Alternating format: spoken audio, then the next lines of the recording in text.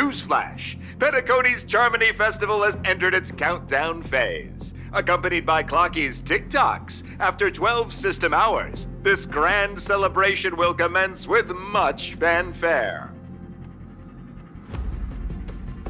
I already told you! We can talk things out! I'm sorry, Fluffy. I really have something urgent to attend to, so I had no choice but to resort to asking this favor of you all.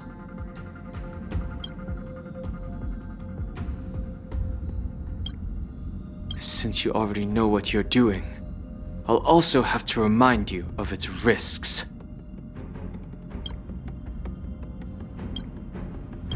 Hey, partner, what's with the hostility?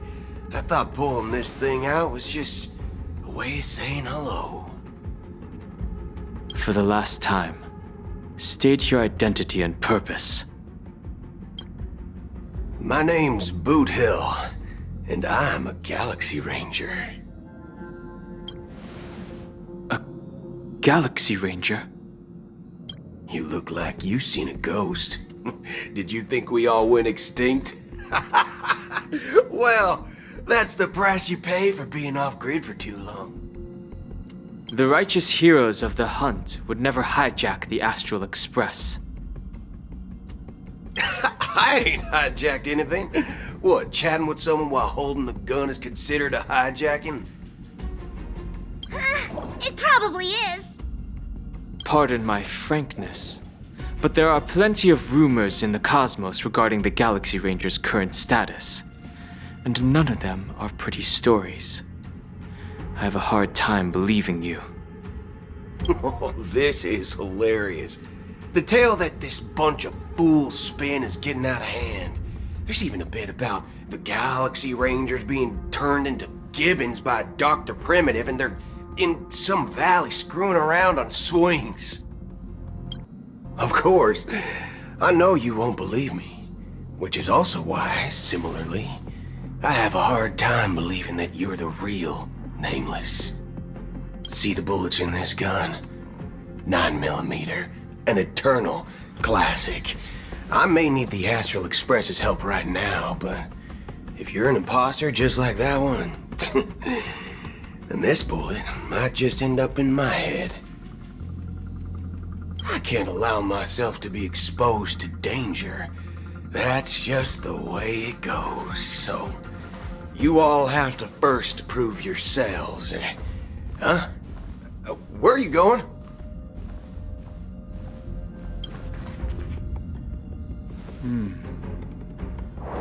Recognize this? It's a model fudger. The Jade Abacus of Ally and Oath. The CN Joe really gave this to you guys?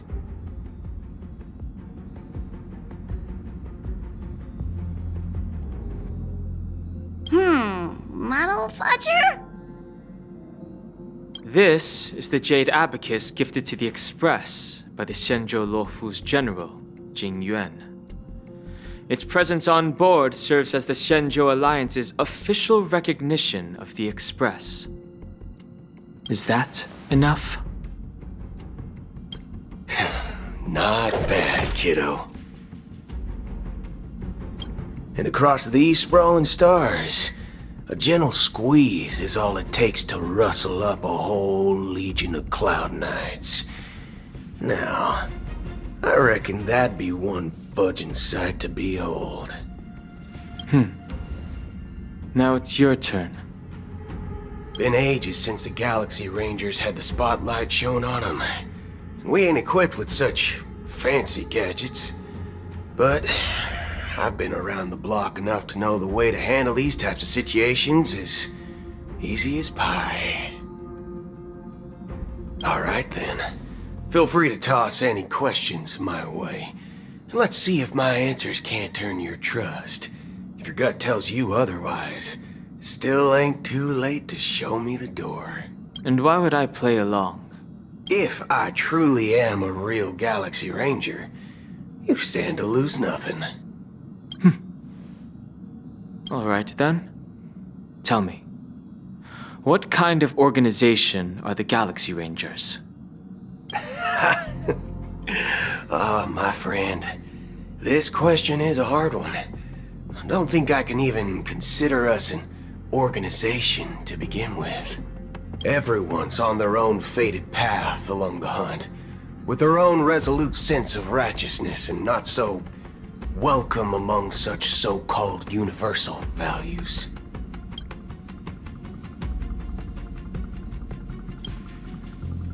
This reply does not instill trust.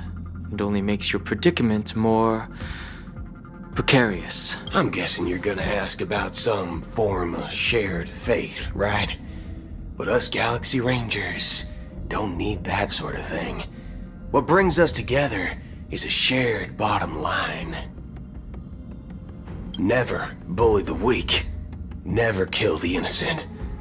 These oaths aren't some lofty beliefs, but the fundamental bottom line that one must never cross as a person. As Galaxy Rangers, we strictly adhere to the bottom line. When someone crosses them, the hunt's vengeance will surely come knocking. And in this moment, the other crucial meaning of bottom line comes into play. As long as you don't cross it, you're free to do whatever you please. You catch my drift? Second question. Why do you seek trouble with the Astral Express? I already said that I seek no trouble. I must go to Penacony for a matter. But I don't have an invite. And I can't even enter the family's hotel doors. If only I could borrow the Nameless's identity. The entire cosmos knows you're guest of the family. Aren't the Galaxy Rangers also esteemed guests? Oh, you've hit the nail on the head. This is why I'm here. It's fine if I tell you. The Rangers are pursuing an impostor. A son of a nice lady posing as one of us. She's on Penacony right now. My informant is a memo keeper. She's the same as all mimetic organisms, appearing one moment and gone the next. Ugh, she scares the fudge out of me. Still, she gave me some vital info. That Galaxy Ranger imposter. Who is it? Is that the third question? Is it a hard question? It isn't. Just that you might not believe me. That person calls herself Acheron. And according to our informant, she could be an emanator of nihility. That's impossible. That's what I said. Don't worry. When I first received the news, I had the exact same reaction as you. IX never gives anyone so much as a first glance, and that's perfectly normal. What reason would they have to bequeath strength unto mortals? Then you must know that emanators can also conceal their own identities, which, for many people, it's better that way. Otherwise, there'd be wanton bloodshed across the cosmos, or even, perhaps, turning their back on the path they're supposed to follow. I had the good fortune of running into an elation emanator. Its appearance was no different than that of those clowns. If it weren't through sheer luck that I got it drunk, I would have never known of its eminent status. Even in the purest hunt, you'll find the Xianzhou Alliance under the spotlight and Galaxy Rangers lurking in the shadows. Paths are inevitably concepts created by people and exist in planes beyond our understanding. To reckon that nihility emanators don't exist, well, maybe we just ain't nihilistic enough. So, do you understand now? Your companions are in danger, and it's pretty harrowing. If you don't want to believe me, you'd best send a message to them, but I'd advise you to move fast. We don't know what's happening in the Dreamscape or how much of what the memo keeper said is true. And that Acheron, who knows what she intends to do.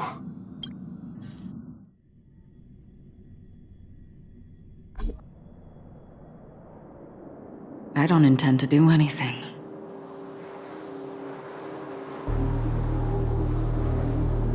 That's not up to you.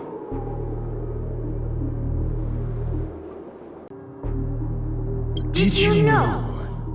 People who come to the land of dreams for the first time, they'll subconsciously stop to reaffirm that they're still walking on solid ground.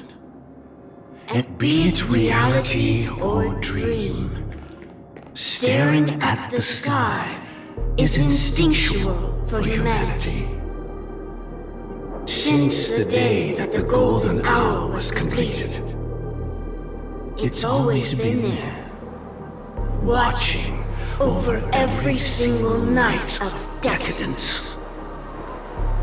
But now this night sky has been mercilessly severed, dyed with a mist of nihility. And this whole event happened within the course of a single slash of a blade. A single slash of a blade isn't really accurate. It was actually 2 blades, just that the second one was faster.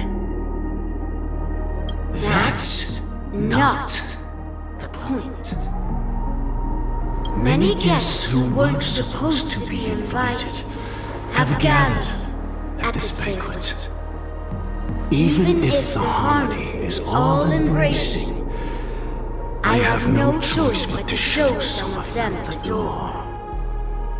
For the sake of Penacony and the peace. The planet of festivities has no place for you, a puppet of nihility. Those who live in the shadows do not bear the right to tread the illuminated stage.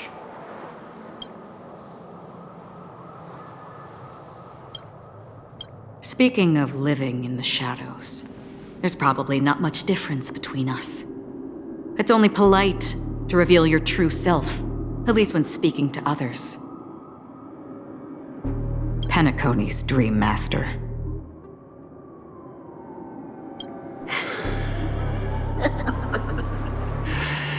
That's just another reason that you can't stay. Whether you believe it or not, this is the real me. We are one.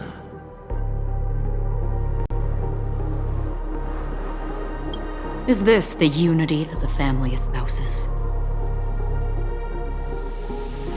My mortal shell has long since dissipated. The Oak family's 107,336 offspring are now my eyes, ears, and mouths, spreading joy across dreams when required, and in times of essential need, exiling evil from this haven in my stead.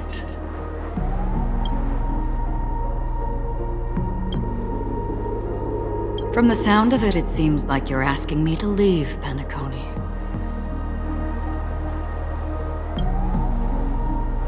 I am glad that you're an understanding one. Alas, I'm not asking. If you think you can. Are you threatening me? I ended it with a period. It was a statement, not a threat. Knowing who I am and still showing such malice. You're not the first, nor will you be the last. This scene played out many times before. And usually, when faced with my questions, most people retort, "Why can't I?" The result has invariably been that they can't. You are confident, but be reminded, The family is forgiving, but not weak. The cords of the harmony extend across worlds. If you do not comply, when the blade is unsheathed for even a hair's breadth, you will never be able to escape the eternal Centurion's wrath in all of your lifetime. 137 individuals. That is how many heathens I have exiled since I became Dreammaster. Among them were those who once severed my wings, and those who immolated my body. And here I stand again, about to add another mark to the tally. And you will die. I mean, all of you will.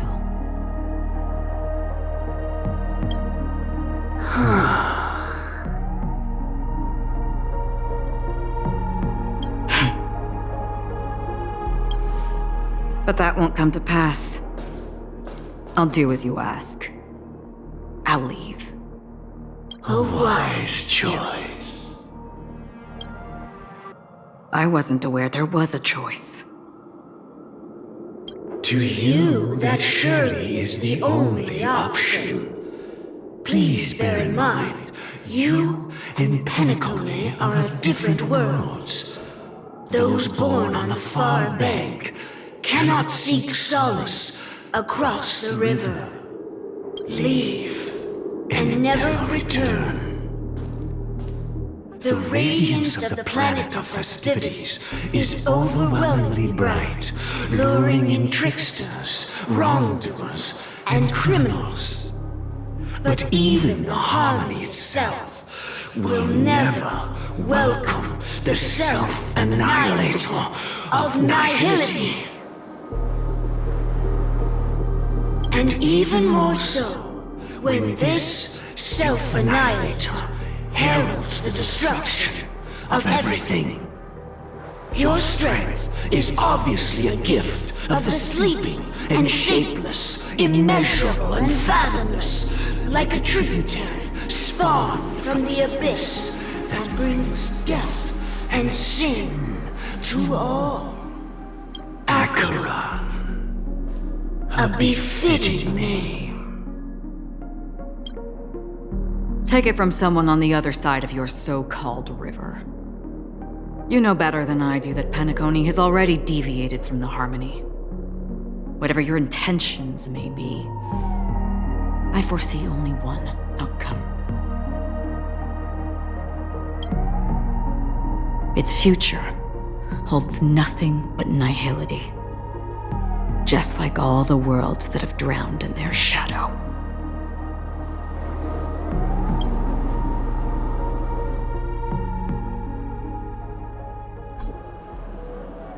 Attention, please. The unusual event that occurred moments ago was due to a technical malfunction at Clock Studios theme park. The family has promptly responded to secure the area, and we're happy to report that there have been no injuries. Oh, I swear that was no movie shoot. So many chips fell from the sky, and I even caught one of them. But it vanished in an instant before my very eyes. Excuse me. Are you talking about the Clock Studios theme park incident? Yeah, what about it? Oh, Miss Robin! Am I seeing things right? No need to worry. I apologize for any inconvenience caused to your delightful dream journey. What you just mentioned about the chips really piqued my interest. Would you mind providing more details about the incident? Oh, it was just those chips you normally see everywhere. The green ones? They fell from the sky as if it were raining. And then those chips simply disappeared. It appears to be the Dream Sim tech the Iris family has been developing. Huh? Miss Robin, you mean... those chips were all part of a performance? But I really... Shh. This technology hasn't been made public yet. It was originally planned to debut at the Charmony Festival, but it seems it's been leaked. Can you help me keep this secret? The raining chips were supposed to be part of my act. Oh, I see! Then it all makes sense now. I'll do anything to help make the Charmony Festival a success!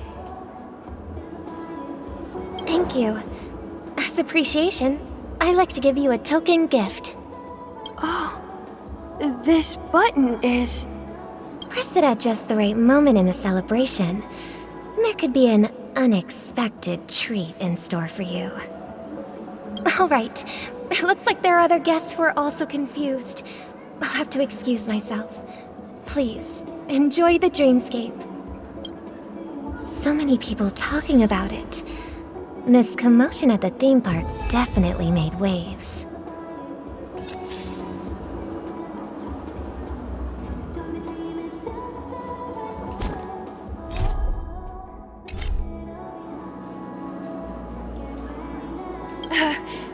Don't worry, I won't tell anyone. I can't wait for your performance, Miss Robin.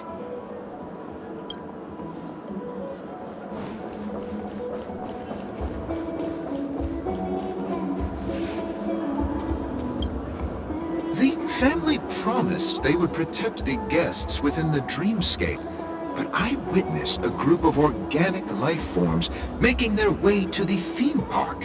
And soon after, a rip tore through the sky, and black rain started leaking out of the void.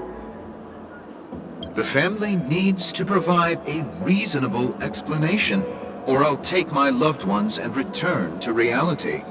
I thought the Dreamscape was supposed to be a paradise. If it's not, then there's no point staying here. It appears the good sir has seen many great events. And it's true that an uninvited guest has unexpectedly entered the Dreamscape. However, their target is not the ordinary guests, but the ambassadors of the IPC. The family will certainly ensure that the safety of the guests is of the highest importance. Miss Robin, I know the Bloodhound family has already sealed off the theme park and has control over the situation, but it won't resolve the problem. The family can try their best to protect their reputation, but as a guest, I don't wish to gamble with my life. But as you can see, sir, no innocent bystanders were affected in this incident. Perhaps the Dreamscape is not as perfect as promised, but there's no place safer than dreams under the family's rule. I believe you know this better than I do. If this incident happened in real life, how many people would be able to walk away from it? I could stay here, but keep in mind, guests come to Penacony to enjoy the Dreamscapes. They do not wish to be entangled in a conflict between the family and the IPC, so let's not have any more unnecessary incidents. Of course. With the Charmony Festival about to commence, we will spare no effort in our preparations. Rest assured. To express our apologies, the family has arranged this gift for the guests. Thank you for understanding.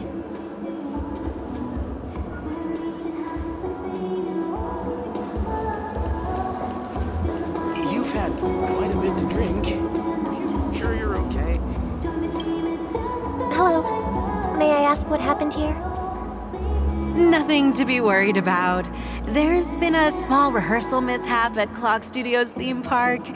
Please stay calm. Hey, are you a fool? You don't even recognize Miss Robin? Who do you think you're talking to? I'm sorry. I've just been transferred to the Bloodhound family, and I'm still not too used to working on the streets. I didn't realize it was you. I'm so sorry. Hey, don't sweat it. You guys have a tough job. I know how it is. How's the situation looking? Oh, we've sealed off the theme park. most guests are used to bizarre phenomena in the Dreamscape, and so far, no threats have been detected. We can expect order to be restored soon. Rest assured, Miss Robin will intensify our patrols to ensure that no incidents occur. I trust you guys. But regarding what happened in the theme park, what do you hounds think about it? It's okay. Feel free to speak your mind. Well... Actually, I was there shortly after it happened. Is it true that the IPC's ambassadors came with ill intent? And that Galaxy Ranger who easily cut through the sky? Miss Robin, tell you the truth, everyone's been talking about it. The myriad factions on Penacony have already been causing unease for everyone. Thank you all for your loyalty towards the family. The planet of festivities has indeed run into some trouble. The representative from the IPC, he's trying to regain ownership of Penacony and is prepared for a hostile takeover. Of course, the family did not agree. The result of the failed negotiations is as you see it now. No wonder. So this is the main reason why the IPC staff are banned from entering the Dreamscape. Did they apprehend the troublemaker in the end? Don't worry. Mr. Sunday is currently tracking his whereabouts, and he'll have something to show for it soon. However, given the situation, the IPC surely won't let this go easily. Therefore, we are relying on you hounds to maintain the order and stability of the Dreamscape. Please be assured, Miss Robin, we take our orders seriously. We won't let those IPC cronies get away with this. Thank you for your hard work. If there are any other members who still feel uneasy, please tell them on my behalf that protecting the Dreamscape requires everyone's help. This is a small gift prepared by the Iris family for the guests. There's one for you too. Please, open it at the Charmony Festival for an unexpected surprise. I can't believe I received a gift from Miss Robin. It feels like I'm dreaming. Wait, I am in a dream. If trouble comes knocking on our door, we're not afraid to go to war. Rest assured, the Dreamscape's peace will be protected by the Bloodhound family.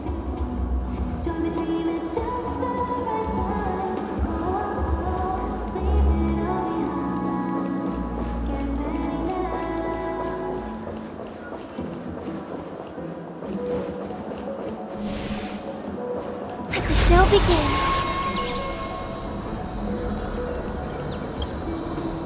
Miss Robin? That's the renowned cosmic superstar, Miss Robin! I didn't expect to meet a fan here. I'm honored. Welcome to Penacony, a world filled with wonderful dreams. I can't believe I'm actually meeting the real Robin! Shouldn't you be preparing for the Charmony Festival? Preparation is important, but the ceremony is fundamentally about sharing the Great One's harmony with everyone. If there's a chance to sing with everyone, I will not refuse. Regarding the recent mishap, I understand it negatively impacted some of our guests. As a member of the family, it's only right for me to come forward and offer my apologies to everyone. But, are you sure it was actually a mishap? Everyone saw those chips descending like rain and the red light tearing through the sky. Claiming it was merely special effects seems a bit far-fetched. Plus, I met that generous gentleman. He looked really out of it and kept talking to himself. Is this also part of the performance? Everyone, please do not panic. I believe that the family will give everyone a satisfactory answer in due time. Even if you say so, Miss Robin, it's hard to believe. Some people just never listen, do they? It's never ending. It just goes on and on. I'm getting really tired of this. Miss Robin? Still, I suppose I should keep on helping everyone. I am the epitome of joy, kindness, and goodness, after all. Huh? What was I just doing? And, who might you be, miss? Here, take this, little guest. This gift has been specially prepared for you by the family. Make sure to take good care of it until the opening of the Charmony Festival. Then, when the show reaches its climax, press the button together with the others around you. You never know. Something very exciting might happen.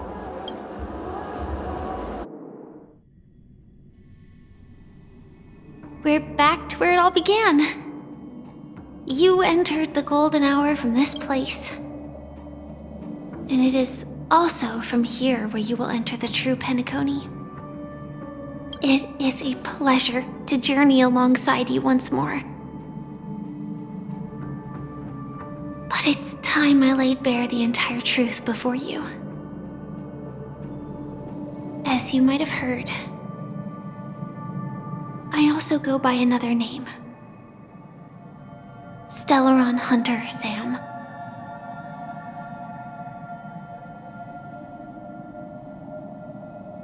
I'm fine. Sorry, I hope I haven't scared you. I know you have many questions. Do you remember when we encountered death in that strange dreamscape? When I was caught by that meme? In that instant before it killed me? I saw the reflection of another dreamscape in its ghastly pupils. So, following the clues in the script, I came up with some theories about the meme. That's why I instructed Silverwolf to issue invitations, drawing everyone to the Dreams Hotel.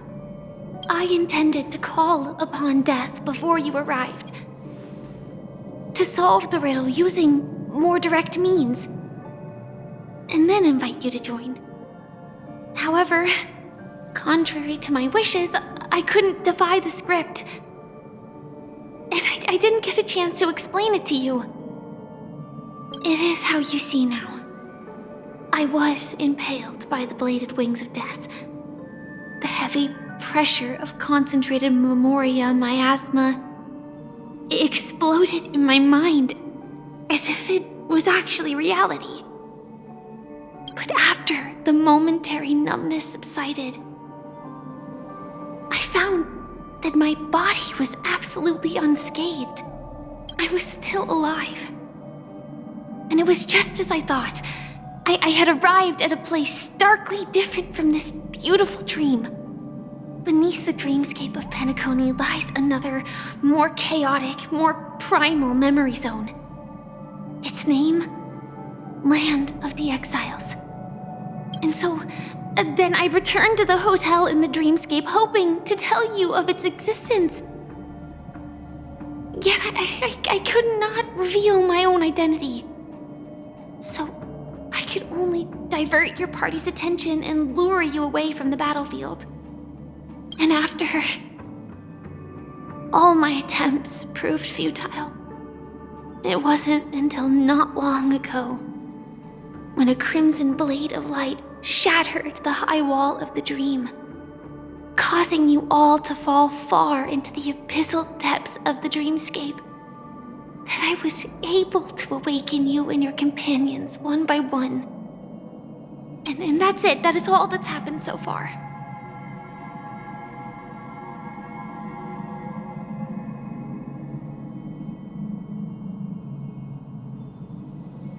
I know it's tough to believe all this without reservations. I just want to say, you are very close to the final answer. Just one more thing needs to be done.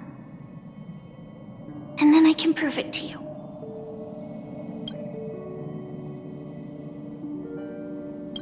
Now, let's leave this place. Please close your eyes. Take a deep breath and visualize the dreamscape's outline in your heart. And remember, You must not open your eyes at all times. 3, 2, 1. Don't be afraid.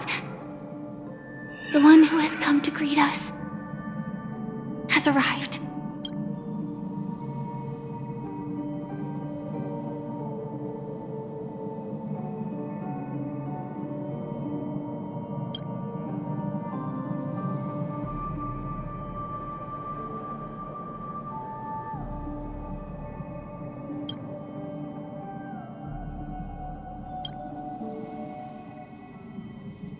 I never knew you could do this.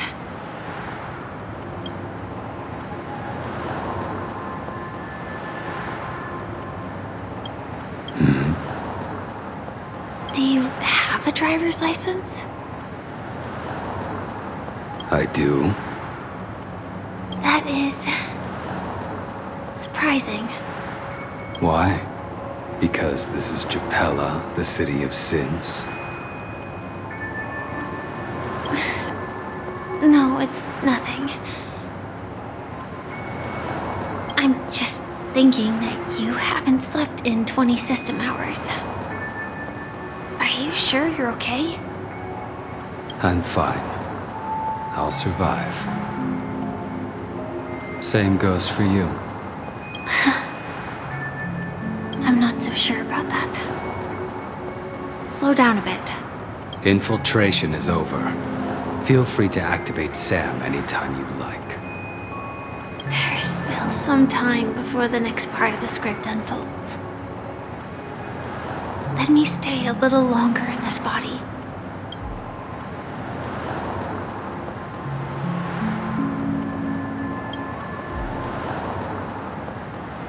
Such a long tunnel. Didn't feel this long when I set off. In half a system hour, it will lead us to Kafka. And then comes the downfall of the Japella Brotherhood. Is that also part of the script? It's in your script too. Sorry. I didn't notice. Their destiny won't change just because of your selective ignorance. I told you before, it's a bad habit. What about you then? Is this the moment you finally find the death you've been looking for? As always, it's a blank slate. It's not on this planet. Why the sudden inquiry?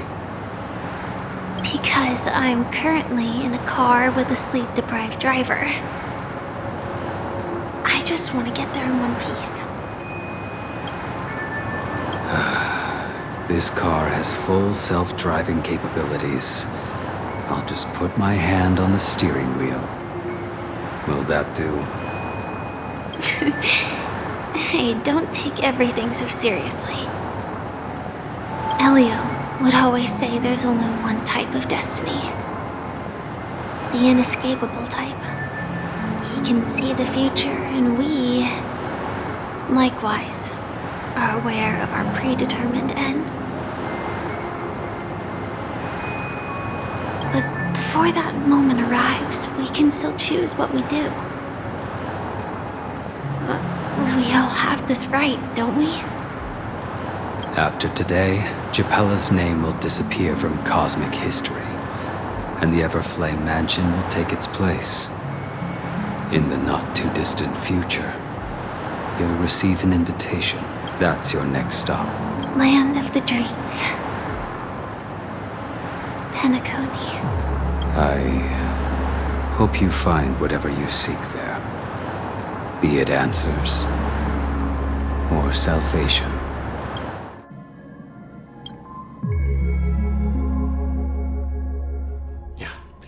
Glad to see you're safe and sound.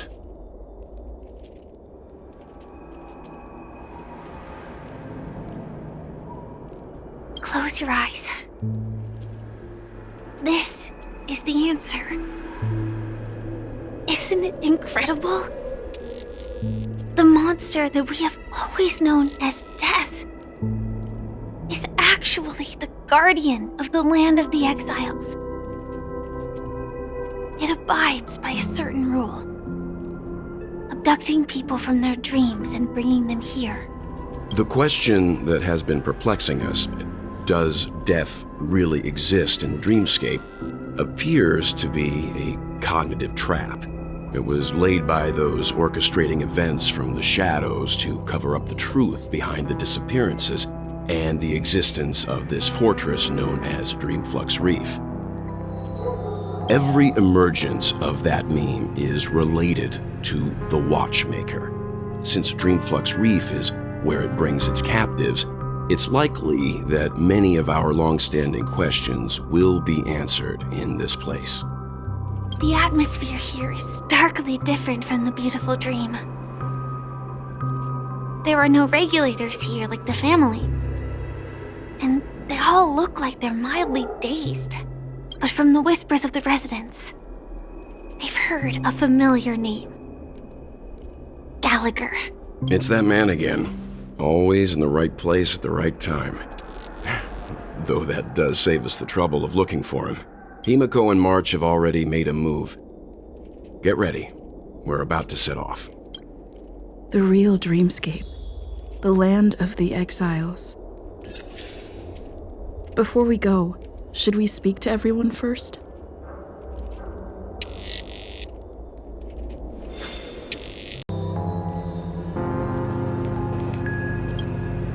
I'm really sorry for waiting until now to tell you everything.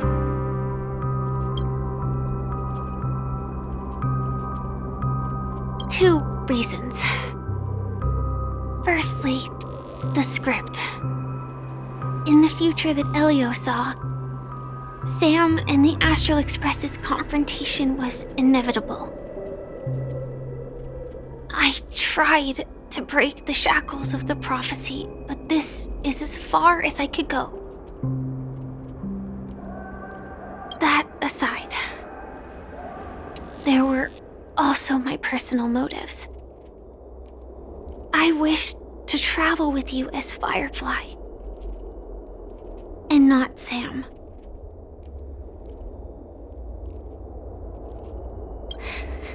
Thank you.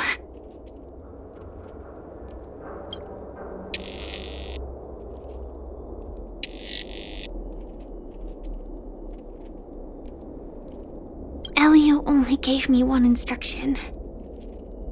Allow the Astral Express to pursue the Grand Legacy.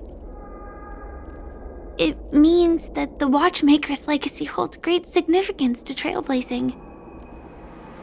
And to you. Elio's scripts used to revolve and expand around certain specific Stellarons. But with your appearance, this condition has apparently ceased to be appropriate. Perhaps he also saw the impossible in the future.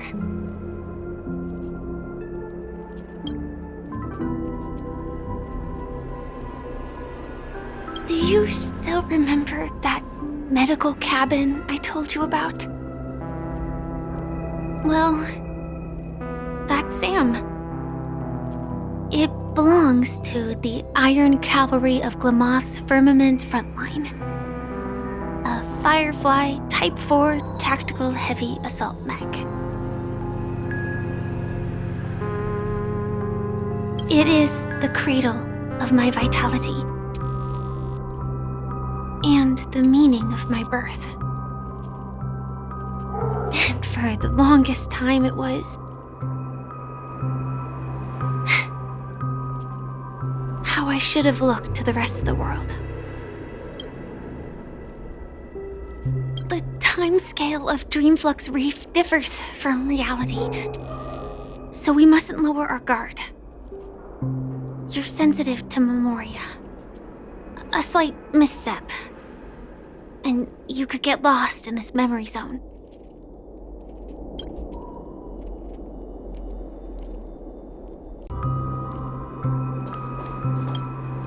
Something on your mind? Let's talk about it. No wonder Miss Acheron is so averse to drawing her blade. It's hard to imagine such terrifying power could reside in an ordinary sheath. If it weren't for the fact that Aventurine's power originated from the preservation, the entire Dreamscape would have been affected. Don't feel burdened by this. Even without that Stellaron inside you, Aventurine would still have found other methods to accomplish his goal. Let's just believe in Miss Acheron. And given her prowess, I don't think we've got anything to worry about. During your investigation, he shared a vital piece of information. Mikhail, the former Watchmaker who collaborated with the family to construct the Penacony we're familiar with today, had a falling out with the family for specific reasons. But this is precisely where the problem lies. You were clearly investigating a murder, so then why, as a security officer, is he changing the subject to talk about his past with the Watchmaker? And now, with Firefly mentioning his name again, it's hard not to be suspicious. Before we found you, she'd already revealed her Stellaron hunter identity and shared a lot of information. Who would have thought that the Molten Knight's true identity was actually a young girl? For her, this is a secret that she cannot allow others to know. That being the case, I think we can believe she's willing to cooperate. But she didn't reveal all her secrets. I just can't shake the feeling that her situation is different from that of the typical dreamer. And I hope that doesn't lead to any dangerous predicaments.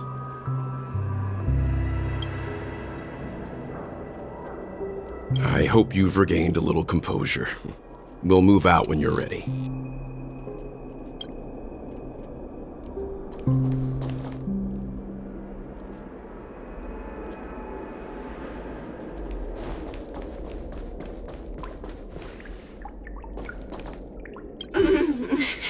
Welcome to heaven. Dreams sure false. All are ephemeral. Might as well drink more Soul Glad instead. Keep going straight down this alley and it'll lead to an elevator.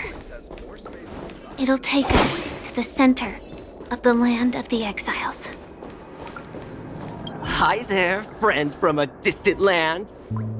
I hear the Watchmaker's legacy is right here. Let's say we go treasure hunting. Did you also get kicked out of the beautiful dream? I want to go back. But then I don't want to go back. Tell me what I should do. I don't know what to do. Did you all tell me what I should...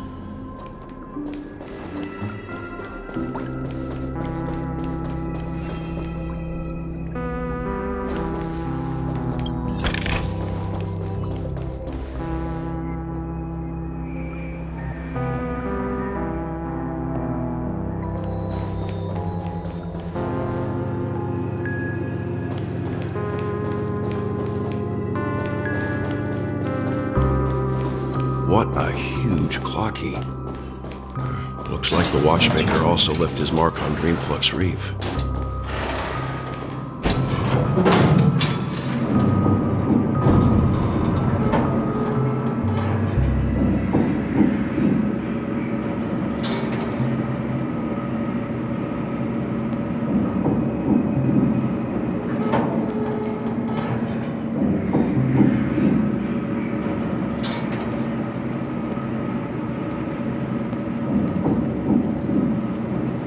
Unbelievable.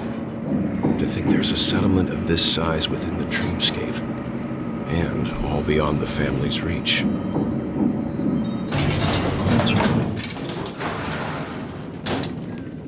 The atmosphere in this fortress is pretty different from that in the beautiful dream.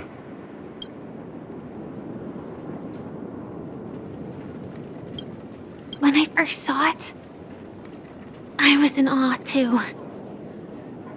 The sky here, it's like a reflection of the 12 dreamscapes. What's even more bizarre is that this place is also separated into trade and residential areas. The layout may be simple, but the facilities are very comprehensive. It seems that there are quite a number of people living here. Though both dreamscapes have distinct styles, the architectural designs are quite similar. Works of the same hand, perhaps. Hard not to speculate on the connection. But there's no point in overthinking things. Let's meet up with Himiko and the others first. Take a right turn at the end of this road and you'll reach the trade district. There are more people there. And perhaps someone knows where she is. Not coming with us? The Astral Express likely needs room for some internal deliberation. In the meantime, I'll try and locate Gallagher. Sure. Let's reconnect later. Letting her go was the right decision. Further observations are needed before we decide whether to trust her. But first, there's someone I need to talk to. Let's go. I'm sure you've already noticed him. He's right over there. The Revery Hotel's bellboy. How did he end up here? And right after Miss Acheron severed the beautiful dream. We'd better check, just to be sure. This can is perfect for me, and perfectly legal for me to stay in. Huh? You're the guest from before. We meet again! And a new friend. Forgot to introduce myself. I'm the hotel's bellboy, Misha. Hello, Misha. I'm Welt. We met in a dream. Oh. And who might this be? Tick-tock! Old friend and new friend! Let's high-five!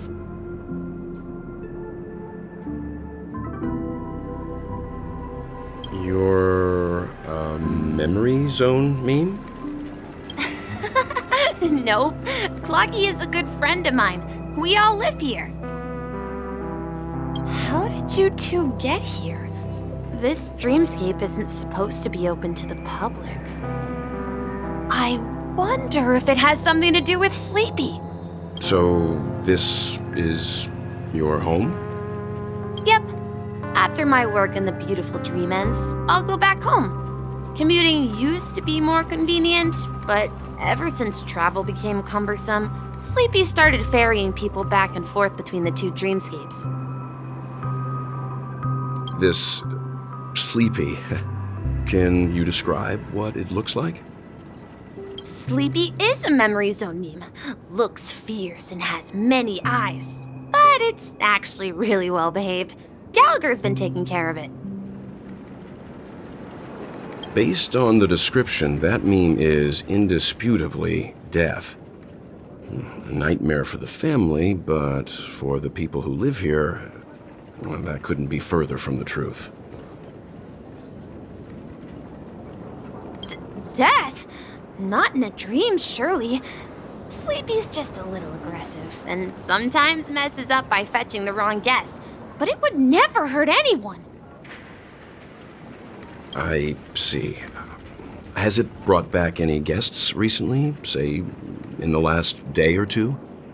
We're currently investigating a I see. Then you'll have to speak with Gallagher. But he's currently busy hosting a visitor from the Oak family and specifically asked not to be disturbed. Mr. Yang, the person you're looking for, is it Miss Robin? Just as I thought. Considering what happened with Miss Firefly, this doesn't come as a surprise. If you're looking for Miss Robin, I can lead the way. She told me that she'd be willing to meet with outside guests. If it's not too much trouble. Also, we're looking for our missing companions. A woman with red hair accompanied by a girl with pink hair. Have you seen them? Oh, I haven't. But please, rest assured. Dreamflux Rift is a small place, and it's not as bustling as the beautiful Dream, but its safety is unmatched. How about this? Since it's your first time here in Dreamflux Rift, I'll be your guide and help you find your companions. And then we can all go visit Miss Robin together. She's gone to Mrs. Grace's to visit the children. She won't be leaving anytime soon, so there should be enough time. All right then, we'll follow your plan. Well, we now know the answer to both murder cases that have caused such commotion in Penacony. As for the intentions of the mastermind behind it all, we're still none the wiser. Yes, that's my thinking as well. I'm not entirely certain, but we still have to find him one way or another. Say, you mentioned before that you saw a clocky that only you could see, right? I can't shake off this strange feeling. Am I really still so young at heart? Forget it. It's not important. We'd better just follow Misha.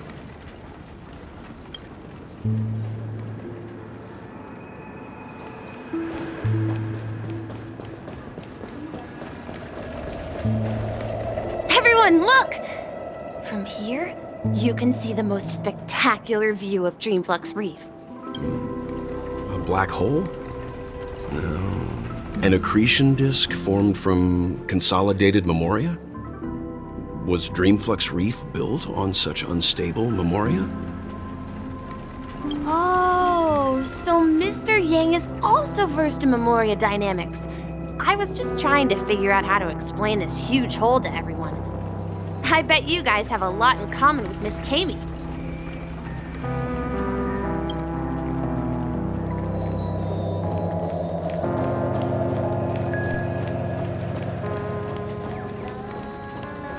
Look, there she is.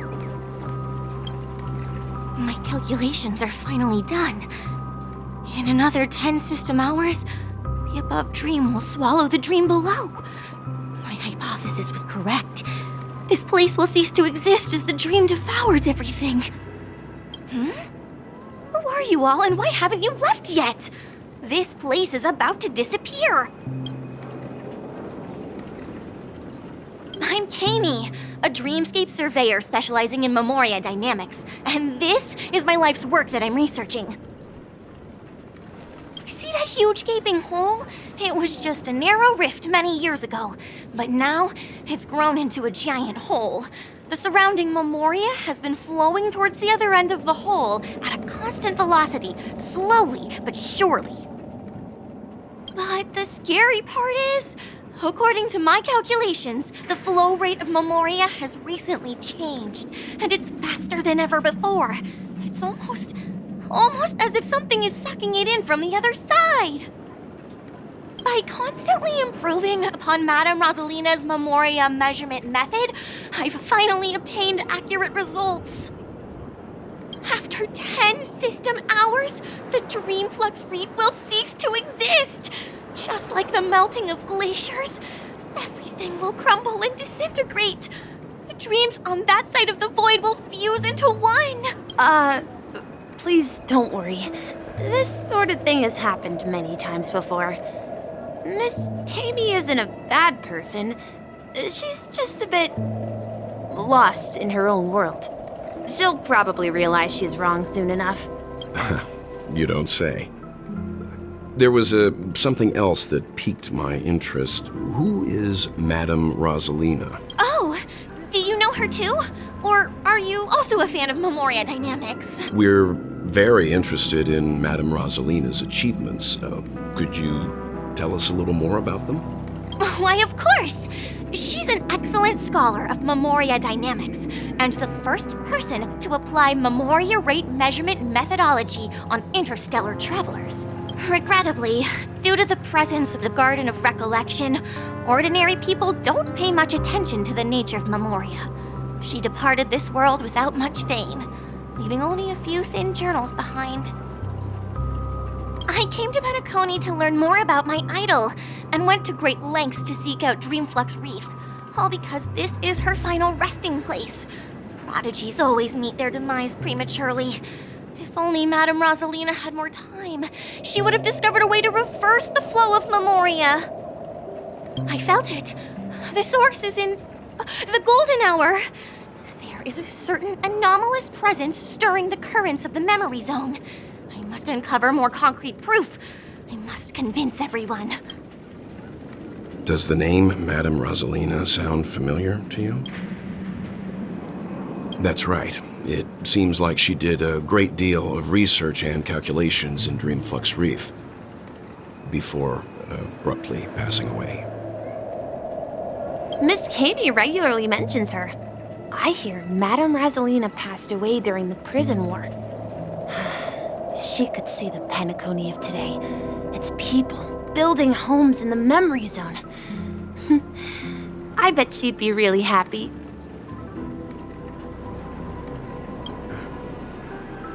Perhaps. Our destination is the commercial district. That's where the largest crowds gather in Dreamflux Rift. We might be able to find the others there.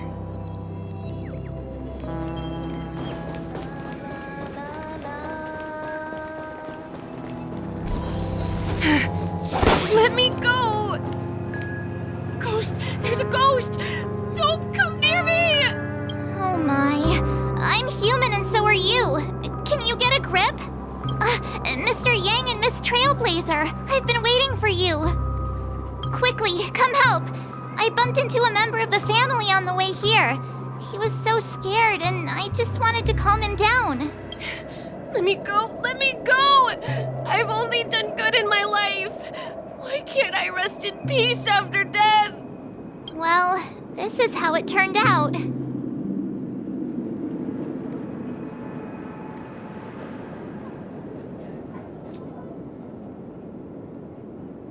Me? A ghost? Don't make me hit you. He thinks he's dead. Although, when I first fell in, I also thought the same. Dear guest, this is not the afterlife. This is Dreamflux Rift. That's right. Did you hear that? Repeat after me. Dreamflux Rift. You're talking to someone invisible. If I'm not dead, what am I? I shouldn't have pushed my luck and tried sleeping in my dream. Curiosity kills the Papeshi. Stop asking! You'll alert the monsters. All the dead are right here. All of them. You're not talking about the memory zone meme, are you? Don't say that name! It's all your fault. They're coming!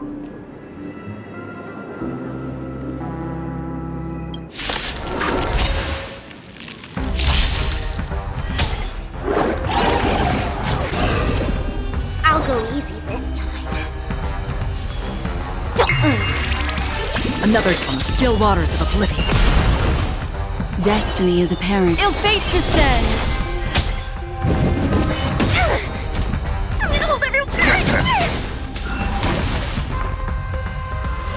Feeling spiffy? Free will, or was it fate? Can you find the answer?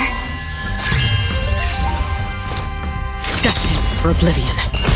Destiny is apparent. Ill tidings manifest. He passed out. His intense negative emotions attracted the nearby memory zone memes. I see. But why aren't the other people around here scared? Unlike in the sweet dream, People here don't see Memory Zone memes as dangerous monsters. And even if they pose a threat, people can easily escape by forcing a wake-up call. But we can't just leave this man here. Can we take him somewhere safe? We can ask Jessie for help. I've gotten to know many locals while waiting for you guys. Everyone here is living a self-sufficient life. I don't know how to describe it, but this place feels like the real Dreamscape.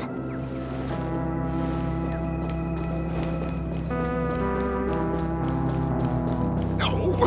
At this rate, the family will be done for! Done for!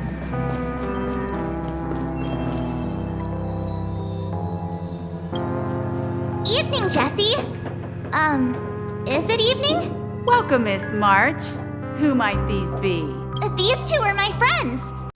As for the man lying on the ground, he's a scaredy cat who fainted from fright. I see. Another poor guy who accidentally ended up here. I'll take care of him. There have been a lot of new faces lately. Things must be tough in the beautiful dream. The few remaining havens of freedom in Asdana will soon face trouble. Do such things often happen here? Not really, but they're becoming more frequent now. Guess it's one of the signs of the Sweet Dreams collapse. This man has had quite the shock. Could you help me find a Halovian lady, March? Her songs can heal mental wounds. A Halovian lady? That must be Robin. She's also here in Dreamflux Rift. Huh? Robin? But I thought she... Oh, right. If Firefly is here safe and sound, then it means Robin must be okay too. Misha is about to take us to her to find out what happened. But before that, let's meet up with Himiko. You were with her earlier, right? We met some stowaways in the residential area. Most of them came from neighboring star systems. I heard that places like Dreamflux Rift are scattered throughout the memory zone of Asdana, like islands in the ocean. They existed before the family arrived. I also heard that when Dreamflux Rift took shape, it was the center of all dreamscapes in Penacony.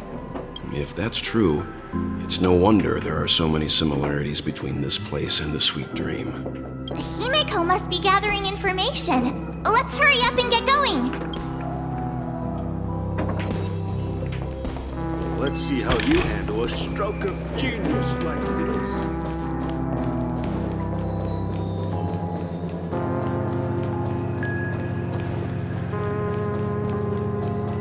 This is where we split up. She can't be too far away. So that's how it is. I never imagined we'd gather the remaining details here. To borrow Gallagher's catchphrase, what an unpredictable twist of fate. Himiko, here they are. Ah, perfect timing. Now that everyone's here, I'd like to introduce everyone to Micah, who's partly in charge of the Land of the Exiles. Micah, these are my companions. It's a pleasure to meet the Nameless. You know us? I've been keeping an eye on you since the day you arrived in Penacony. We would have met under more appropriate circumstances if Dreamflux Rift hadn't been isolated from the 12 dreamscapes. Please, allow me to formally introduce myself. I'm Micah, the gravekeeper of Dreamflux Rift. Gravekeeper? Life in Dreamflux Rift is pretty liberating. Everyone here mostly keeps to themselves, without meddling in others' affairs. My daily task involves cleaning a few tombstones. You're too modest, Micah. When lost Dreamchasers stumble upon this place, you're the one who takes care of them, guiding them back to the Sweet Dream, or showing them how to survive the wild dream chaos. So, a guardian of sorts. Were you talking to me, Mr. Yang?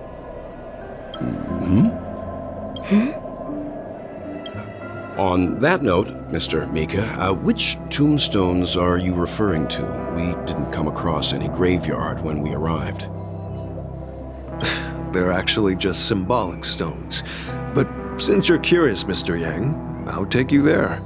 I have a feeling you might find something of interest there. But before that, you have an important guest joining you.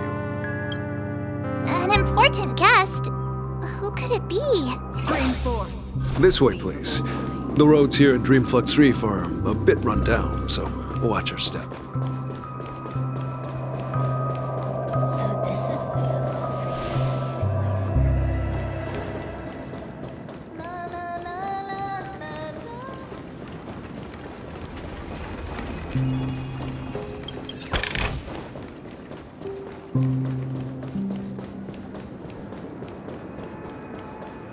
There she is.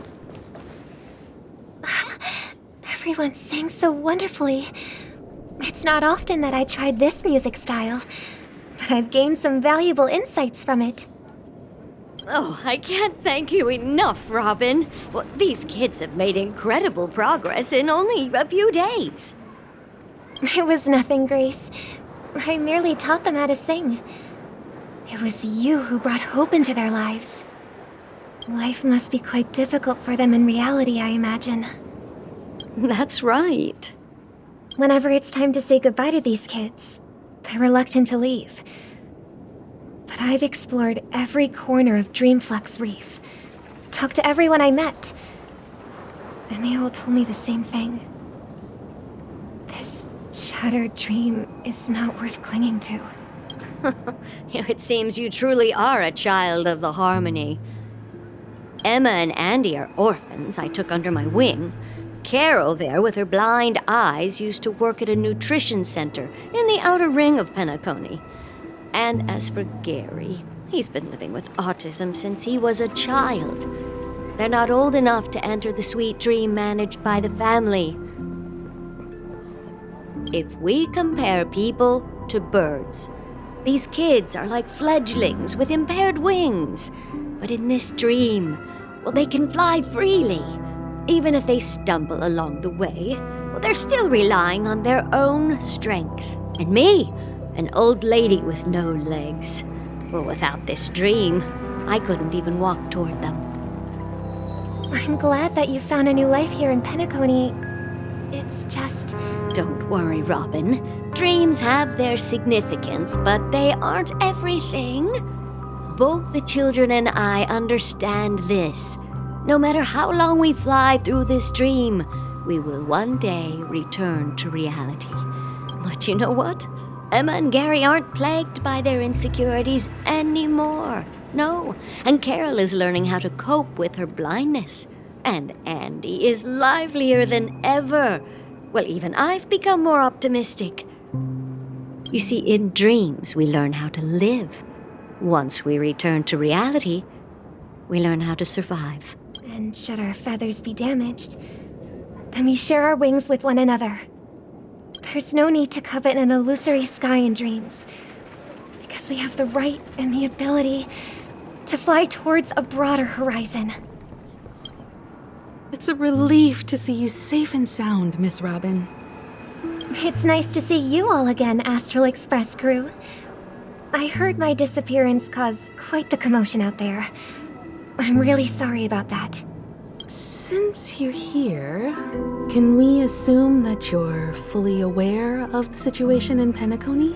Ever since I returned to Penacony, my voice started to change, until it gradually faded away. At first, I thought it was a temporary ailment, perhaps due to having been away too long. I thought maybe it just takes some time for my body to acclimate to the high concentration of Memori and Asdana. But now it seems the root of the problem goes way beyond me. There are elements around me that don't align with the harmony. And losing my voice is just one of the signs of the Sweet Dreams collapse. The Sweet Dreams collapse? That memo keeper mentioned the same thing. So it's real. While I was away from Penacony, the boundaries of the 12 dreamscapes kept expanding outward.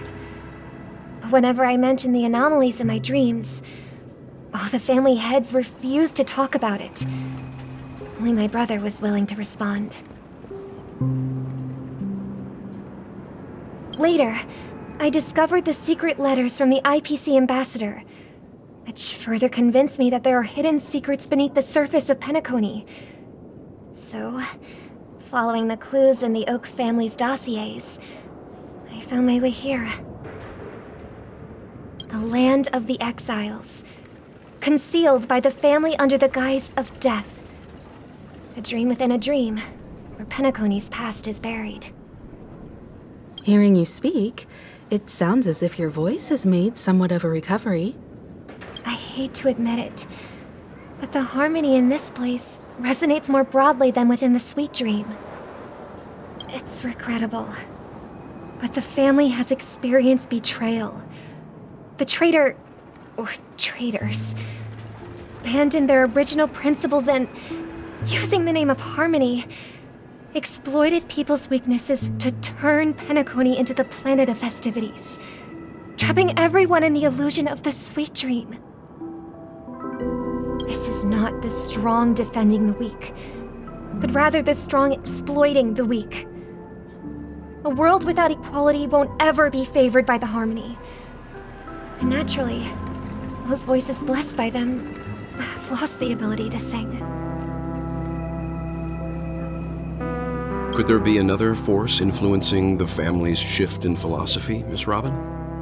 Considering what happened with Acheron, it's difficult to conceive of another entity within the realm of the harmony capable of influencing everyone. Unless a power surpassing that of an emanator is involved. I'd heard about what happened to the Xianzhou Alliance, but as far as I'm aware, the family hasn't faced any such external interventions. Who knows? Perhaps I've just been away too long and missed something. Regardless, I cannot accept my home is moving towards the very opposite of what the harmony represents, while still claiming to uphold it. I must uncover the reason why Mikhail cut ties with the family, and who exactly it was who betrayed us all. Do you remember our arrangement, Mr. Micah? Well, here's my answer.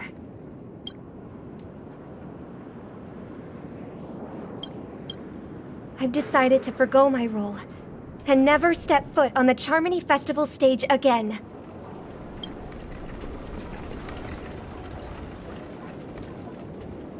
Look here, brother. A little bird. Looks like a fledgling Charmony dove. But Charmony doves don't live here. So how did this little bird get here? Maybe its parents abandoned it? It looks weak and frail. Why don't we find something soft and make a nest for it? This place is too dangerous for a fledgling. Let's take it with us. We can put it on the wooden shelf in front of your window. Okay. A bird like that must have a beautiful singing voice. But where will it live? I'll ask the family head to build a cage for it. A cage? But then it won't have the freedom to fly, right? Let's see. What is it that has captured the attention of the two best interpreters of the Great One? To the point that they've forgotten how to enjoy their dessert. Oh, poor little thing. Doesn't look like it's doing well. Do you want to rescue it? I do. But I don't want to lock it up in a cage. Why? Even if it's small and not fully feathered and can't sing, it didn't come into this world just to be locked up in a cage. Birds, they should be flying free in the sky. That's quite the romantic idea. And what about you, a young scholar? Do you agree with your sister? I think she's right. But if we leave it out in the wild, it won't survive for more than a few days at best. Ah, I see. It seems our little scholar is still a bit unsure. Well, let me tell you youngsters a story. As you probably know, Charmony doves can fly through the air. When they fly really high, the friction caused by the flapping of their feathers against the atmosphere creates amazing lights, so that they look like shooting stars. We've seen this spectacle so many times that we think it's just something they can naturally do. But that's not the truth. Their radiant display is the result of countless struggles against nature over generations. Their ancestors were too weak to survive on the ground, so to escape predators, they started seeking new opportunities in the air. After countless attempts by many generations, one of them finally figured out how to fly. It soared into the sky and never looked back at the ground again. So, you mean birds aren't born to fly, but they find a way to do it through their determination, right? Well, that's an idealistic way of putting it. So, what are your thoughts, Sunday? I think people believe birds are meant to fly because they've never seen those birds crashing to their death. That's an interesting perspective. So, have you decided what to do with the bird now? For now, I'll keep it in a cage until it can take care of itself because I want it to live, no matter what. Well said, kids. It seems each of you has found your own answer. Your insights are truly remarkable. And I hope they come true in their own way. We will take good care of it, won't we, brother? Yeah, but Mr. Gopherwood, there's one thing I don't quite understand. And what might that be, my son? What if this little Charmony dove never learns to fly in the end? I mean, if there are fledglings in this world that can never fly throughout their lives, should we let them go back to the sky, only to see them crash to the ground and die? Talking in your sleep, birdie? Time to wake up.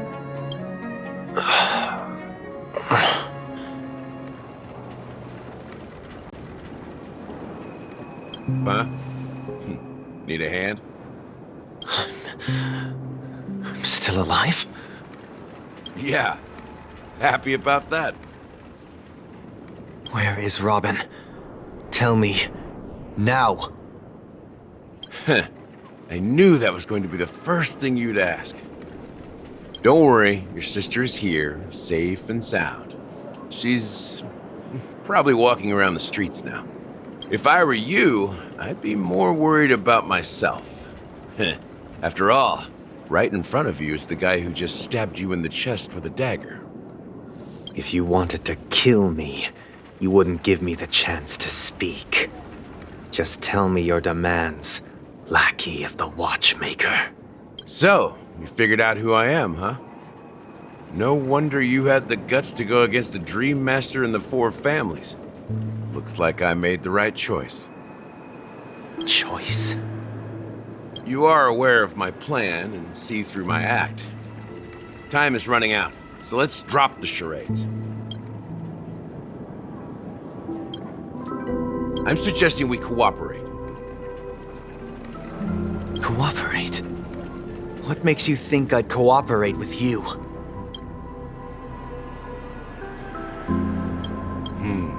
The fact that the famous Robin has chosen my side. Plus, some clues about a traitor and a bright future for Penacony. Any of that catch your interest? I find it hard to believe a man who's full of deception. Fine. You don't have to trust me. What you should trust is the sense of justice inside of you. Show me Robin first. All right, as you wish. Here she is. Huh? What's your trick this time? Just kidding. I mean, this lady will lead us to Robin, right? And the crew, too. There are too many people who you owe an explanation. That'd be great. Please follow me, Honorable Oak family head. Now, all the actors are on the stage.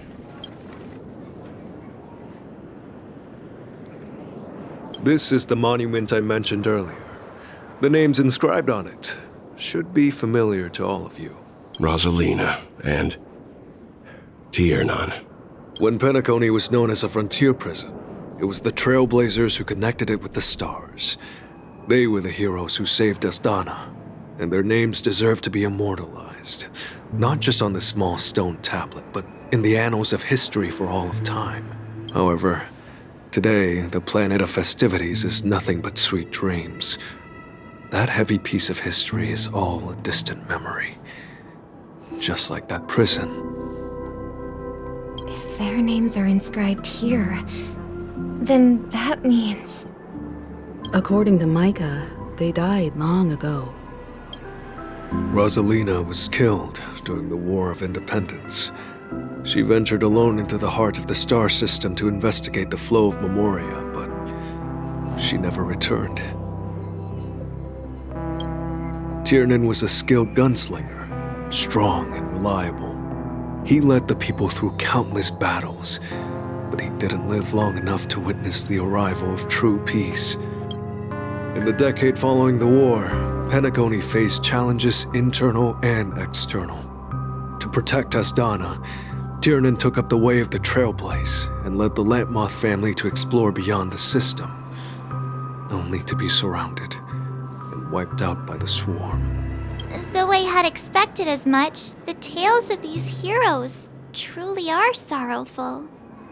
True to the title of Trailblazer, they spent their lives venturing into the unknown. But what about this tablet? There are no names carved on it. When Dreamflux Rift was created, its owner was still alive.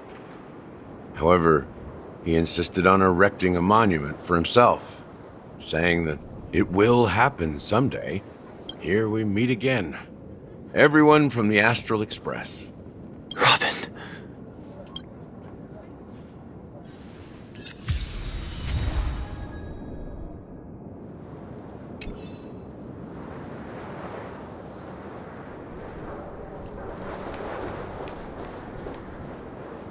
Brother.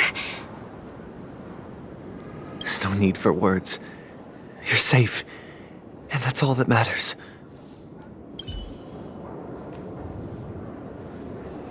Brother.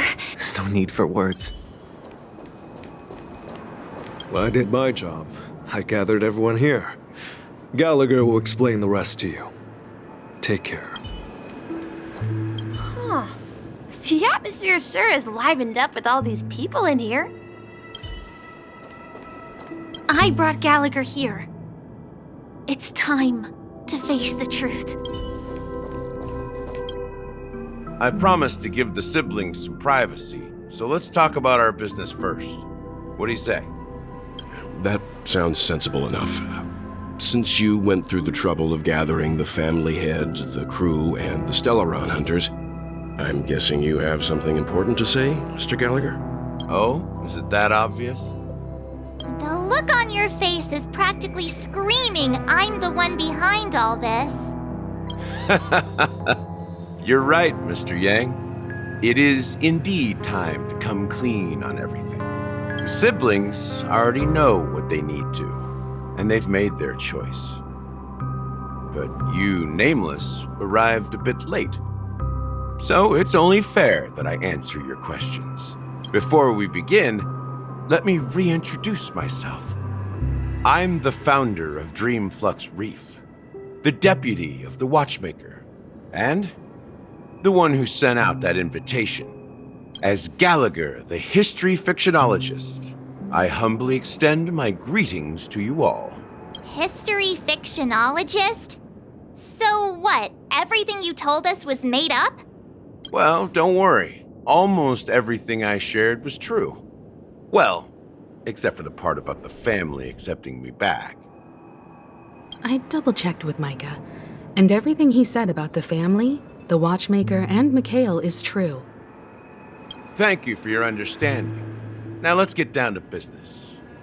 I'm sure you're all wondering why I went through the trouble of setting up this battle for the legacy, inviting different factions, and stirring up a ruckus all over Penacony.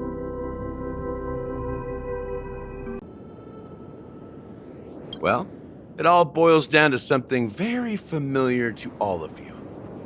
The Stellaron. The Stellaron? But how is that possible? Penacony is a free-flowing interstellar hub. There are no signs of contamination whatsoever.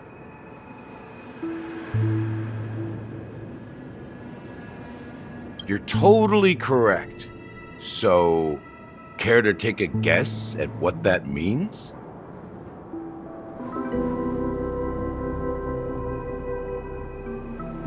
I wish that were the truth. But if that were the case, I wouldn't have invited all of you. The sweet dream doesn't come out of thin air. If you think of the memory zone as the sea, creating the land of the dreams is like filling that wild ocean with earth to make an island.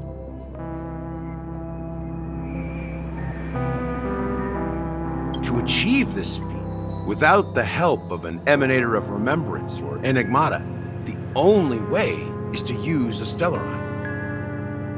And that's not something you can achieve with a simple wish. It requires vast quantities of knowledge, time, and manpower. I'm sure you get what I'm hinting at. In Azdana, the planet of festivities itself is a Stellaron disaster. The planet of festivities itself is a Stellaron disaster? It all started a long time ago, back when the Watchmaker and his crew liberated the frontier prison. They faced countless challenges as they began building Penacony from the ground up. That's when the idea of using the Stellaron came into play. The Stellaron first entered the Azdana system during the war. The Nameless warned everyone against the folly of attempting to tamper with such a power, and most heeded their words. But there are always people in the shadows with ulterior motives. The turning point came after Tiernan's death. With two of the Nameless gone, the Watchmaker had to go to the front lines. It was at that moment his rivals saw an opportunity. By the time a representative from the Montour Systems family arrived at the Watchmaker's call, the Stellaron had already been activated and was seeping into the primordial synesthesia dreamscape. And I suppose the family happened to possess the knowledge to seal the Stellaron? Not just that. They knew far more about the Stellaron than the average person. They helped Mikhail swiftly quell the civil unrest and played a part in building Penacony under the disguise of the Harmony. Those three eras were known as the Age of Dreaming. The Watchmaker, who had been left in the dark, sent out invitations across the universe, spreading the hype around the land of the dreams. Then, how did they turn against each other? Remember the island in the ocean metaphor? The truth is, the Stellaron was never truly sealed. It existed in a different form within the dreamscape. Think about this. What would it cost to create and maintain such a lavish dreamland? It's people's lives. The opulent dream is built upon the decay of spirits, with a toxic elixir called pleasure flowing through the dreamscape. It tempts people to indulge in the dreamscape, and gradually their minds succumb, becoming nourishment for the sweet dream. Confusion, laziness, and cowardice. Weaknesses that plague humanity were magnified and nourished by the family. Penacony became a new kind of prison, even more impenetrable than the previous one. Sadly, we realized this far too late. By then, the family had a firm grip on Penacony, swiftly quelling any opposition that arose. At my wit's end, I had to use the power of the enigmata, and sought refuge in this chaotic realm. Over the years, I created a meme within this dream for our use. Dormancy. That's its real name. We exploited a loophole. You see, regular people can't fall asleep again while they are inside the dreamscape. So this is the true meaning of the impossible. You sent out invitations in the Watchmaker's name to find forces capable of resolving the Stellaron disaster and draw them into Penacony to uncover the truth. It's not just that. Above all, I wanted to see what happens when the major factions engage in a struggle for the legacy. Since this is the Watchmaker's first announcement in decades... So, the legacy is just a facade. If you want to consider the Stellaron as the legacy, I'm totally fine with that. If that's the case, where is the Stellaron now? That's a question for Mr. Wings. The Stellaron is still under the family's control, and as the head of the Oak family, I'm sure he holds all the answers.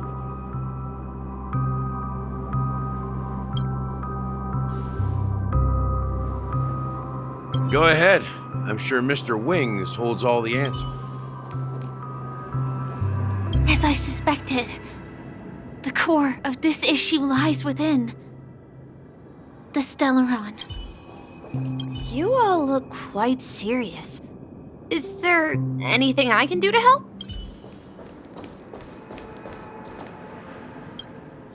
Are you done talking? So, will you tell us where the Stellaron is?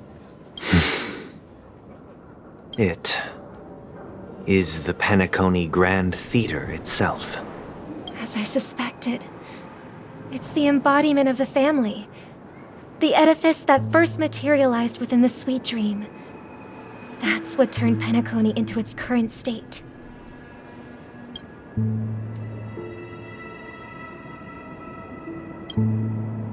As for the person who employed its power, it is in fact Mr. Gopherwood, the current Dreammaster.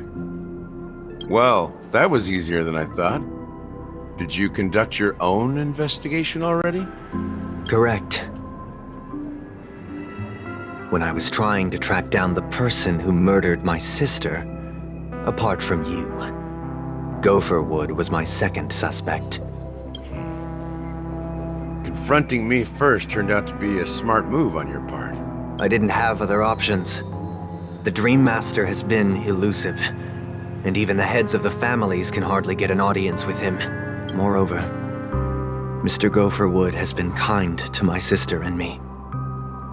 And I didn't want it all to end like this. What do you mean by that? To be honest, my brother and I are also victims of the cancer of all worlds. We grew up as orphans, and were adopted by the family when they came to help. Mr. Gopherwood recognized our potential and brought us to Penacony. But I can't just stand by and watch Mr. Gopherwood become an enemy of the Harmony. I won't use my voice to support an evil cause. I won't step on that stage and sing, no matter who the traitor is, or what orders they give me. I won't let the Charmony Festival become an event that destroys Harmony itself, or the paradise in our dreams. Indeed. For the paradise in our dreams.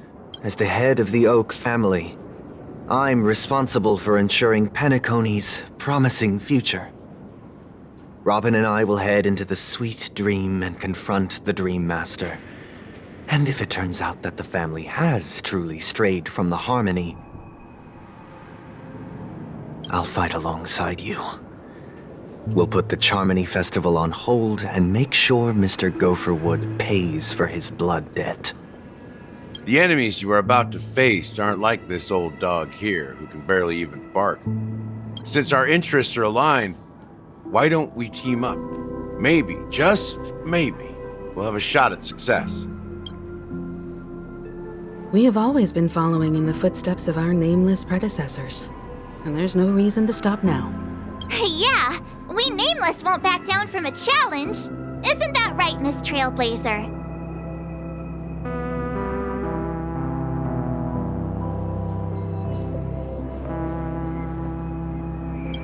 Come on, don't crack jokes at such a serious moment. Rest assured, sitting on the sidelines isn't in our nature. Mr. Sunday, Miss Robin, I'm willing to accompany you on behalf of the Astral Express. Having a third party present should help with negotiations, and could make all the difference if things get ugly. Thank you, Mr. Yang. Thank you all very much. The Charmony Festival is about to start, and time is against us. We must hasten. Everyone, let's gather over here. We still need to make some preparations.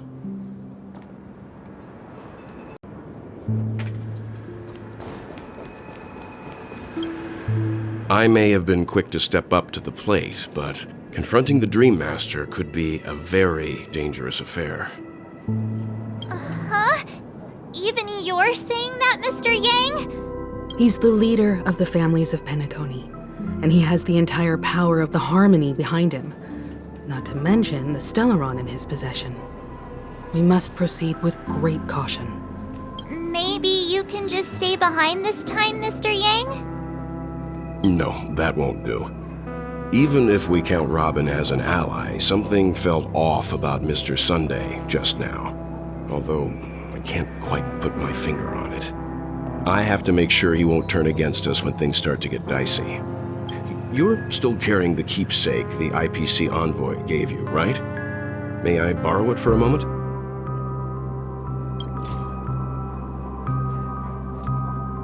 Huh. I knew it.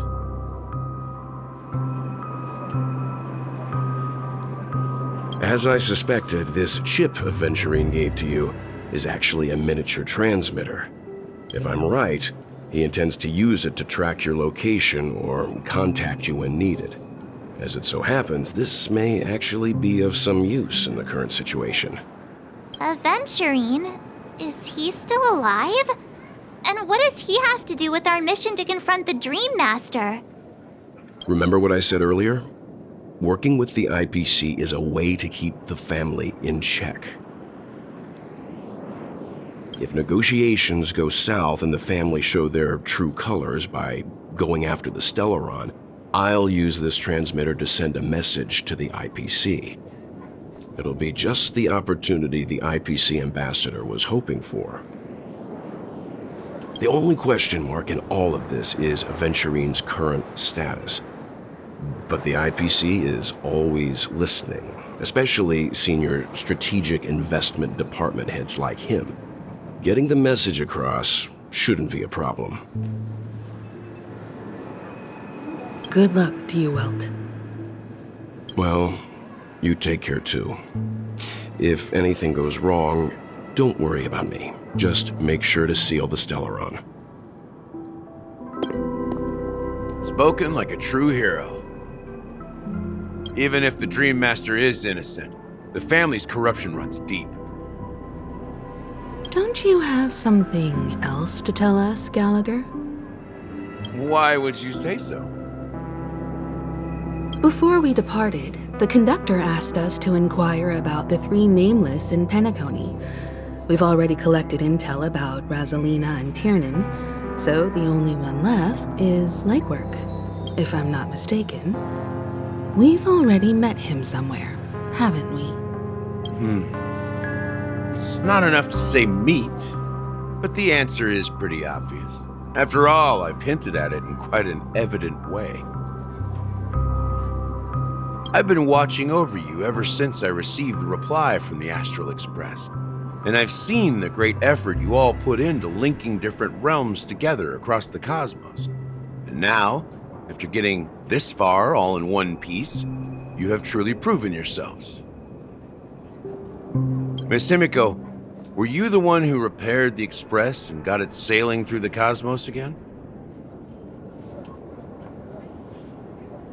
Yes. And you two, young Nameless, you have very interesting life stories and extraordinary skills.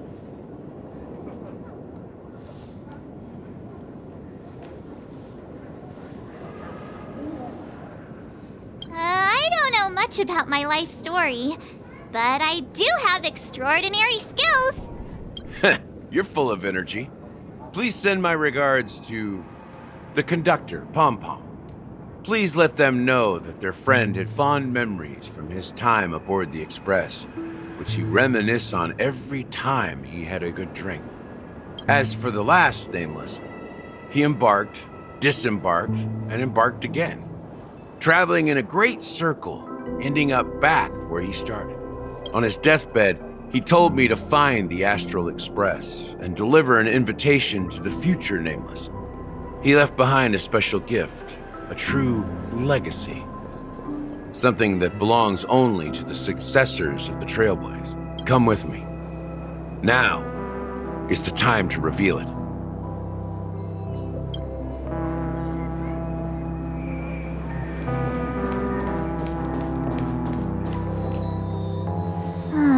Back here again. Sometimes I feel like you're still alive, old friend. Like you've still got so much to say and do. I've kept my promise, brought the future Trailblazers you've waited so long for. I don't know why you were so obsessed with that train, but I remember your last words.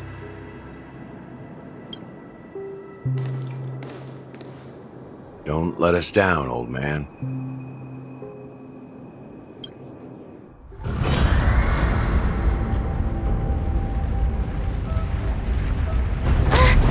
What's happening?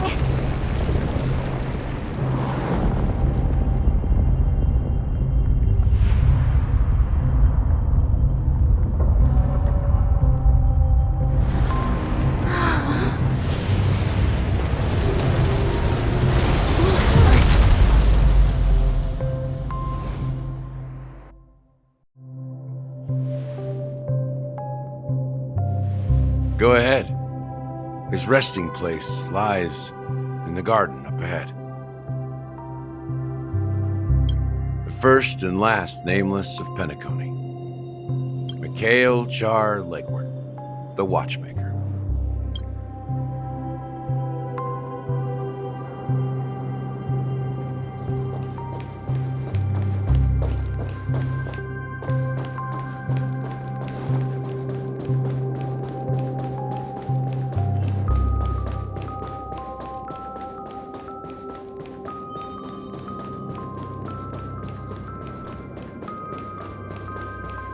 Stream forth the gleam of old flames.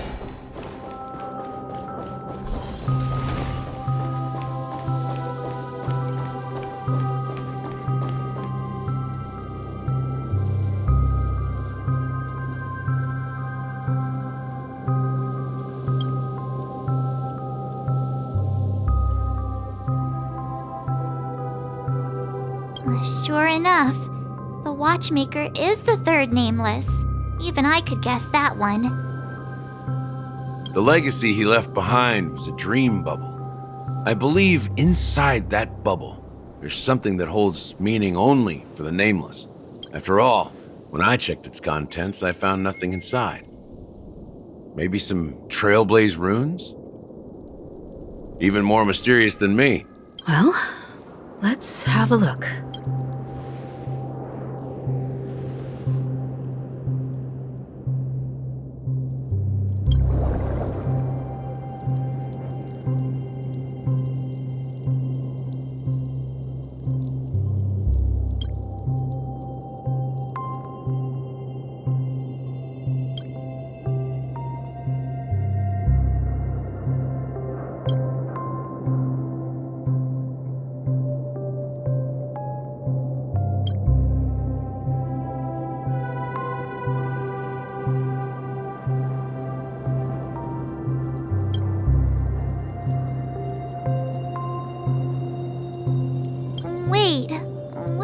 going on? Seriously? There's nothing inside this dream bubble?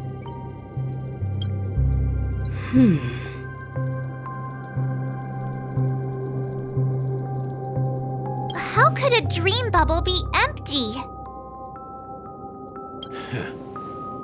Just as I suspected.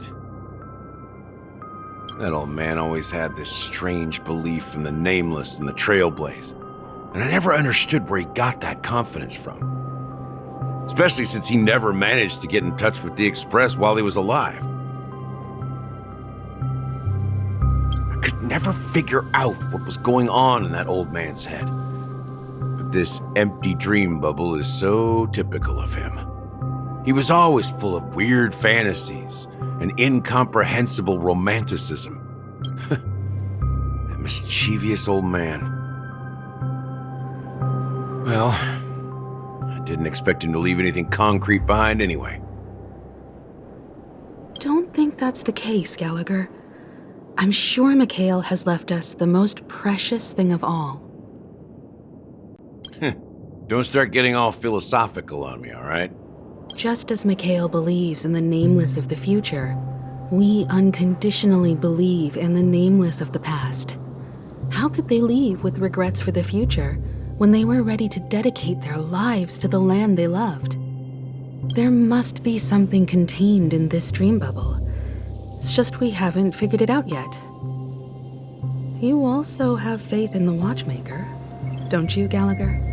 Well, I'm a follower of the Enigmata. My philosophy forbids me to have faith in anything.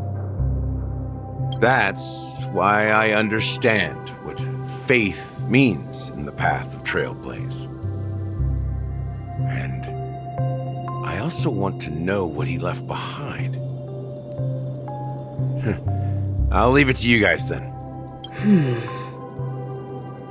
Can I borrow your pet? I need to make a trip back to Golden Hour and check something at the Dreamscape sales store. It's for Mikhail, and for the future of Penacony.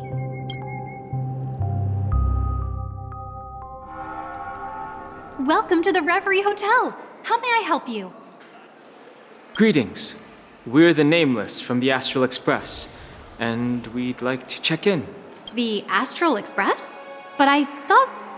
Yes, my companion's already checked in. My name is Dan Hung, and I believe my personal information is recorded in your system.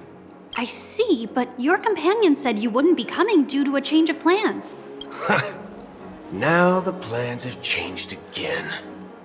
And you are... Me? I'm Pom Pom, a new Nameless who's also with the Astral Express.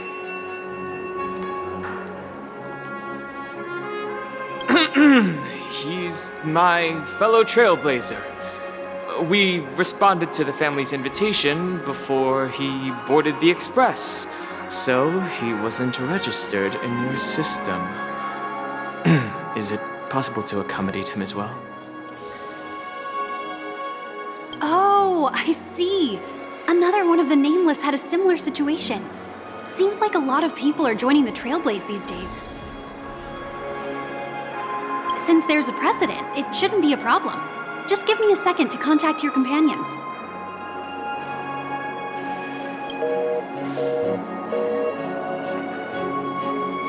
I'm sorry, dear guests, but it seems I'm unable to reach the other members of the Astral Express.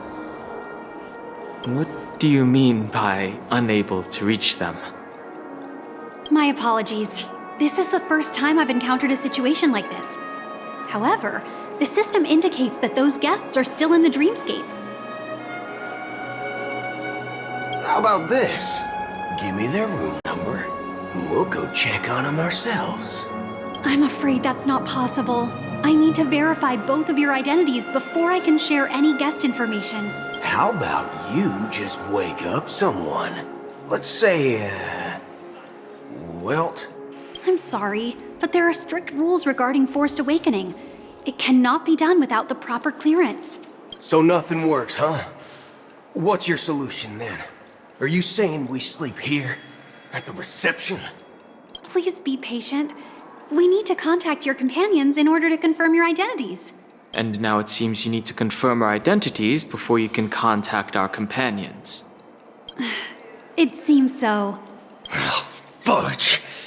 Look, nothing personal, but if you can't handle this, go find someone else who can, okay? Please calm down, dear guests. I do recall that Mr. Sunday, the Oak family head, personally handled this issue earlier. Oh, please wait a moment while I contact him. I don't think she's trying to give us a hard time. She really just doesn't know what to do. I have a bad feeling about this. You tried to contact them on the Express earlier, but they didn't respond. Something doesn't seem right. I need to leave for a moment. You can stay here with the receptionist. Sure thing. Just don't keep me waiting forever. Don Hung seems pretty worried about his companions. I should give him some space. Stressing out about it won't help anything.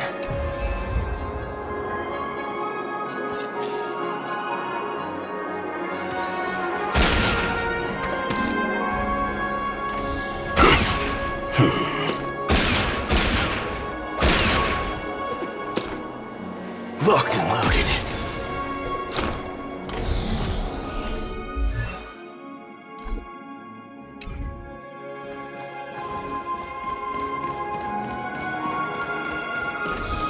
Face recognition failed, you lousy robot.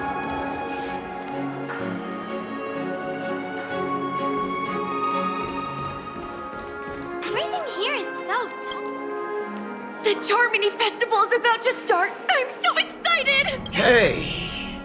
You guys here for the Charmony Festival too?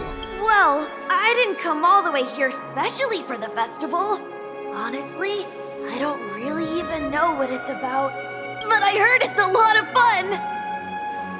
Well, back in my homeworld, Anaria, we have festivals like that all the time. My dad threw me a birthday party one time that was just as extravagant as the Charmony Festival. Oh, come on! The Charmony Festival is a once-in-an-Amber Era event! How can a birthday party compare? Well, you never know, right? Maybe on her world, birthdays only happen once in Amber Era. Anyway, let's forget about that. Have you heard about the, unsettling things happening in the Dreamscape? Unsettling things? What could possibly go wrong? It better not ruin the Charmony Festival! I've been looking forward to it! Relax. With a big event like this, there's bound to be lots of gossip and rumors. Don't worry. If anything does happen, the family will be on top of it. Oh, that's a relief. I didn't come all this way to see the festival go down the drain. Well, looks like I won't get any fudging clues out of these two. They're clueless.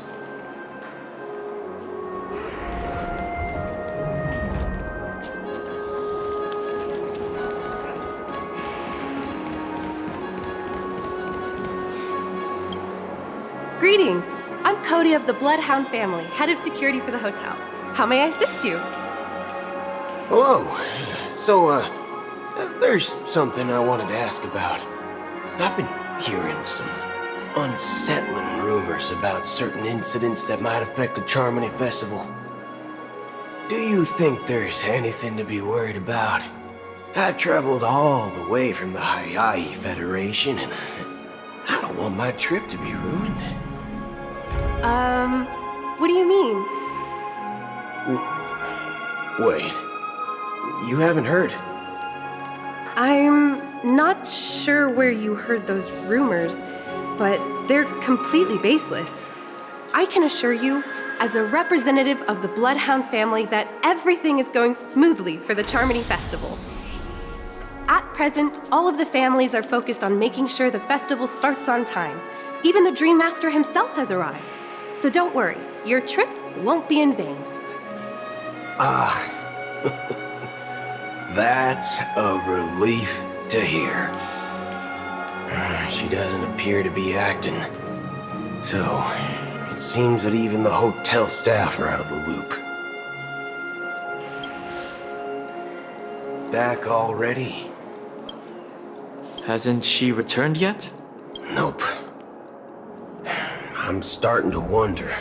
Sending her to contact Sunday was a good idea. Neither the staff nor the guests seem to know anything about what's happening in the Dreamscape, and wherever we go, all we see is people enjoying themselves.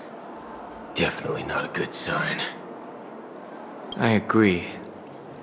Another unusual thing is that the Oak family is supposed to be in charge of organizing the council and managing everything inside and outside the Dreamscape. However, I walked around the hotel, but didn't meet a single member of the Oak family on such an important day. Well, I'll be forked. If I remember correctly, the head of the Oak family is that Sunday guy, right? We shouldn't linger here too long. Let's go back to the Express for now. Not so fast. Have you ever robbed the IPC, bro? If you run away now, everyone will be chasing after you. Are you suggesting we sit here and do nothing? I wouldn't say do nothing, but let's stay put for now. Even if the family has ulterior motives, they couldn't have anticipated us showing up here.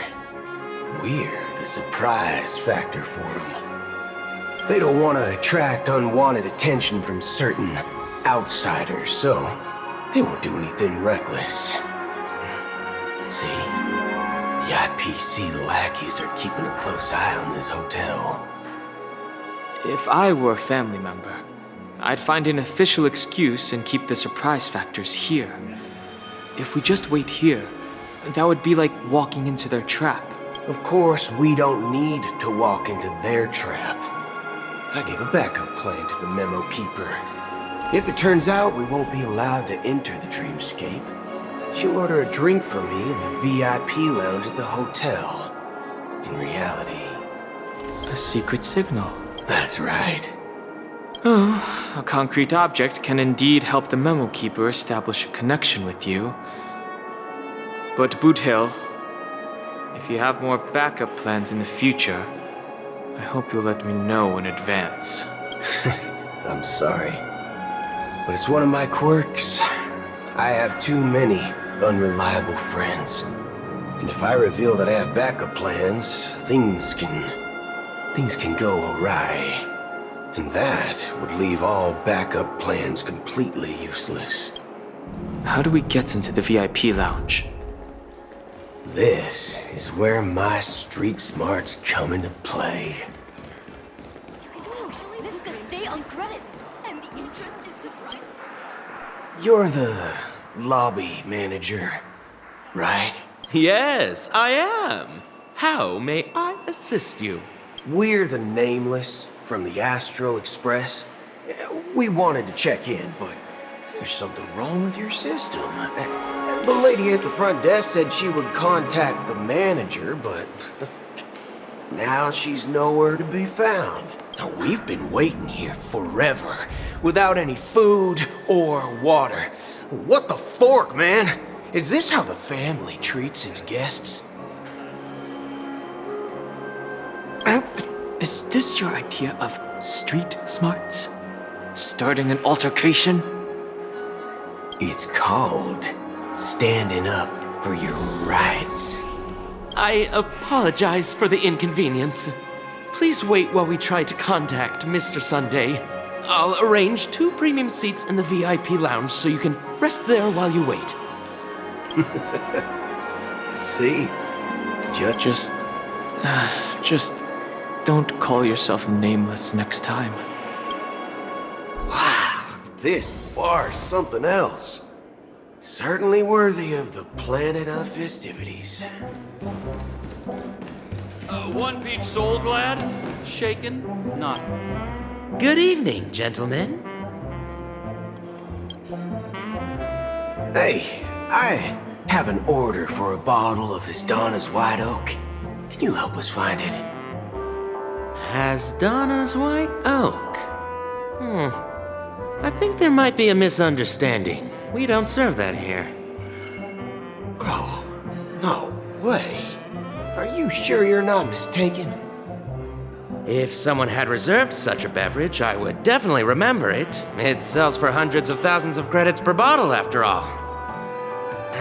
I couldn't afford to cover for such an item if it were broken or lost. That's strange. Well, could it be that the memo keeper couldn't afford it? Then what should we do now? Oh, no need to rush. Let's grab some drinks first. Maybe I arrived too early and she hasn't come yet. Now, let's see what kind of juice malts you all have here. Well, give me a glass of Heenum Valley, 40 years. I'll have it neat. No ice. Wow, that's the most expensive one on the list. You have a taste for the finer things. It's on the house, anyway. What can I get for you? Anything you recommend is fine. Then I would recommend today's special, Glass Village. It's classic Soul Glad mixed with Laboom juice. It's refreshing and suits your cool demeanor.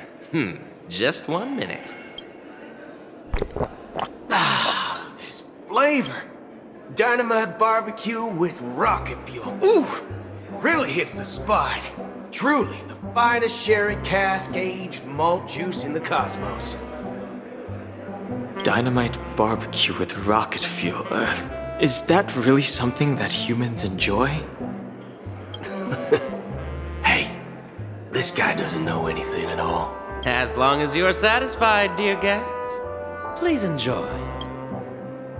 Let's give the memo keeper another half system hour. If she doesn't show up, we'll need to come up with a new plan. In the meantime, let's take stock of the situation. What do you think? The situation is unclear. Something must have happened on the planet of festivities, but the public is unaware of it. Someone in a position of power within the family must be covering it up. It's unusual for the followers of the Harmony to invite other factions, let alone the IPC and the Masked Fools. If what you said about the Emanator of the Nihility is true, the situation in Penacony is a little complicated, to say the least. Actually, there's something else I'm concerned about. Regarding Acheron. As you know, the faction that follows the path of the hunt are some of the most dangerous folks in the cosmos to mess with. I mean, who in the right mind would impersonate the Xianzhou Alliance or the Galaxy Rangers? It's like asking for a death wish. Isn't there a saying among the Xianzhou people that the Rainbow Sect lets their Lux arrow do all the beating? Talking. Do all the talking. Well, you know what I mean. Even though the Galaxy Rangers have been out of sight for years, we've been keeping an eye on this region. Even the dumbest criminals know better than to mess with the Annihilation Gang, much less the Rangers. But that Acheron lady, she doesn't seem like a lunatic at all. On the contrary, she's highly logical and organized. She knows exactly when to hold back and when to strike without mercy. And you believe that someone like her would have an ulterior motive for impersonating a Galaxy Ranger? I'm not entirely sure, but I do have my suspicions. Maybe she knows a Galaxy Ranger, or perhaps she's trying to lure us out for some reason, which I can't figure out. Anyway, what worries me more are the anomalies within the family. They've summoned followers from various paths for the festival, no matter how generous such a gesture is, this move seems highly unusual. Unless the invitations weren't sent by them. If that's the case, it's even more intriguing that the family insists on organizing the Charmony Festival, despite the chaos. Maybe it's Shipei the harmony pulling the strings. You find it beyond human understanding because it wasn't arranged by humans at all. People do stupid things out of irrational impulses. They abandon their principles when self-interest is involved.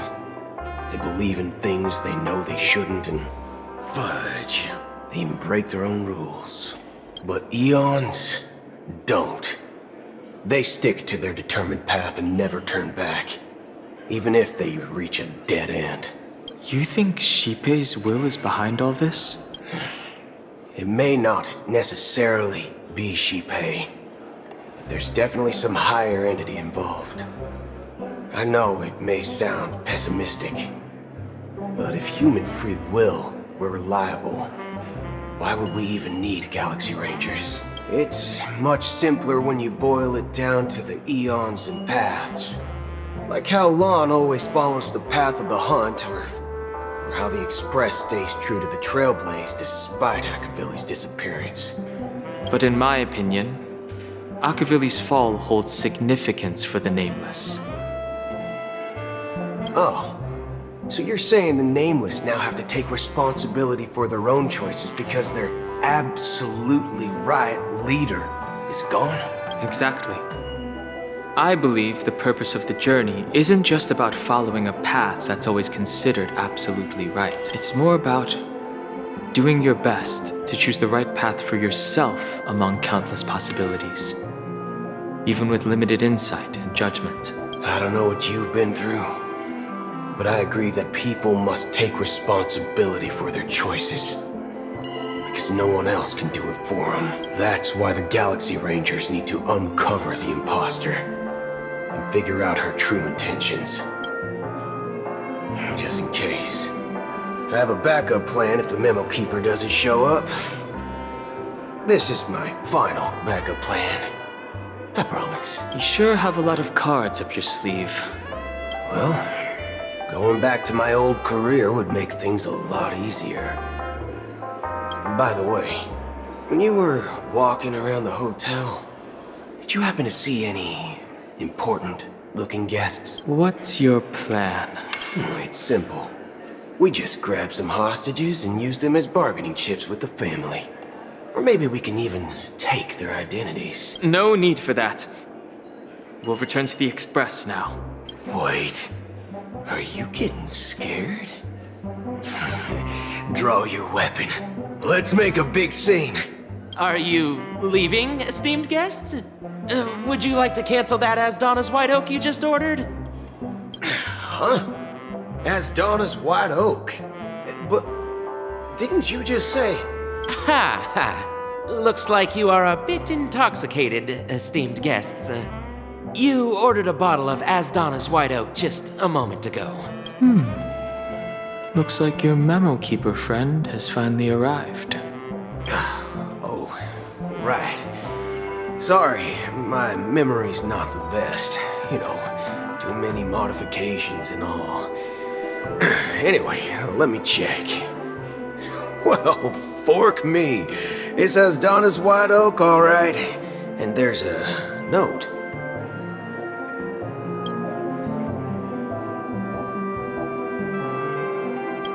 I'll be waiting for you on the Astral Express. No mistake. That's her message to you. She knew the hotel wasn't safe, so she suggested we find another place. Well, looks like we took a detour, but now it's back to the Astral Express.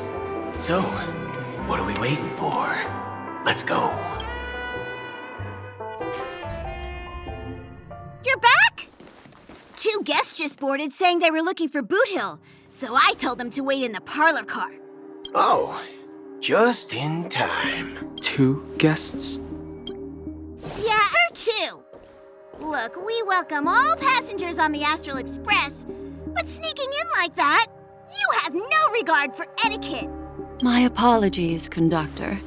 It was an oversight on my part. I assumed you were already acquainted with the garden. Given the chaotic situation in Penacony, the Nameless are the only ones we can truly trust right now. You are the memo keeper. Pleased to meet you, Dan Hung. I've seen you in others' memories. And as for Boothill, this is our first face-to-face meeting. I hope you enjoyed that bottle of Astana's white oak. You sure have a refined taste. Finally, memo keeper. Well, let's cut to the chase. Spill everything you know. That's precisely what I intend to do. But before that, please allow me to introduce myself. My name is Black Swan, and I serve the Garden of Recollection as a memo keeper. As for Acheron's story, I'm sure she knows it better than I do.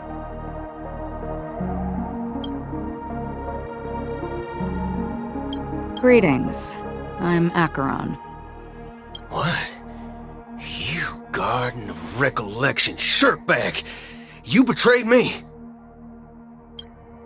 I apologize, but she did that at my request. Due to certain reasons, I have been exiled by the family. Thankfully, this memo keeper came to my aid and helped me escape their surveillance unnoticed. To be honest, it was more like stalking than helping. And the process was far from unnoticed. But we did escape. I asked her to guide me to a place beyond the family's reach and to contact a few trustworthy individuals, namely all of you. Trustworthy? Son of a nice lady, you think I'm dumb or something? How about this? I'll put a few bullet holes in your head and see what secrets spill out. Then, we can talk about trust. It doesn't have to be like that. I'm willing to answer all your questions, but not right now. If my cover hadn't been blown, we might have had more time, but at the moment, we don't have any other options. No other options? What do you mean? This is the only way I can ensure everyone's safety. I kindly request an immediate warp jump out of the Astana star system.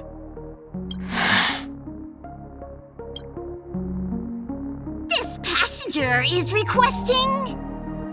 As far as I can tell, she's not a threat and seems to be telling the truth. I've briefly traveled with your companions and know their whereabouts, Dan Hung. Please rest assured, your nameless companions are safe, but they need our help. As for Boothill, you may have guessed. I've been waiting for you. Galaxy Rangers are known for their elusive nature and limited contact with each other, so this was the only way I could reach out to you. Only by doing this can I find a true Galaxy Ranger and fulfill a long-standing promise. To return his relics to their rightful owner. Someone once told me that every rainfall is like a gift from the heavens, a sign of their mercy upon the world. Raindrops are said to be the tears of the gods, shed in response to the sorrows of the world. Their constant pouring is a reminder that the gods haven't abandoned us yet. So, how long has this rain been going on for?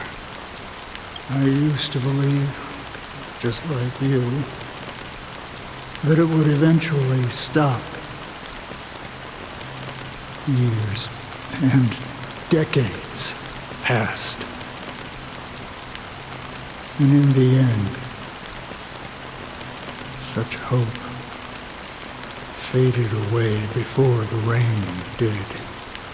Looks like the god you mentioned doesn't exist after all.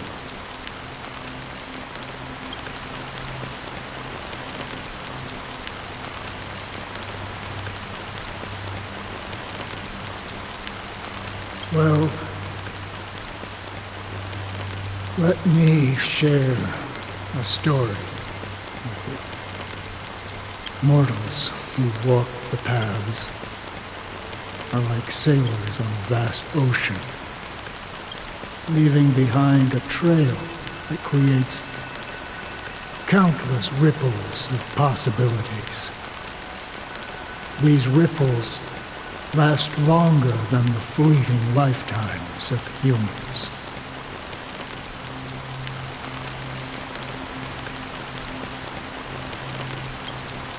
And for some, their presence leaves such a strong mark that it's reflected in the waves. Like those shadows on the ocean. Sin-thirsters, the obsessions of the Pathstriders, they emerge from the depths of IX, seeing themselves as masters of their own destiny, unknowingly repeated the actions of their past lives. They emerge from the nihility and head toward it, leading purposeless lives. However, these hollow phantoms, they were once my dear companions. A group of Galaxy Rangers. Are you watching over them? Watching over them? No. I'm guiding them toward transcendence. It was a brutal war. A crusade that shook the universe. The universe witnessed the fall of Zuro, the Lord Ravager, but it came at a price. A price so hefty that only those who were there still remember. The unwavering determination of the Hunt followers persists even in death. So someone must guide these lost souls to their life beyond. They were heroes in their time, and they shouldn't be reduced to mere puppets of nihility. As for me, I've suffered too many losses on that battlefield to advance any further. And that makes me the most fitting person to carry out this task. But you know, these sin-thirsters, they're not who they used to be. Does this seem pointless to you? Though some tasks have to be done, even if they are pointless.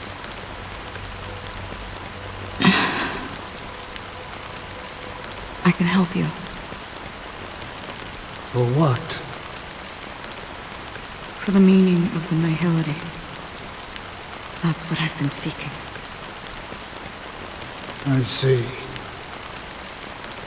After all, this realm is off limits to ordinary souls, right? Thank you, stranger. I wish that you find what you seek. Before we part ways, I have one more question. It is true that their actions and even their entire lives may seem pointless from our perspective. But if, and it's just an if this is what the departed ones expected, should we try to change it? A good question, and a profound one. I don't know the answer. What I do know is that one day I too will pass away, And when I bid farewell to this world, someone will stand at my grave and place a bouquet of flowers on it.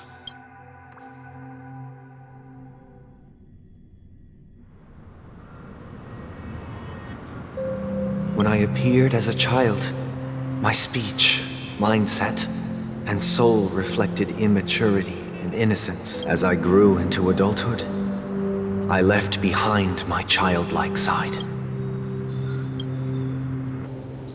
I humbly request your blessings, esteemed advocate of Shipe.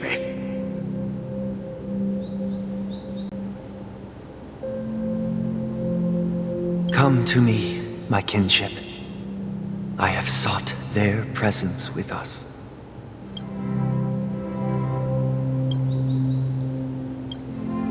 As you wish. I have faithfully served the Alfalfa family for nearly a decade, promoting the path of the harmony to the best of my ability. However, I made a mistake yesterday. While I was preparing dinner for the family head, I accidentally dropped a prepared dish on the floor. Out of laziness, I lied and claimed that everything was ready. Although the head has dismissed me as punishment, it has been tough to sleep with the guilt still gnawing at me, as I worry that the seeds of evilness may have taken root in my soul. So, I confess to you now to seek atonement for my sins. Do you sincerely repent and vow to change your ways? Yes. Have you examined your soul and confessed all your sins? Oh, yes. Are you willing to accept the process of atonement? Yes. Very well. Show your dedication and goodwill to the family, and you shall be reinstated among them. Now, please, leave in peace. Oh, praise Shipe. And thank you, esteemed advocate. Next, please step forward. I wholeheartedly confess to you. Please, pardon my sins. Rest assured, I have implored their presence to be with us. As long as you are sincere, absolution will be granted. Oh, great. You know, I arrived in Penacony as a stowaway. I sold everything to get a ticket. My house, my land, and my 2 children. I see. Please, go on. My children were starving, and I hoped they'd have a chance at survival if they became slaves here. If I can strike it rich here, I'll lift them out of that situation and give them the life they deserve. But the Bloodhound family got wind of it. They're on my tail, hunting me down. I thought I could bring my kids here. It was all my fault. All my fault. The family is ready to forgive all sinners. I'll ask the Bloodhound family to cease their pursuit. You don't need to live in fear anymore. Oh, thank you. Thank you. I'll work my hardest to redeem my children and make them part of the family. Praise the harmony!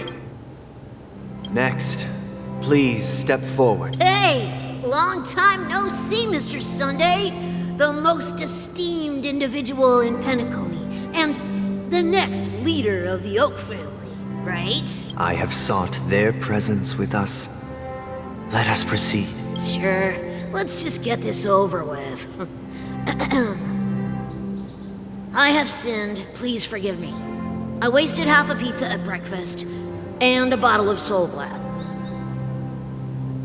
That's it. Nothing more. Can we wrap this up? I've got a robo-ball game to catch, you know? Do you seek to atone for your sins through good deeds? My sins?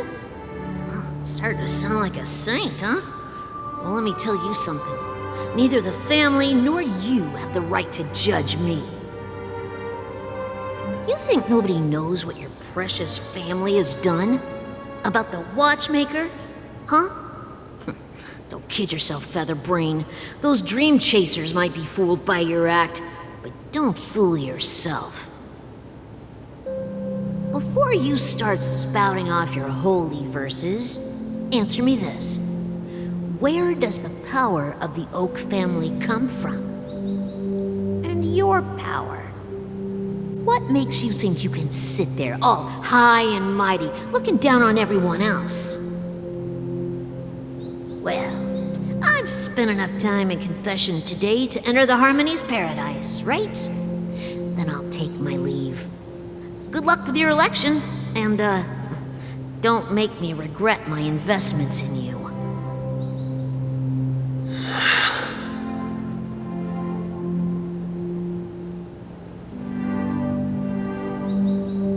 Oh, revered triple-faced soul, hear my doubts. Who can judge the strong when their power hides their crimes? Who can vouch for the weak when they will pay any price to survive? Who can comfort the purest souls when even they get led astray? If the strong defending the weak is truly the foundation of paradise, then who is responsible for the suffering and anguish in this wretched world?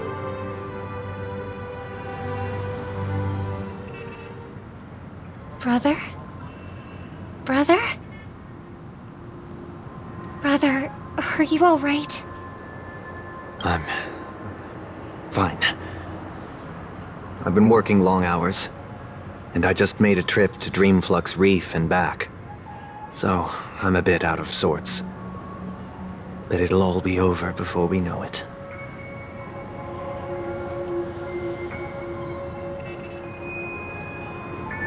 You've been working non-stop on the Charmony Festival, Mr. Sunday, and no one could have predicted this incident.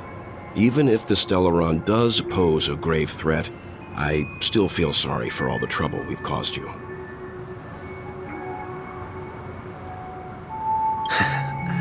No need to worry about troubling anyone.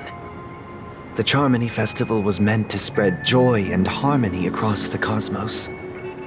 But now that we know the truth, I'm afraid we'll have to cancel it.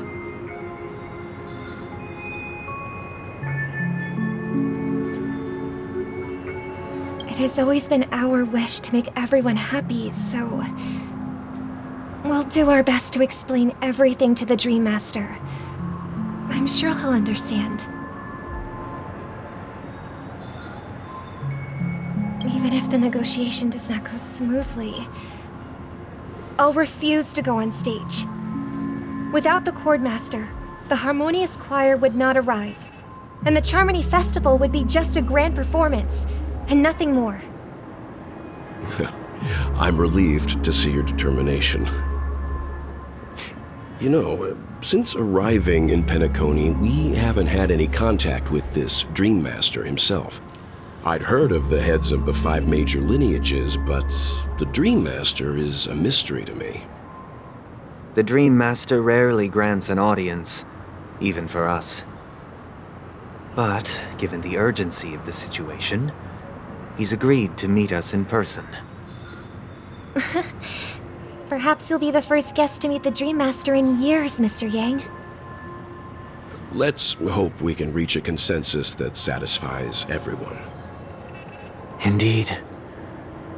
Let us hope so. it's about time. We'll have to get ready for the meeting. I apologize for any inconvenience caused by the urgency. Don't worry. I'll be waiting here. Dear, it's Mr. Sunday! Hey, come over here! Looks like someone needs help. Mr. Sunday. Hey there! Okay, see the moon in the sky? It's about the size of the cap on my Soul Glad bottle.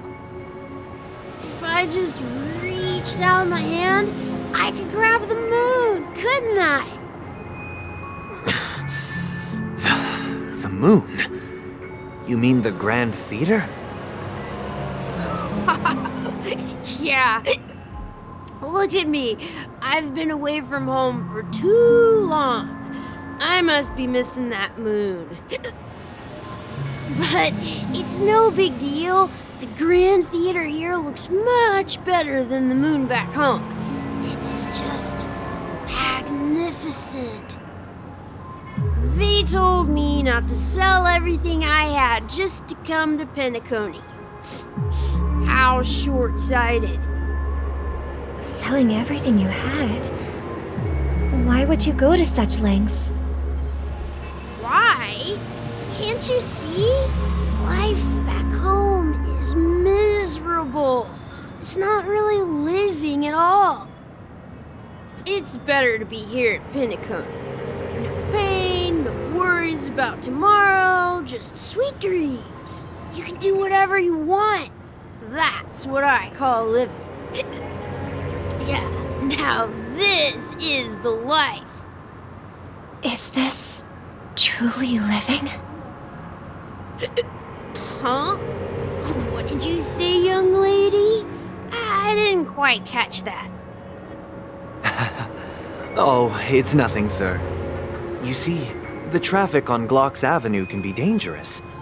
How about I ask a Bloodhound family member to escort you to Ideen Park over there, so you can continue enjoying your sweet dream? Oh, yeah, that's a great idea. Wow, no wonder you were the leader of this sweet dream. You're totally a lifesaver.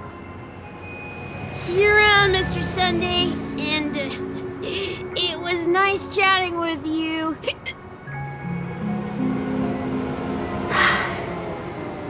What's up, sister? This is the land of the dreams. But why do they live like this? The man we ran into, he doesn't seem happy at all. Even though sweet dreams are nice, they're just illusions. But for him, they're the only way to survive, even if it means giving up on reality. That's not really living at all.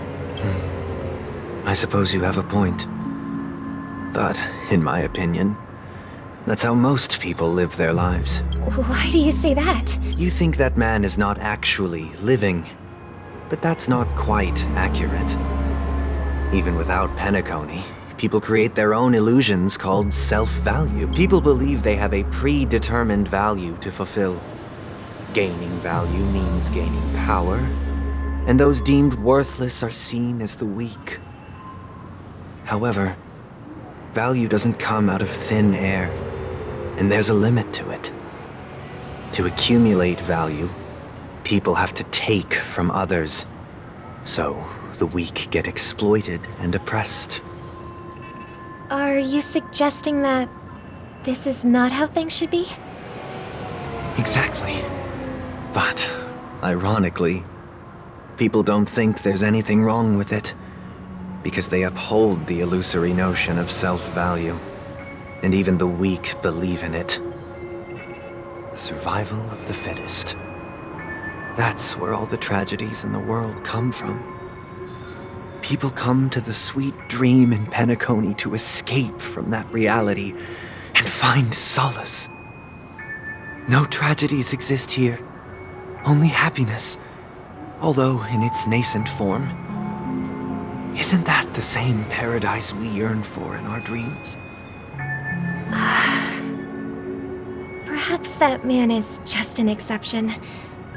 let's not jump to conclusions. We should experience the dreamscape ourselves. Just as I did at Dreamflux Rift. Yes. Seeing is believing. I'll accompany you. The Dreammaster hasn't shown up yet, so we have some time for a stroll.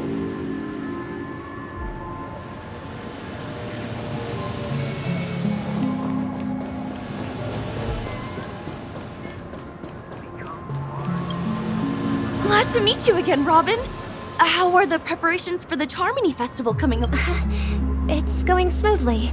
You're too kind, Robin. It's a pleasure to have guests from all over the universe. I can't stand being lonely or bored, so this jubilant dreamscape is perfect for me. But if this went on... Nah, not at all. Who would get tired of every day you get to wear fancy clothes, explore all sorts of dream bubbles, indulge in delicious food? But you know that only a few things can be brought back from the dreamscape to reality, right? That's exactly why I don't plan on bringing anything back. Just enjoying the dream itself is good enough for me. I mean, I'm not one of those long-living species. I only have around 60 or 70 years in this lifetime, and there's so much to worry about. Being happy here is pure bliss. Only in this sweet dream can I truly feel like I'm in control of my life and fate. Who would want to go back to reality after experiencing this bliss? I see. I genuinely wish you all the happiness in the world. And I wish you a fantastic performance, Robin! I'm off to the Blue Hour for the ball. See you later. Seems like that guest's perspective didn't resonate with you either. She had a valid point. I could sense her genuine happiness. It's just that... What you're trying to say is, she thinks she's in control of her life. But in reality, she's just escaping from reality and seeking solace in this sweet dream. Once she steps out of this sanctuary, everything will be lost. Well, she did make mention of being able to afford a room. Didn't she? However, the paradise in our dreams, it doesn't have to end. No. And the paradise we yearn for shouldn't be just a fleeting dream either.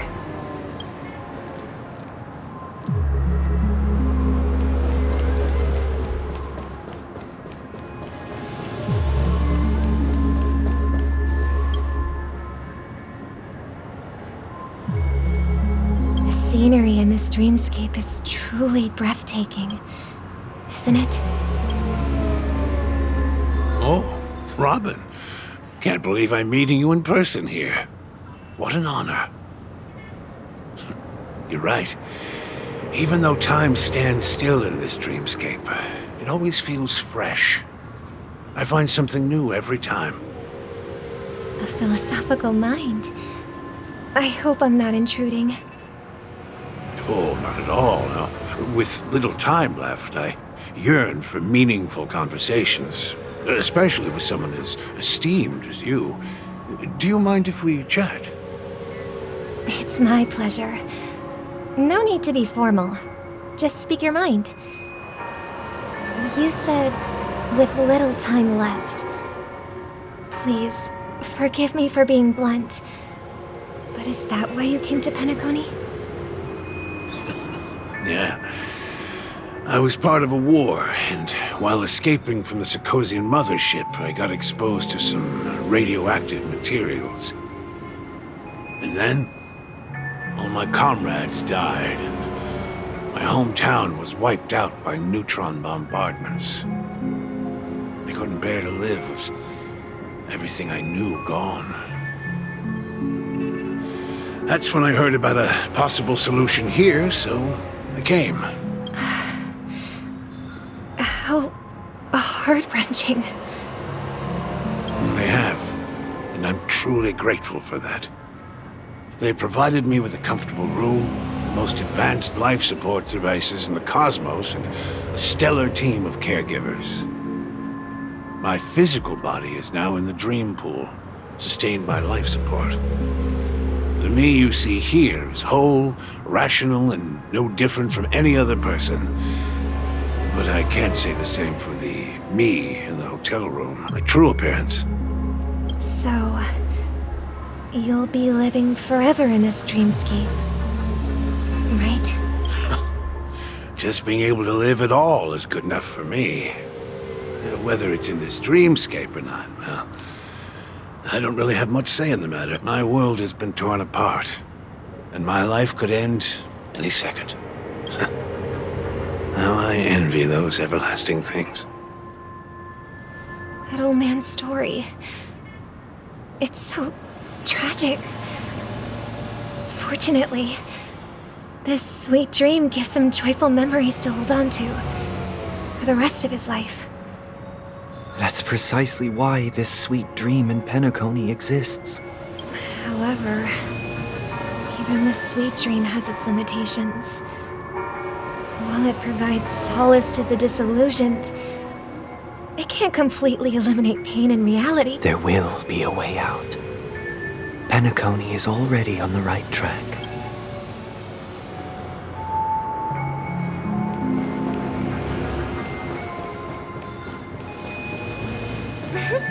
Look what we have here.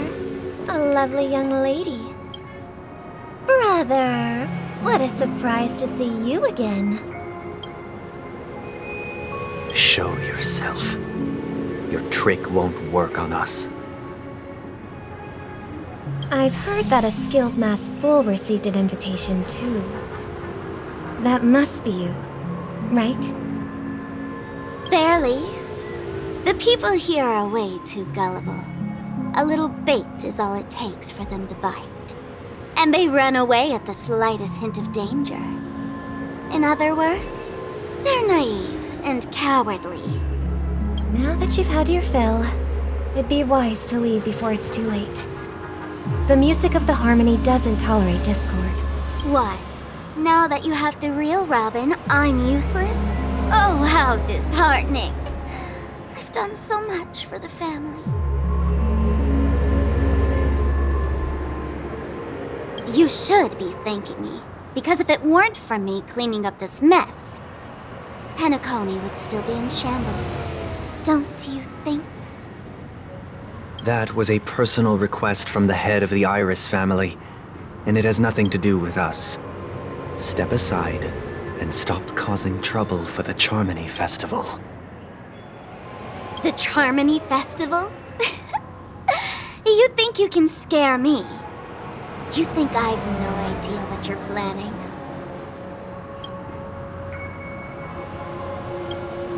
I don't care what you're thinking, chicken wing boy.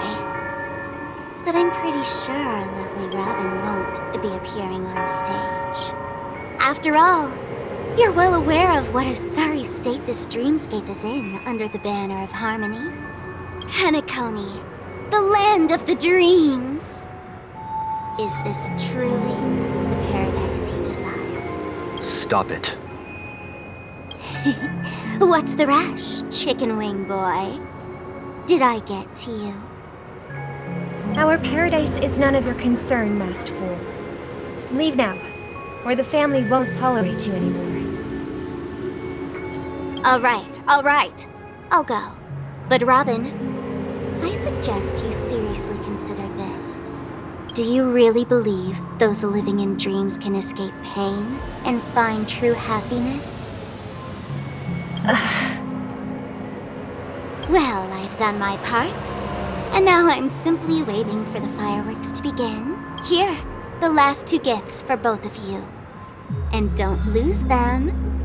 If by some unfortunate chance the Charmony Festival starts against all odds, remember to use them during the show. And it'll be thrilling. Bang! I heard a raven cawing in the distance. It seems the Dreammaster will arrive soon.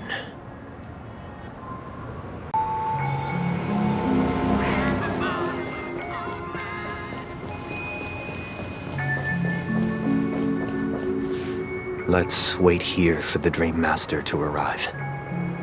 Okay. By the way, brother, I heard you no longer have a sweet tooth. Back when we were kids, you used to steal my desserts. Seems like a lot has changed during my absence. What exactly happened? Well, someone has to stay awake even in this sweet dream. But that someone doesn't have to be you, or anyone in particular. You're carrying too much on your shoulders, brother. The paradise in our dreams. It shouldn't be like this. Penacony is nothing more than a dream.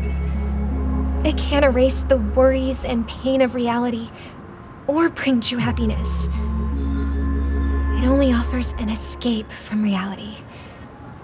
Nothing more. Remember the old man we met earlier? Without this dream, he might have completely lost himself. That might be true, but even without Penacony, he could have chosen another path. As far as I know, the Intelligentsia Guild has been promoting their rehabilitation techniques for a long time now. That path may have been more ordinary and challenging, but now he is receiving hospice care in a comatose state, and his fate is sealed. Is Penacony granting these people a future? Or is it taking it away from them? Well, don't forget this. Not everyone really has a future.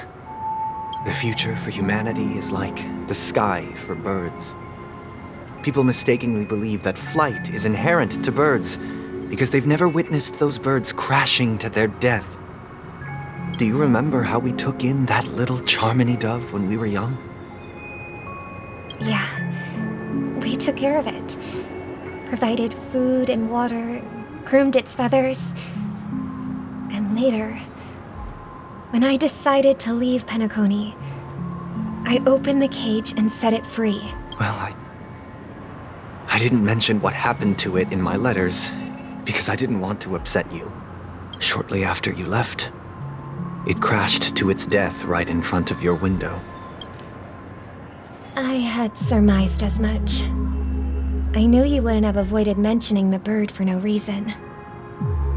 Despite that unfortunate outcome, I still believe it was the right decision. Birds aren't meant to spend their lives in cages. They belong in the sky, even if they can't fly. But here's the thing. If there are birds in this world that can never fly, can we really assert that they belong in the sky? Are you implying that the same goes for humans too? Let's take the Astral Express as an example. The Nameless made tremendous efforts to bridge worlds, gaining fame across the universe. However, only a few extraordinary individuals can endure such a perilous journey. That's because the pursuit of the Trailblaze exceeds the capabilities of ordinary humans. Otherwise, why would this path be filled with broken rails, an abandoned express, and even a fallen eon? That's just sophistry. If that were true, then only the powerful would have the right to determine the future. Unfortunately, that's exactly what happens. Another name for the future is self-value.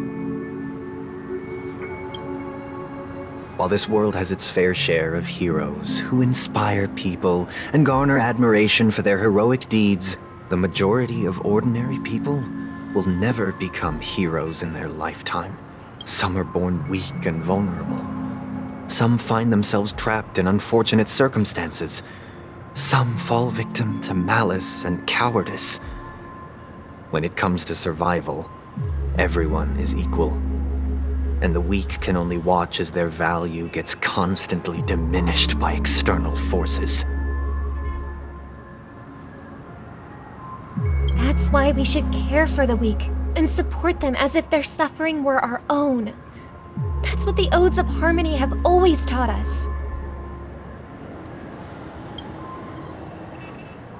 While the Harmony holds noble aspirations, the strong will always be strong, and the weak will always be weak. Even in this carefree dream.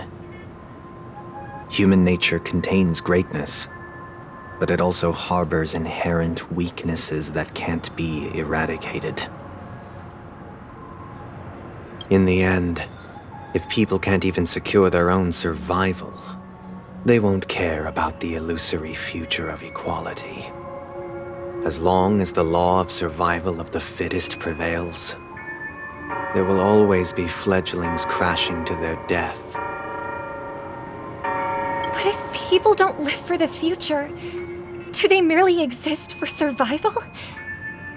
If even you, my brother, don't believe that the Harmony will save the weak, then which eon can make our dreams come true? People often forget that when the first bird took flight, the entire world envisioned a future where no more fledglings would ever crash to their death. Are you reading, sister? What are you reading? Mr. Gopherwood gave me a picture book. It's about the story of the harmonic strings. If I could become a chord master, I'd like to summon Dominicus, the harmonious choir. I want to sing with everyone and spread our wishes so that all can feel happiness and joy. I see. Then I would summon the harmonious choir too. Don't you have a wish of your own, brother? Of course I do. It's just that it includes your wish and everyone else's. I long for a true paradise where everyone can find peace.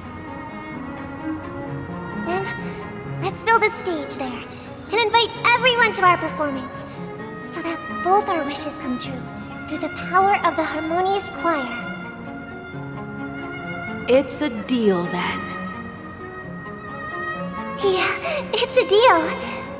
But how can I become a chord master?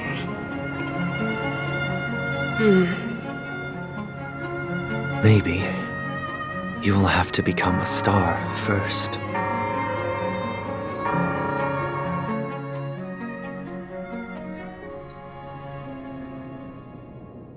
You're back sooner than I thought. Any results? Yes. And now, it's up to us to forge ahead. Since he's already carried out his last wish, my final mission is complete. But pardon me if I sound curt. It's good to have determination. The path Mikhail left for you is not an easy one to tread. Why else would he have chosen to sleep in solitude, staking everything on some nameless in the future? But you have the numbers. And in numbers comes strength. So that might just delay your inevitable a little more. Got any more encouraging words? As I see it, relying on Welt's negotiations alone is far from enough. Regardless of whether the other party will be compliant, negotiating simply allows us to meet them as equals and won't grant us an upper hand. Penacony is our rival's home turf, and we already have very few chips left to play with. Rather than idly sit around while the family's got us blocked off, an offensive approach might be a wiser course of action. We're more familiar with the Stellaron's properties than most, and since it's the key to stabilizing the sweet dream, it's vital to the family's interests. By attacking their core interests, they're bound to retaliate hastily. And as the saying goes, haste makes waste. That's right. As long as we pose a threat to the Stellaron, either with words or otherwise, we have a chance at gaining the upper hand. But the problem is, on the eve of the Charmony Festival opening, how exactly are we going to get close to the theater? Family security will be airtight, and if we brute force it, even if we succeed, it's too risky. So, no one's gonna say anything? Then I'll raise my hand. I know the answer to this question.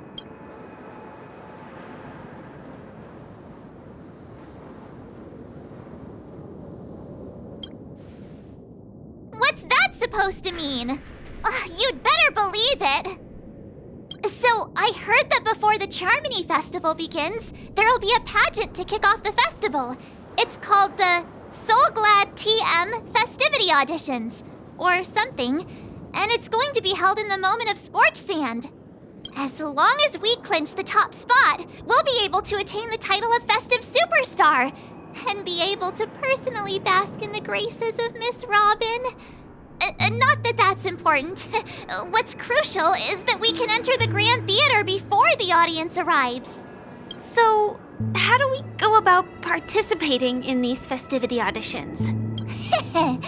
I've already procured special invite tickets from Miss Robin's fan club.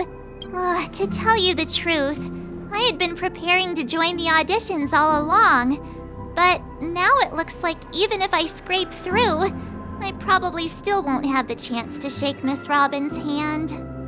So they're still running this thing, huh? It was originally just a publicity stunt, set up by Mikhail to drum up attention. But it looks like it might be worth a shot. We'll follow Marge's plan. Mr. Gallagher, will you be joining us? I'm afraid I won't have the time. As a virtual character, I've already completed my final mission. Whether Penacony can awaken from this dream is all down to you. Should we ever cross paths again? I'd love for you to visit the Express. All right. I'll have to add to that data bank of yours you've got on the Express. And Miss Firefly, we thank you for all your support.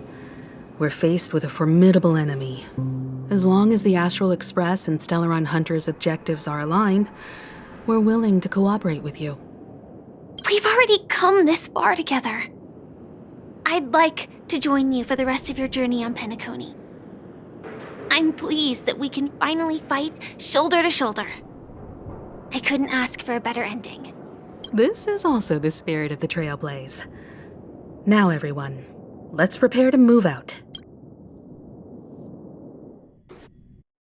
Ladies and gentlemen, welcome to Scorch Sand Hall. This is where challengers thrive and Dreamchasers shine, all under the watchful eye of the entire universe.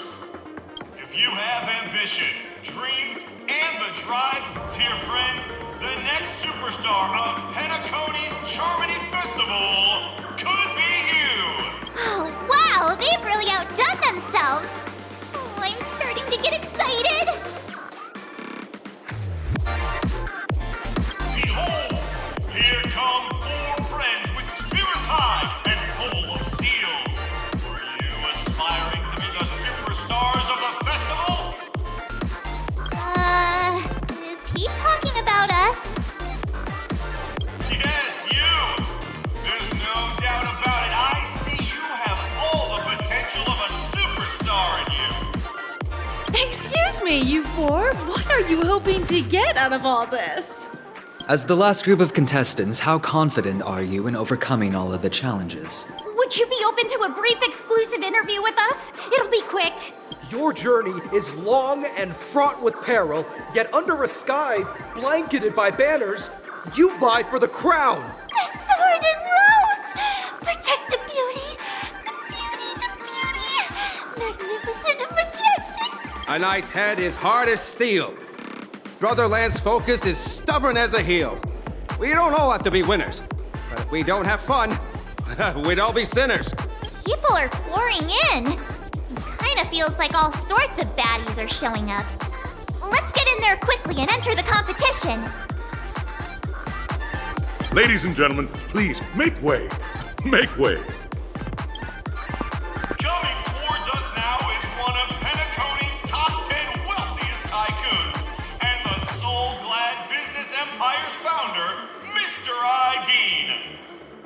allow me to introduce myself.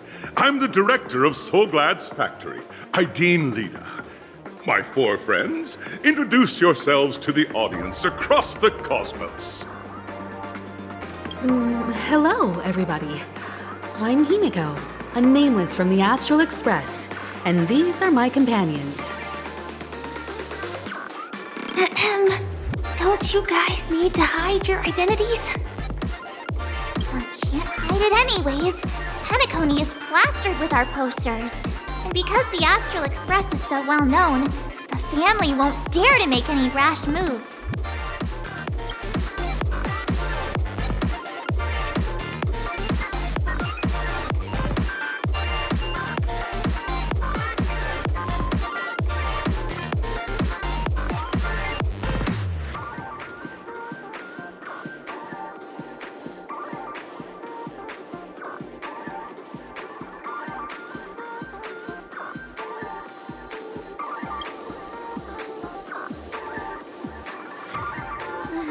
Given the situation, this is our best hope.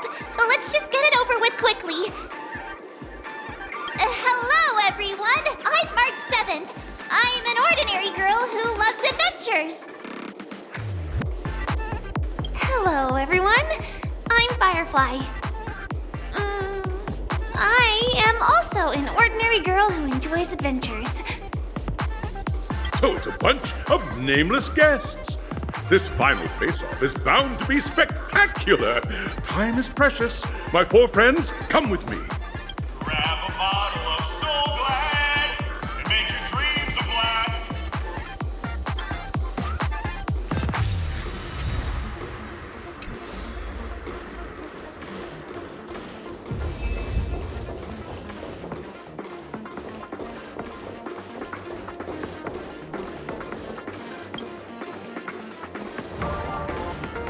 This place is buzzing.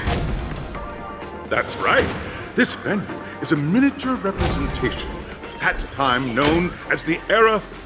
Grab a bottle of Soulglad and make your dreams a blast. Nameless, your arrival reminds me of the grand occasion when Penacony was first established. I was still a young, bright-eyed lad back then, lured here by the Watchmaker's ads, full of zeal and ready to make my first fortune in life. Once, during a particularly grueling day, I passed out and was resuscitated by a drink from Mr. Sousa. That sweet taste has since been etched in my mind, and that was what drove me to create the Soulglad that we all know and love today. The dream-chasing era was truly a wondrous time. Oh, I miss those days, and the Watchmaker. Scorched Sand Hall is my homage to that time of boundless possibilities. I wholeheartedly hope you make it to the finish and emerge as the next superstars of Penacony. Now then, is there anything you'd like to say before the competition officially begins?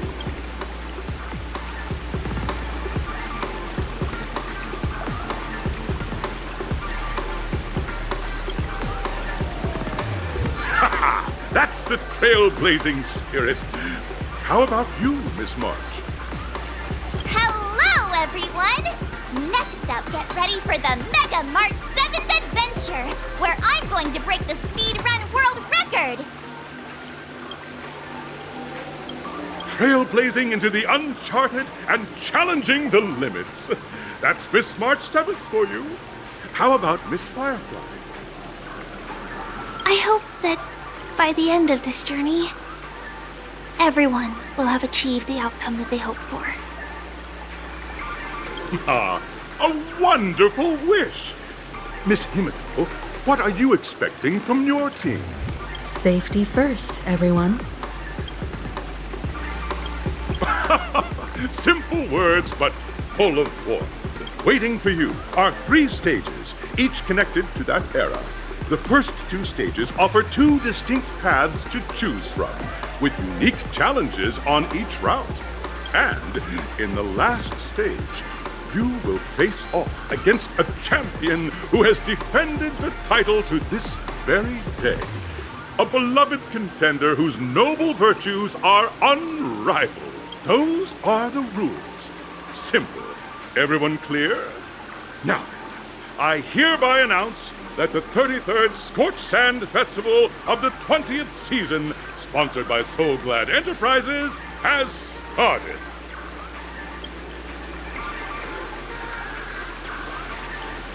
Everyone, as the Charmony Festival is drawing closer, we must reach the end as quickly as possible. Factoring in efficiency and safety, splitting up into 2 groups is the best choice. March and I haven't known Miss Firefly for too long and aren't overly familiar with her. It'd probably be better if the 2 of you paired up. Fine by me. Let's do it.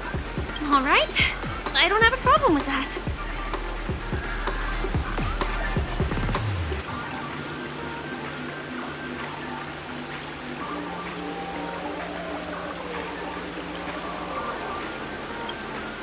We'll split into the assigned groups then.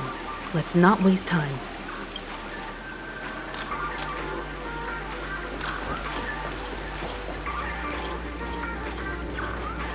Welcome to the first stage of Soul Glad Enterprises' 33rd Scorched Sand Festival of the 20th season, Dreamplay Fantasia! In this stage, you can choose between 2 challenges, the School of Acting or School of Action. In the School of Acting challenge, you have to complete 3 performances from 3 scripts and move the panel judges. In the School of Action challenge, you have to defeat 3 groups of enemies convincingly and reach the end. Now, make your choice.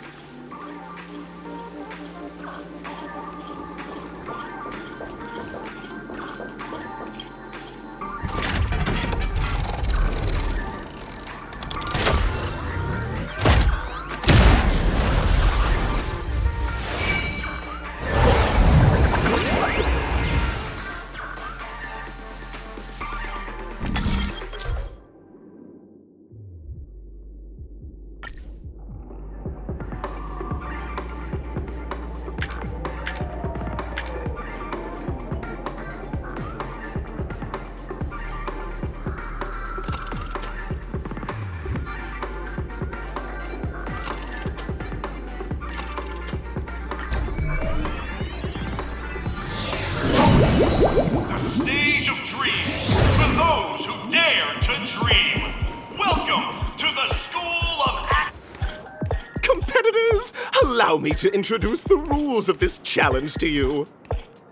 There are 3 stages up ahead. On each, you will find an outline of a script.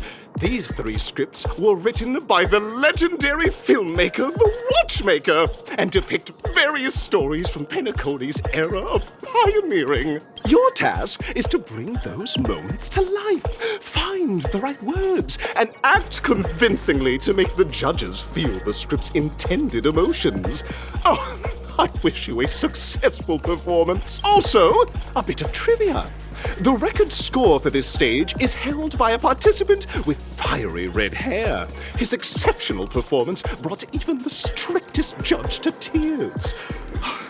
It's like he wasn't even acting at all. We are running out of time, so let's get this over with quickly.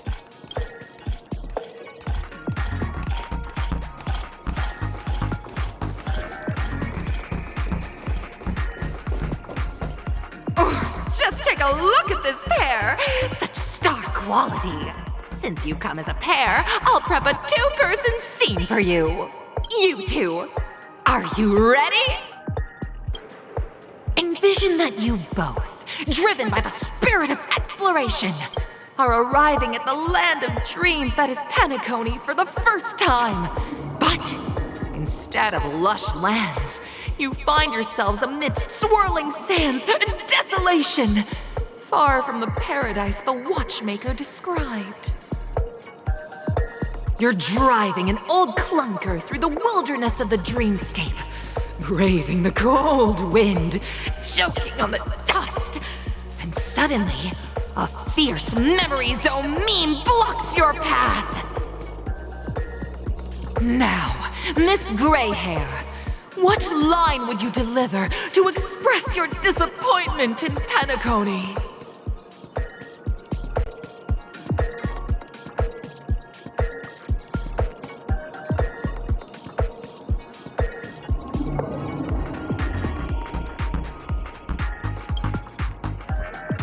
Very good!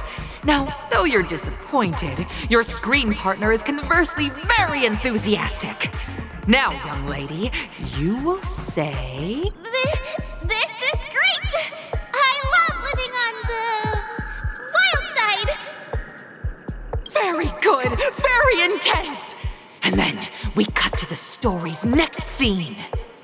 You find a job mending the rails, but the days are long, and your endurance can't keep up, and you finally collapse in the endless expanse of desert. Suddenly, sweet rain falls from the sky, wetting your lips and rousing your spirits. Now, Miss Greyhair, what line will best express your surprise at this moment?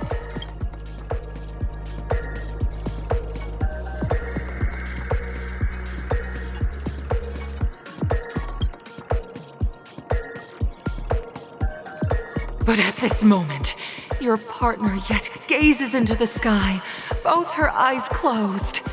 The raindrops fall, blurring her vision, and she tragically says, Perhaps we were never meant to succeed. Right? Fantastic! Both of you have an incredibly solid foundation in dialogue delivery. However, lines aren't everything in a performance. Please continue this story on the second stage. Up next, you'll be challenged with a body language test. I hope these tests won't take too long.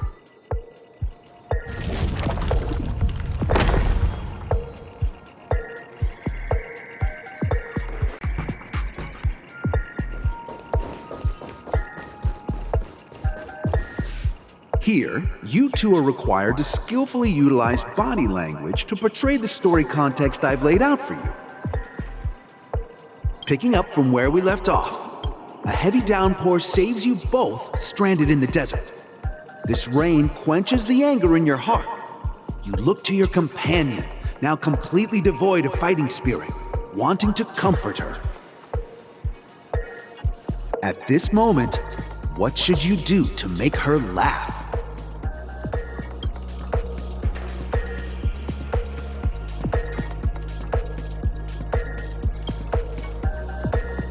The test now is about body language. I don't think dialogue is allowed here.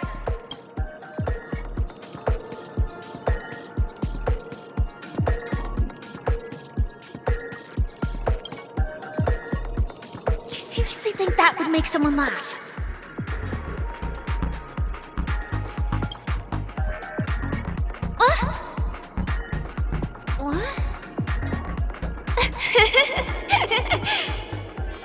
Right answer!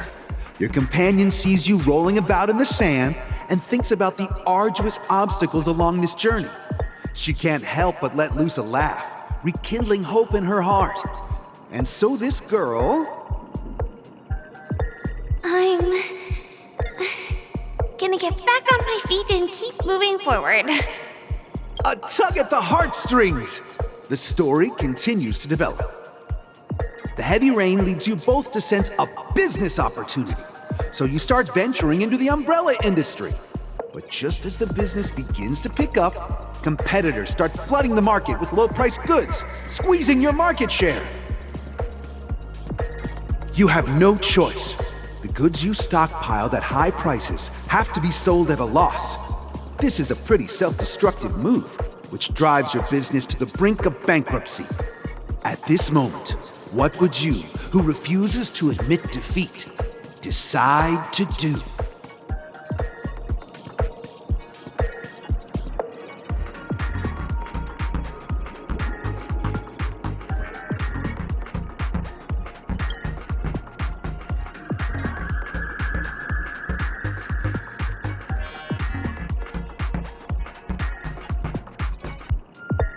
Fantastic! But it's a pity your friend does not agree. Seeing that you're up to your eyeballs in debt, she sees nothing but despair in her future. And then... I leave Penacony in utter disappointment. Is that okay? Of course! Absolutely! I was this close to tears! Both of you possess exceptional acting talent! However, the true test is yet to come. You're about to encounter the harshest judge this show has ever seen. You'll need to rely on perfect performances if you want to win them over.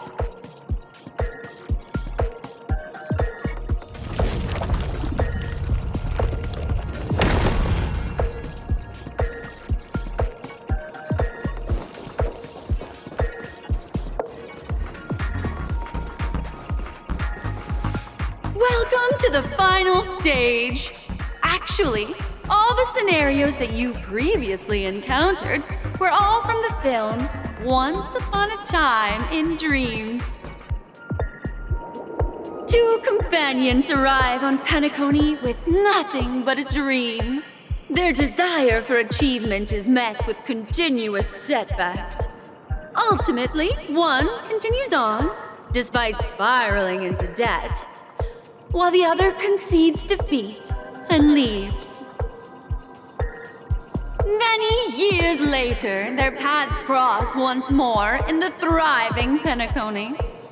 Yet, they refuse to acknowledge each other because...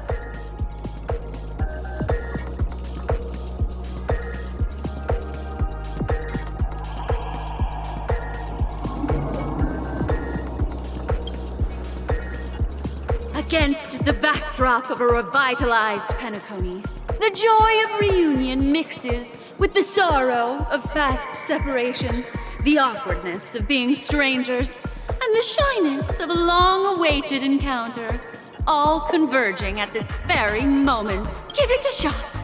Try and convey this bittersweet scene to me. Bring it to life with precise and emotive acting. This is never going to end. I know! Why don't you try that clockwork thing you used before?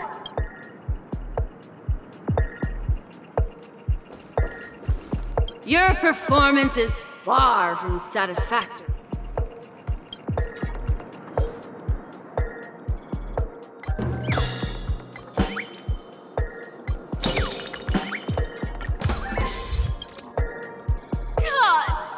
I never imagined that such a sad scene could be portrayed by you two in such a joyful and heartwarming way.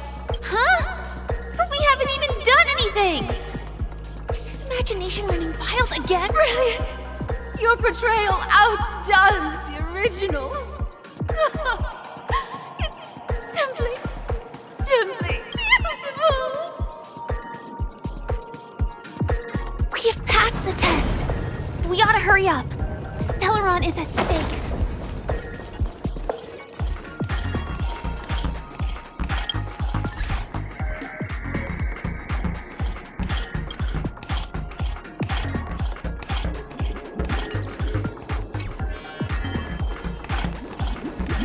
Congrats to both of you for clearing the stage, but more importantly, are you having fun?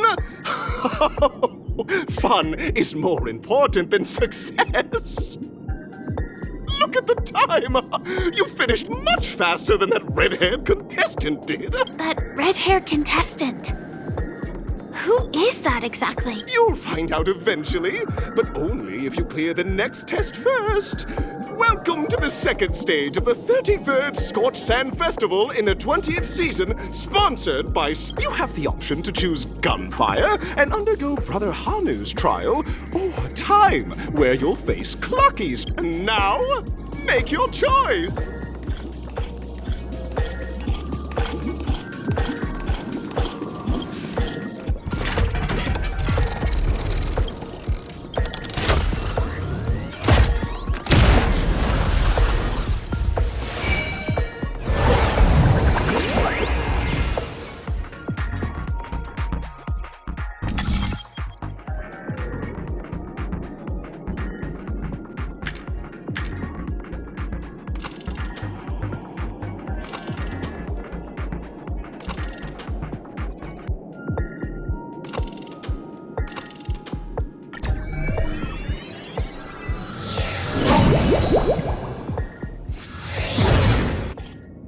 dear friends, welcome to the enchanting universe created by the Watchmaker.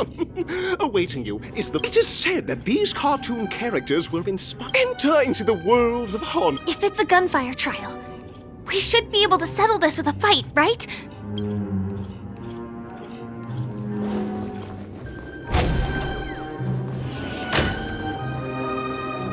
Ready? 1, 2, 3. Are we both in control of this Hanu character? Very good! Looks like you've got the hang of it! In this Hanu's Adventure episode, Boss Stone has gathered his battleships for an assault on Dreamville. Alas, Hanu presently is ill-equipped to fend off the...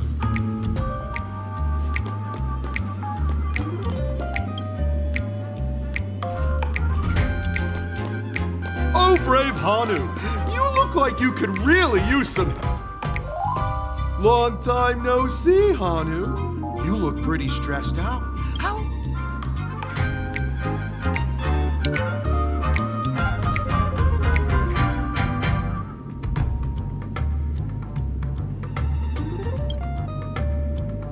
Oh my!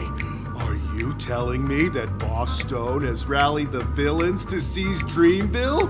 What a dreadful twist of fate! Listen closely, Hanu. But you know what? You'll have...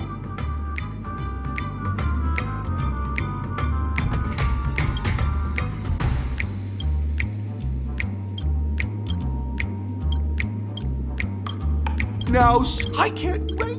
Let's stay alert and make sure those monsters don't spot us.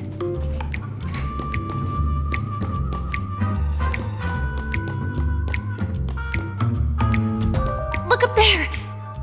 If we can push that thing down, do you think that would do the trick?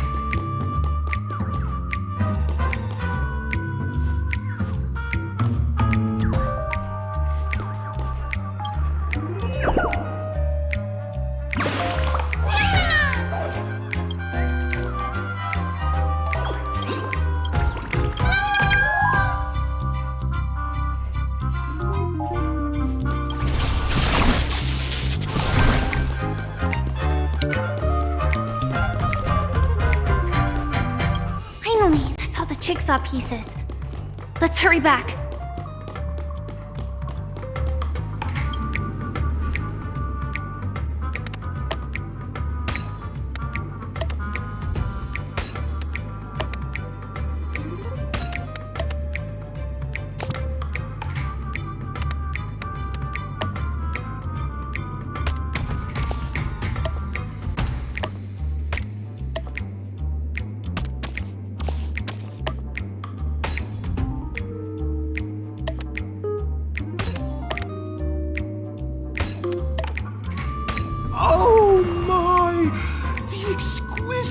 Hurry now, Hanu! Such haphazard.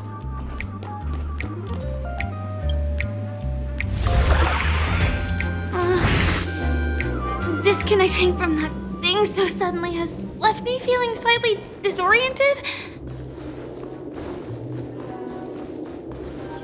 Is that Han?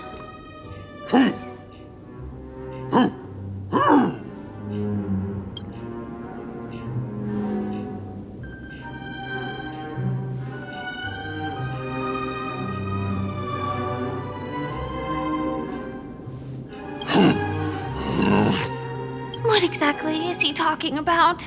Tick-tock! It's time for me to make an appearance! Clocky? I can also see him. Is this character part of the show?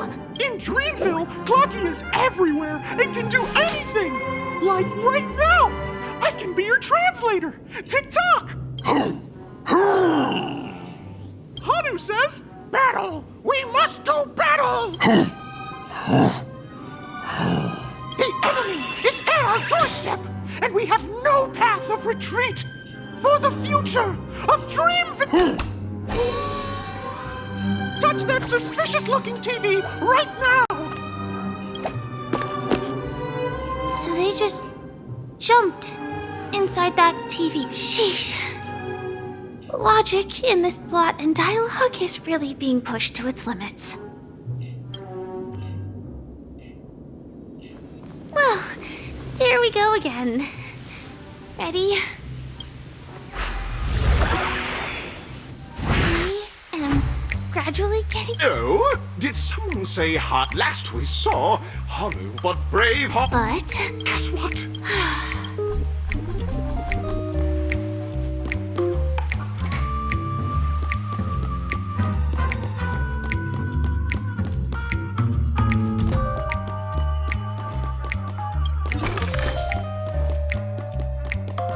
The storage room. It's behind the shelves, right?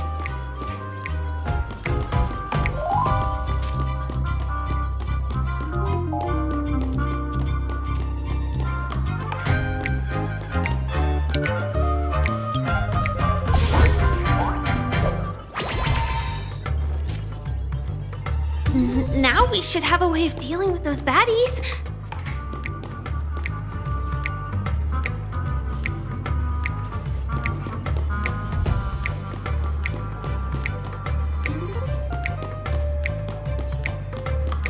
This thing feels just like the soaring locust too.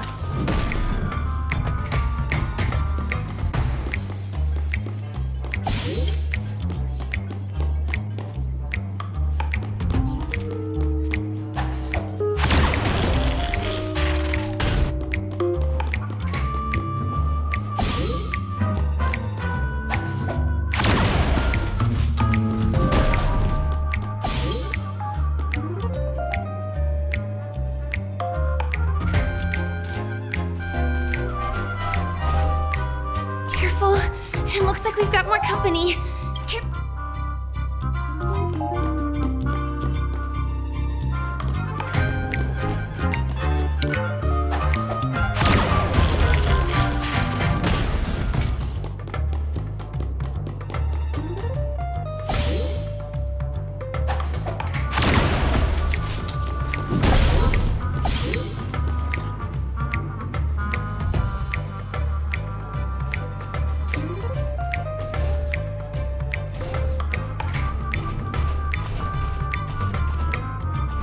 Here we go again.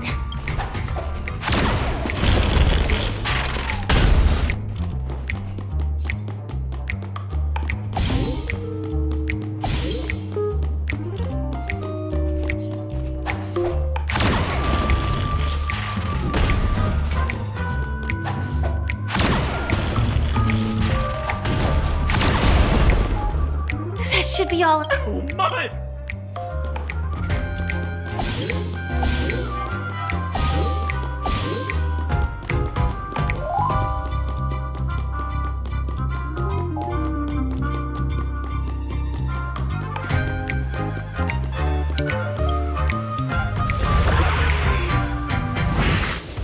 Well, that's that.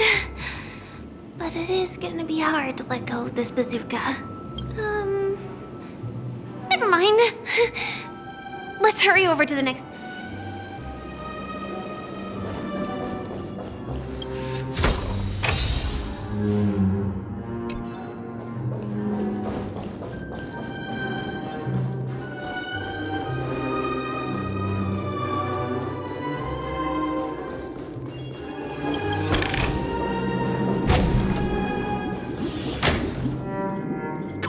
Congratulations! In the final stage, welcome to the 30th.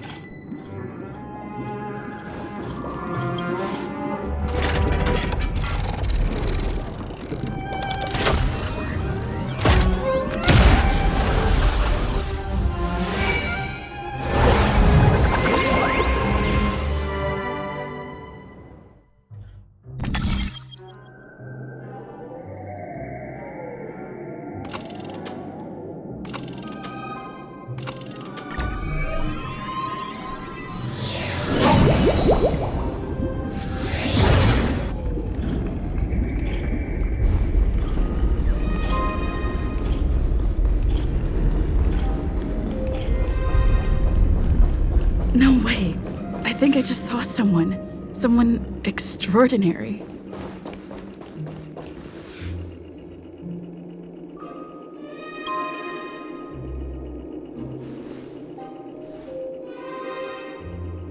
Are you a Knight of Beauty?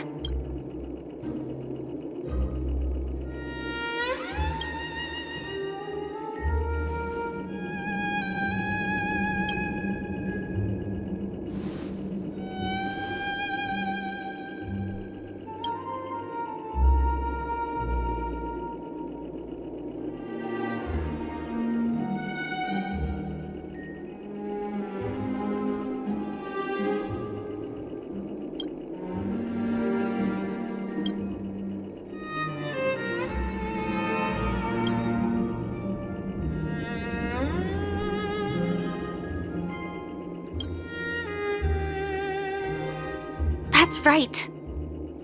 This magnificent dream is built upon the Stellaron and the countless sacrifices of many people.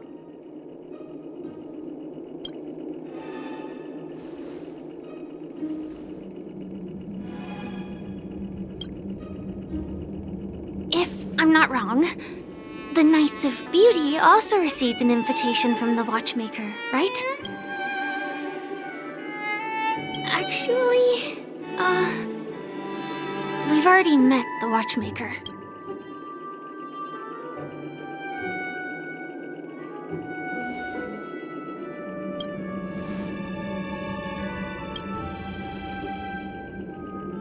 Thank you, Knight of Beauty. We don't have much time left. May we meet again. In that case, let's make our way to the end. Penacony's really thronging with talent. I hope we make it in time.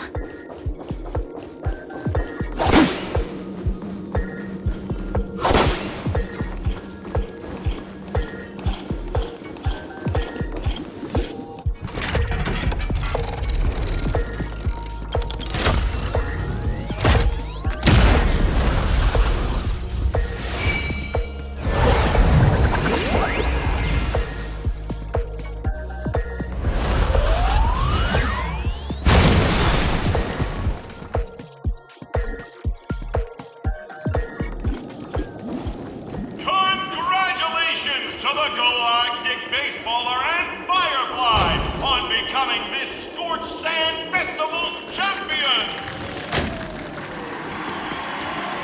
We look forward to their amazing entrance in the Charmony Festival!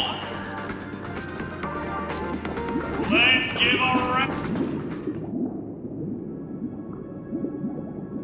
Congratulations to the both of you on becoming the festive superstars of this year's Charmony Festival.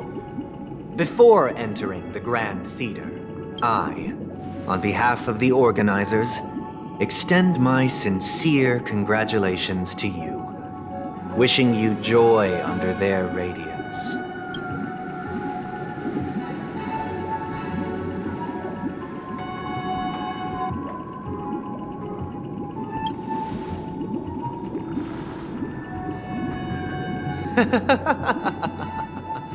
Your endeavors are worthy of extra recognition, and I've taken steps to ensure that. However, this reward is not a material one, but rather the opportunity for an open and honest communication between us. As previously promised, my sister, Mr. Yang, and I have met with the Dreammaster. we delved into the truth about Penacony and its Stellaron, and have come to a consensus. Both I and the Oak family cannot acquiesce to your request. Just as expected. We acknowledge the perspective of you, Nameless. Penacony does require change, but not as you propose. The planet of festivities cannot and will not revert to a place characterized by chaos, disorder, or anarchy. Through your journey of overcoming obstacles, you must have glimpsed the essence of that era. The vulnerable ruthlessly eliminated, equality non-existent, common folk living precarious lives, eking out a dreary existence.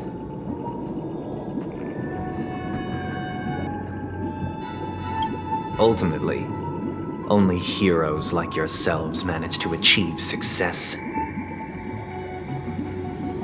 But I would dare ask, if you did not possess the special status of having a Stellaron, and you were but an anonymous and frail member among the masses, which Penacony would you prefer?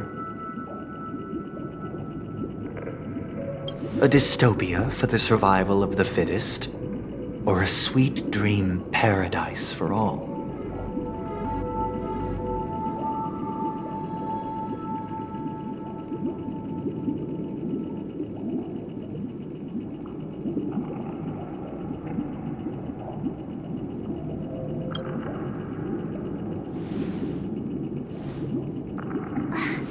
That's not the point! Don't let him mislead you! Mr. Sunday, even if the members of the Oak family can't fully agree on what to do about the Stellaron, now's not exactly the time to be holding an extensive discourse about Penacony's past and future, is it? The Stellaron issue concerns the life and death of everyone on Penacony. If anyone has a better suggestion, the crew is more than willing to listen. Also, it'd be best to tell us the ins and outs of that meeting. This way, we'll at least know what Welt and Miss Robin are dealing with, and the reason why they failed to make our appointment. Ah, Navigator. That is precisely my intention. With all present, let's begin by discussing the details of that meeting. Let's talk about our tribulations and choices, our ideals and beliefs, and our final course of action. The only path to take.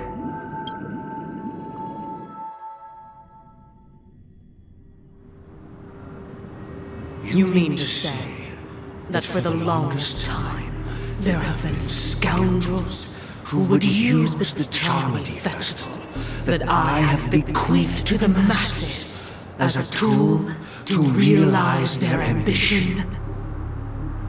Indeed, Dreammaster. Once the Charmony Festival begins, the Stellaron's powers, along with the song, will be broadcast across the entire planet of Penacony. And then everyone in their dreams will be unable to awaken. This is indeed surprising to me. The Dreamscape is maintained by the collective effort of the 5 families. If someone were to use the Charmony Festival to recklessly disseminate the power of the Stellaron, this individual must hold a position of great authority. Do you have any suspects? I'd like to ask, did you really not know of the Stellaron's existence? I would have never thought that this Nameless would point the spear at me. Quite astonishing indeed. If I have offended, the Astral Express extends its sincere apologies. But the current circumstances are dire and leave no room for meticulous inquiry. We're doing this out of concern for the Dreamscape's safety. So, if you could, Please, alleviate our concerns. Dreammaster, it's just to prove that the Charmony Festival has nothing to do with the Stellaron. If we're being overly cautious, I will return to the stage to offer tribute in song, just per the arrangement.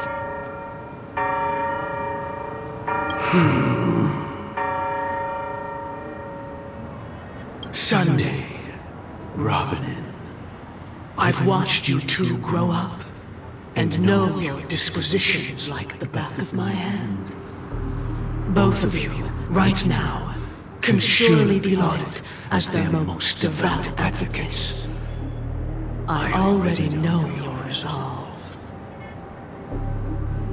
The magnitude of this matter is enormous and cannot be taken lightly. Since Mr. Yang has asked with such earnestness, I will personally respond in kind. If there is a need, the entire Oak family will be mobilized to heed your call. Sunday, might I ask you to beseech them to cast their light unto me, and question me in their stead, so that no lies may be concealed? I will do as you command. Robin, could I entrust you to be present as a witness, to document the truth, and to proclaim my innocence, so that all slander may be utterly dispelled? I will do as you command. May thy will be carried out on earth, just as it is in the heavens. Oh, triple-faced soul, please sear his tongue and palms with a hot iron, so that he will not be able to fabricate lies and make false vows. Let us begin. There is nothing else to prepare. Understood. Question. Have you devoted your life to your god, never worshipping other gods? Naturally. Do you love your god as you do yourself, always heeding their admonishments? Naturally.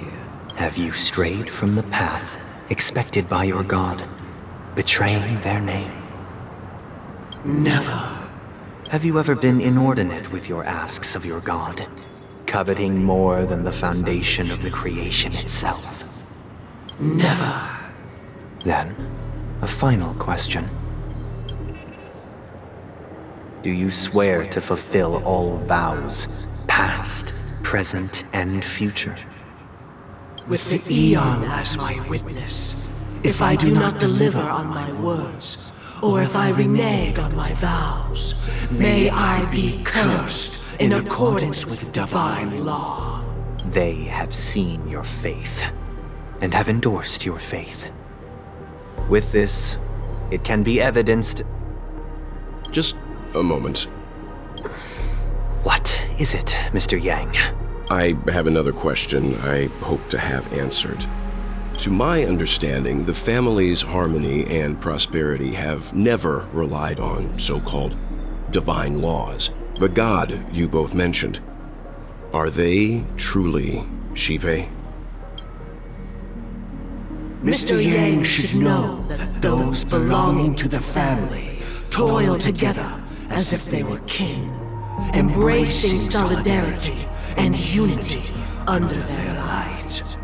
All duplicity is laid bare before the harmony. Such a delicate and complex symphony.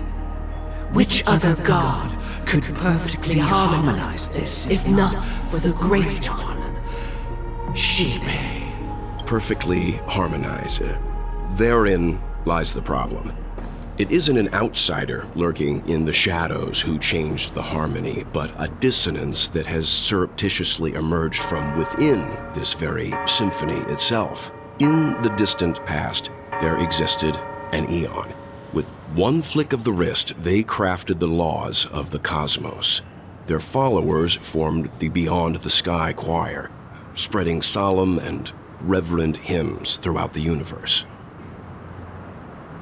Later, they fell. The route traversed by this eon clashed with the harmony, ultimately being absorbed and fused into it. The chorus that once reverberated across worlds fell silent, and when it echoed anew, it was transformed into the hymn of harmony. Though an eon may perish, paths with no masters still linger. In the all-forgiving harmony, echoes of bygone dissonance may subtly arise. Mr. Yang. Being overly astute can be a detriment. Especially when you find yourself alone and without allies. So this is how it is. For the sake of our grand cause, Sunday, please afford these two an opportunity to rest. What?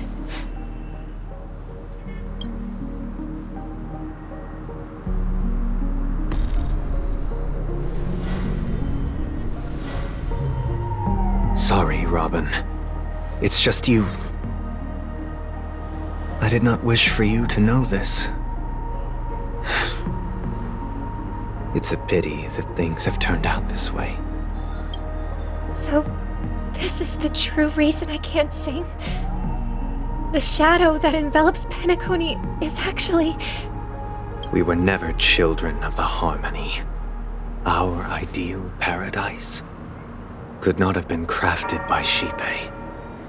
True bliss can only be guaranteed by the one who transcends the many. Within the foundation of law, humanity establishes civilization, and through harmony, we obtain order. Unbelievable. To think that there would be remnants of the Order on Penacony. What have you done with Mr. Yang and Miss Robin? Don't worry. I just gave them some time alone to ponder their fates. You should know that these actions make you an enemy of the Astral Express. Should we need to stand against the Nameless, it would only be myself and the Oak family involved. But we haven't reached that point yet, have we? Your efforts for the justice of Penacony are evident to everyone, and have been widely observed.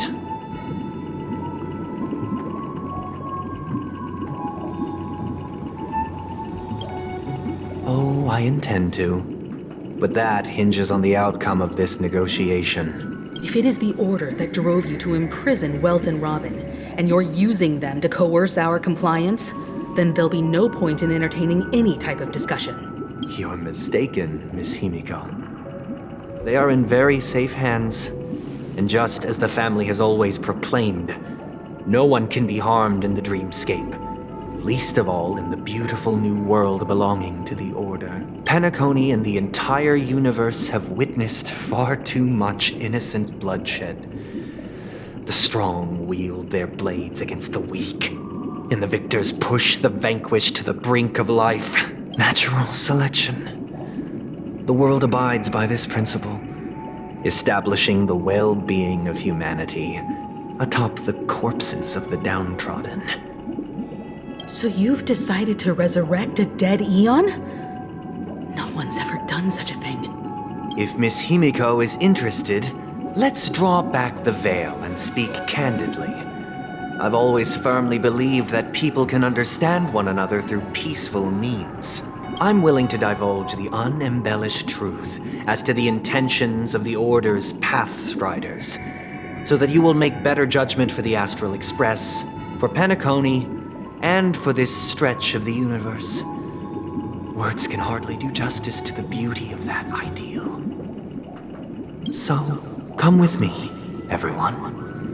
Let us retrace our steps and see once again where this road leads. Huh? Where'd he go? Welcome. This isn't any location in Penacony's Dreamscape. It's my inner world. The reason the scenery before you remains unchanged is because your consciousness has drawn on similar concepts to fill in the gaps. Did you do the same to Welt? It's a tuning process. Stronger in effect and more draining on the mind. The gray-haired guest has experienced it before, so she should understand what it entails. Tuning allows you to intuitively grasp my feelings, which also means that I cannot hide anything from you. Now, everyone, please look at the huge screen. The road we once took begins here. From this point on, you will witness the numerous decisions I've faced. I've selected a portion of these to share with you. I believe after going through similar predicaments, you'll be able to better understand my thoughts. Let's begin. The first decision. A story about a baby bird. This story happened when Robin and I were very young. We were victims of the Stellaron disaster, and the family's Mr. Gopher Wood, who would later become the Dreammaster of Penacony, saw that we siblings had no one to turn to and took us in later on. Robin and I lived a time with nary a care in the world. One day, after dinner, while my younger sister and I were lounging about in Mr. Gopher Wood's yard, we spotted a fledgling charmony dove all on its own. That baby bird was tiny. It didn't even have all of its feathers, and it couldn't sing. When we found it, it was already on its last breath, having fallen into a shrub, probably abandoned by its parents.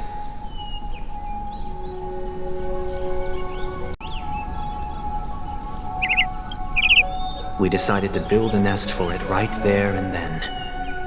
However, thinking back, that winter was unusually cold, with fierce winds at night in the yard, not to mention the many poisonous bugs and wild beasts in the vicinity. It was clear that if we left the fledgling in the yard, it stood no chance of surviving until spring. So, I suggested we take it inside, place it on the shelf by the window, and asked the adults to fashion a cage for it. We decided that when it regained its strength enough to spread its wings, we would release it back into the wild. The tragic part, something that we'd never considered, was that this bird's fate had already been determined long before this moment. Its destiny was determined by our momentary whim. Now, I pass the power of choice to you all. Faced with this situation, what choice would you make? Stick to the original plan, and build a nest with soft net where the charmony dove fell. Or build a cage for it, and feed it, giving it the utmost care from within the warmth of a home. I eagerly await your answer. Stream forth the gleam of old blades.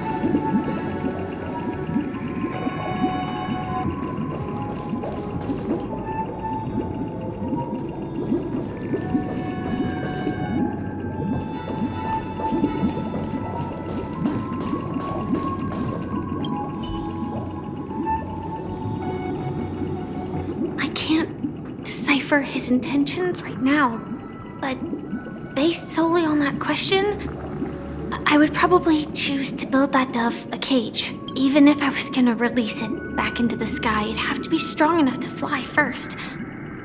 If I left it where I found it, I fear it'd never get the chance to fly ever again.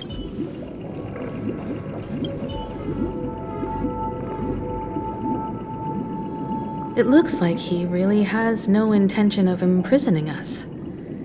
If it's just a quiz, I suppose it's fine to humor him. Back to the question. I would personally choose to build the little charmony dove a cage. No special reason. I do think that a fledgling should have the right to fly into the sky. But if it can't even live to that point, then there's nothing to talk about to begin with.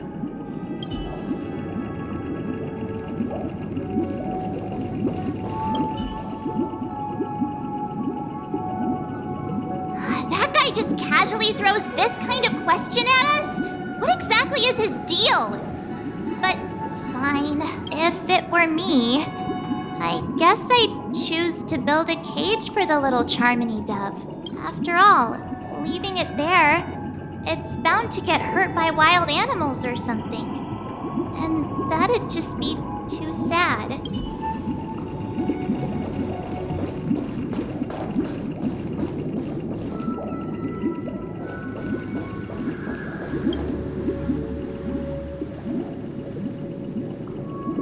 I'm happy to see that you made a choice similar to ours. If your mind is made up, let me reveal the outcome of this choice. We passionately nursed it back to health, preparing only the best food for it every day. We even preened its feathers. Later, on the day that Robin left Penacony, we opened the cage door and let it fly back into the sky. I watched it for a long while by the window, probably about 3 or so days. In those 3 long days, the little Charmony dove tried again and again to spread its wings to fly into the sky, but fell to the ground, only to keep trying. Finally, on the 137th attempt, it succeeded. But its attempt did not go perfectly. After flying unsteadily for a while, it fell to the ground. Unable to grasp the direction of the air current, the fall shattered its wings. It writhed helplessly in my embrace. But it was all for naught, finally succumbing to a painful demise. And in that instant, our tender care, our given love and hopes, they all became the inevitable push that sent it to its death. I deeply regret the choices we made. Next, let us head to the second decision. This time, it's the story of a Dreamchaser. This story happened when I was appointed as Bronze Melodia, a position exclusive to the Oak family, charged with listening to the problems and vexations of Dreamscape residents, and providing them with the relevant guidance. It was during that period that I had the opportunity to hear voices from all corners of the Dreamscape. Joy, sorrow, arrogance, regret.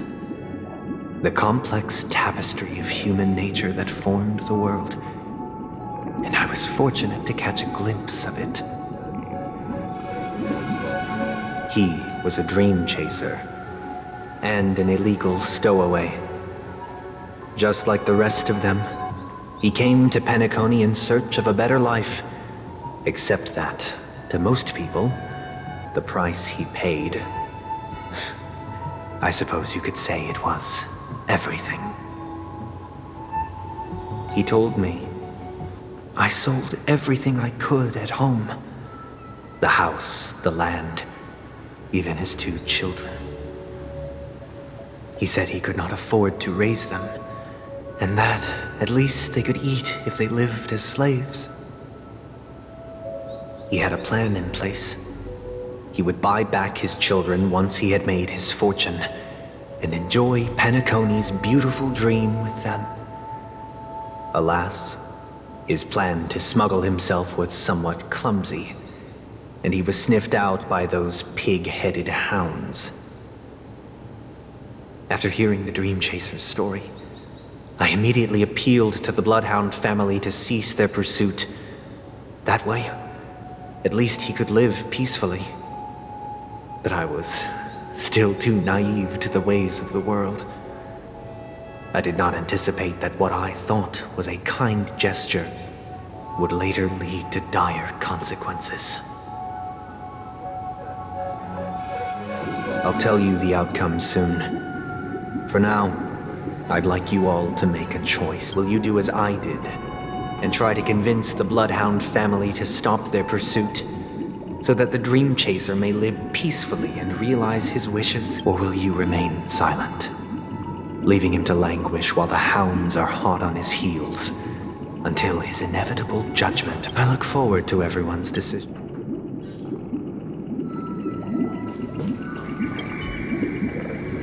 A Dreamchaser story. If I acted out of kindness, I would probably ask the Bloodhounds to stop their pursuit and lend him a hand. But what cruel repercussion would this choice result in? I think Sunday must have been deeply impressed by the limitations of the strong defending the weak through this incident.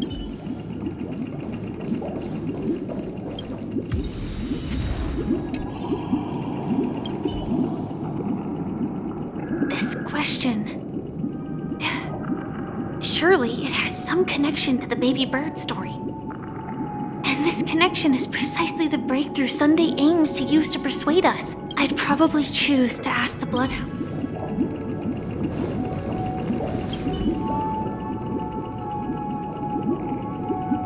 It seems illegal stowaways are really quite common on Penacony.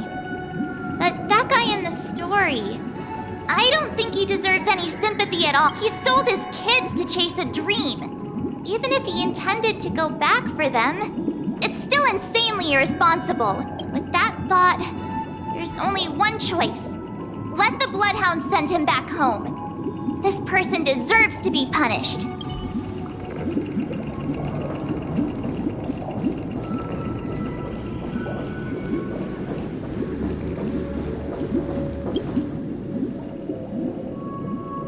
I'm honored to witness you arriving at the same decision. Out of respect, I'll share with you the dire consequences that my choice back then brought about. First, the outcome. He attained major success.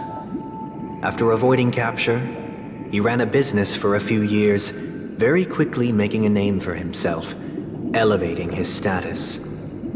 He might not have become a tycoon like old Audie, but he was considered a character of excellent repute. Now then, did he realize the wish he set out to achieve? No. The last time I saw him was in the real world, where the Hounds were going to permanently exile him, and I was the accompanying bronze melodia. The mission was simple. Listen to the criminal's repentance. He told me the reason he was in this predicament was because he conspired to usurp the head of the Alfalfa family. When I asked him about his 2 children, he instead responded with a question. What children? In the end, my heart aligned with the harmony, and the good deed I dared to undertake held no value, turning instead into a wrongdoing. It created a lamentable oppressor and countless oppressed individuals. As to your choice, I once again offer my heartfelt apologies. Next comes the third and final decision, and the story this time is my own. This story happened the day I was appointed the Oak family head. At that time, Mr. Gopherwood was the current Dreammaster, and as per his wish, we had a private conversation. What surprised me was that the Dreammaster had only come to deliver a letter to me. He let me read its contents, and it was a letter from my sister. The letter contained the usual pleasantries, anecdotes from her travels, nothing out of the ordinary. Just as I started wondering how this letter related to our discussion, the Dreammaster began to speak.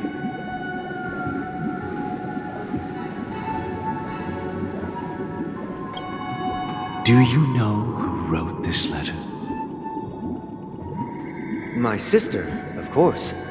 But why would you personally visit me to hand me a letter from my sister containing mere trivialities? To help you grasp the full scope of this issue. Do you know where Robin is at this moment? From what the letter indicates, she must be in Caspelina 8, correct? She's touring there right now. Correct. Has she mentioned anything about a stray bullet. A stray bullet? What? A war has broken out on that planet. It is because of this very reason that Robin chose this destination. To spread the word of the harmony. And to save the lives of that planet. She personally made for the front lines. She hoped to ease the people's suffering with song, and was willing to brave mortal danger to deliver the IPC's medical supplies. Unfortunately, stray bullets show no such compassion. Is she all right?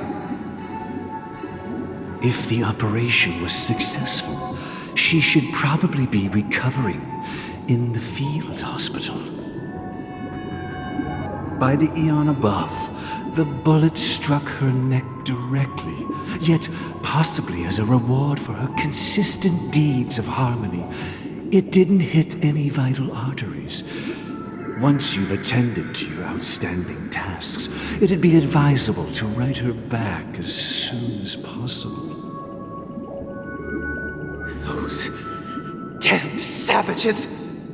I'll pack my bags right away. My gratitude for bringing this to my attention, Mr. Gopherwood.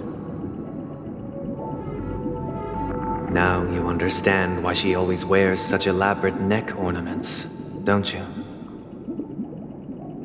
How could this happen? Miss Robin?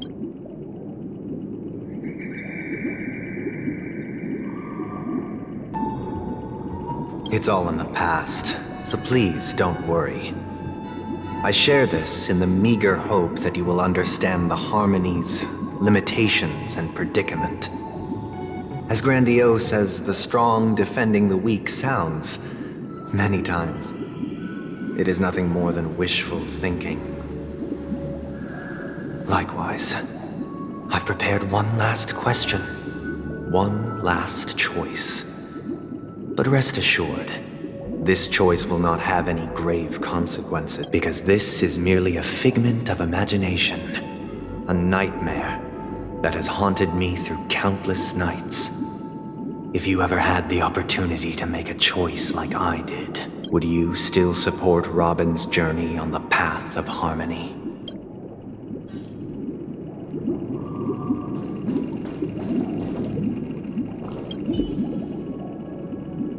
I often feel like I've dreamt of similar scenes on certain nights. In the dream, I see blurry faces. I don't know who they are, but I sympathize with all of them, fighting for survival against some unfathomable force.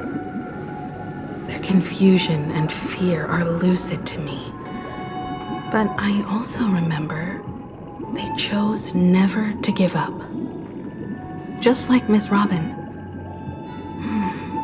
If Mr. Sunday's question leaves you puzzled, you should find the answer from your own experiences with each Trailblaze. Dangers and tribulations will surely follow. But would you ever back away? Would you stop March and Don Hung from reaching their next destination? I believe you have an answer of your own in your heart.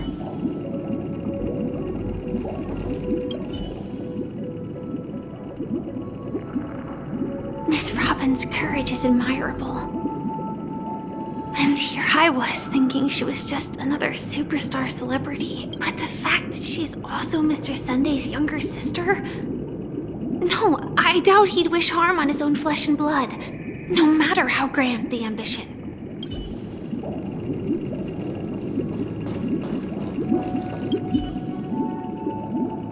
Can't believe that happened to Miss Robin. The strong defending the weak is a great mantra, but if I had to pay such a price, I don't know what I'd do.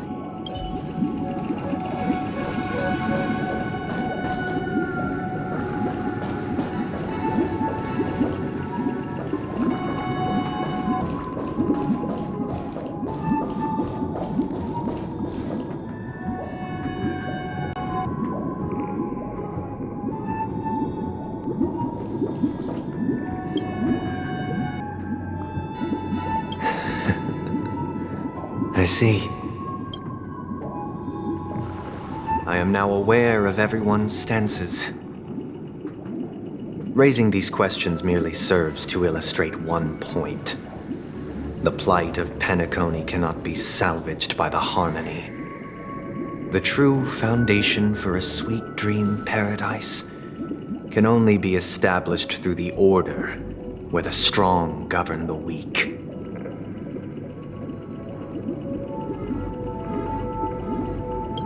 I know the suffering of being tormented, the turmoil of losing your way, how sorrow and even despair set in when matters don't work out. All of this causes me unending pain, because this is not what happiness is at all. We must teach the weak how to live a happy life. And this life isn't some noble propriety that the upper crust preaches, but in definitive terms, a way of survival that belongs to everyone. So what is your definition of living a happy life? Good question. Human consciousness is fundamentally an illusion, a cage known as self-worth. People lured in by this illusion make mistakes, yet still ask that external influences bear the burden. When one mistake after the next permeates the masses, they become impossible to trace. Thus, the amassing of these individual cages culminate to form a prison, a place dictated only by the rule of survival of the fittest. Nature is always accompanied by predation and sacrifice. Its antithesis is known as order. That is what I want to do.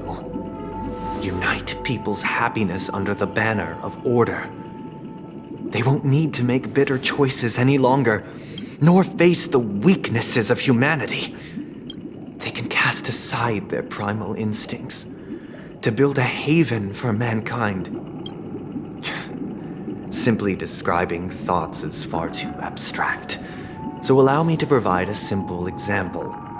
As you all may know, there are societal norms like weekends and long weekends that exist on some worlds. During these hard-earned rest days, people are given the chance to extricate themselves from the stresses of everyday life, allowing a certain tranquility to return to their souls. And it is only on these days that people do not have to adhere to the law where the strong prey on the weak.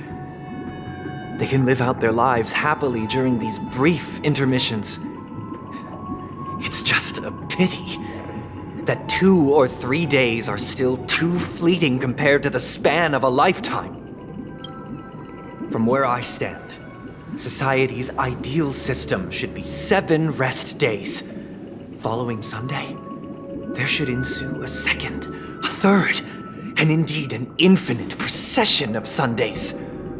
This should be the face of the new world. Idyllic, eternal, peaceful days. And thus, every person can return to their base selves in this utopia. Some gaze in reverence at the stars, pouring their whole beings into calculating the distance between us and the isolated world of Pagana. Meanwhile, some seek refuge in quiet corners, holding one another, unencumbered by the chains of unwelcome obligations. There would be no need to bear the hardships of reality. Only in this way can humanity face the inevitable end with the purest of spirit, living a life of dignity. This is what it is to live in bliss. Miss Firefly, you who are stricken with entropy loss syndrome, you of all would surely understand this.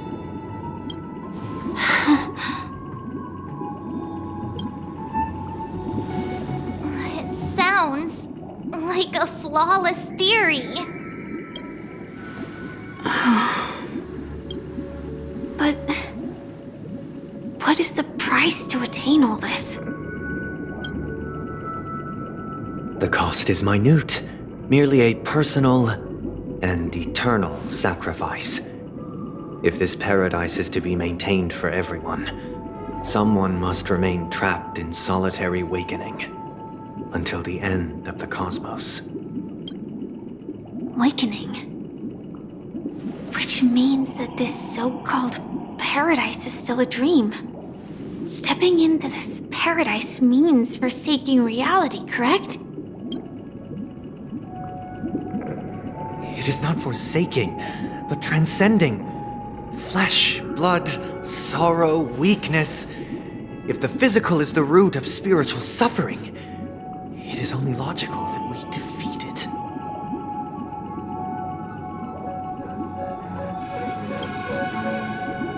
But in this supposed bliss, people won't have defeated their demons. The chance to overcome their tribulations would be forever lost to them. In other words, it is an escape. That's another way of understanding it. But there is no shame in escape. On the contrary, the seeds of escape exist in everyone's hearts. Don't you agree, Miss Firefly? And as to why we sleep, it is because we are afraid to awaken from our dreams. But this is not in conflict with the grand plan. Only in acknowledging this can we truly understand the frailty of human nature, and from there, show compassion and protection.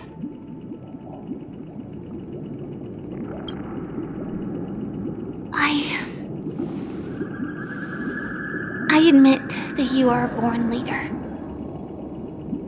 Your perspective on humanity brims with pessimism.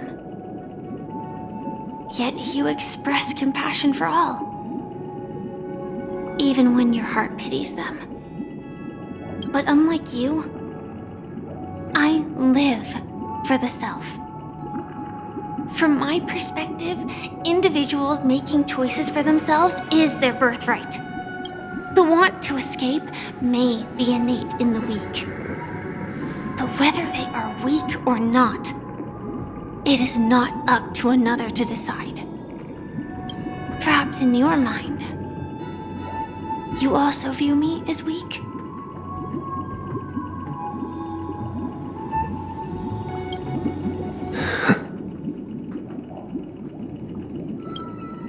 Because I don't think so.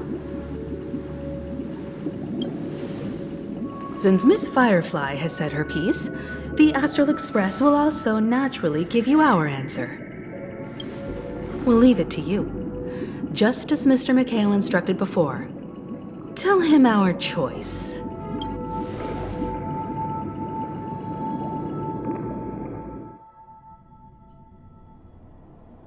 What is this place? Does this place ring any bells, Misha? I don't know, but I feel a sense of déjà vu. What is this place? It's the realm within a dream bubble. This was left to the Astral Express by a nameless, but weirdly, when we entered it, it was completely empty. Dr. Edward from the Dreamscape sales store told me that dreams are formed from memories, and a dream bubble can't take shape if its core is empty. So I thought you might be able to help us in unraveling this mystery, Misha. As a hotel doorman, you know Penacony best among us.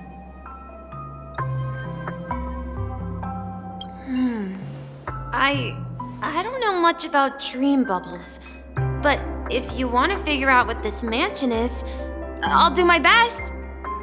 I'm counting on you then. Himeko, I still don't get it. Why were you so sure that Misha had a connection with this dream bubble? I wasn't sure. It was just a hunch. But since Misha feels familiar with this place,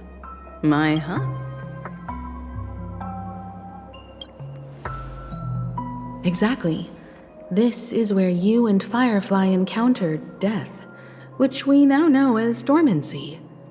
Considering its connection to Dreamflux Rift, it's not surprising it appeared here. The question now is, Who brought you here?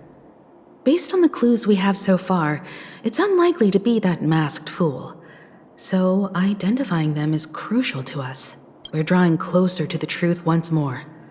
Let's give Misha some time, as I believe he'll unveil the secret of this dream bubble. All right, but there are doors all over the place. Which one should we choose?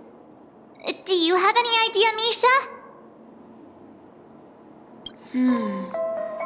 I guess... maybe this way?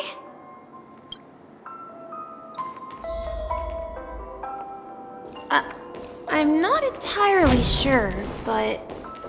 let's give it a try.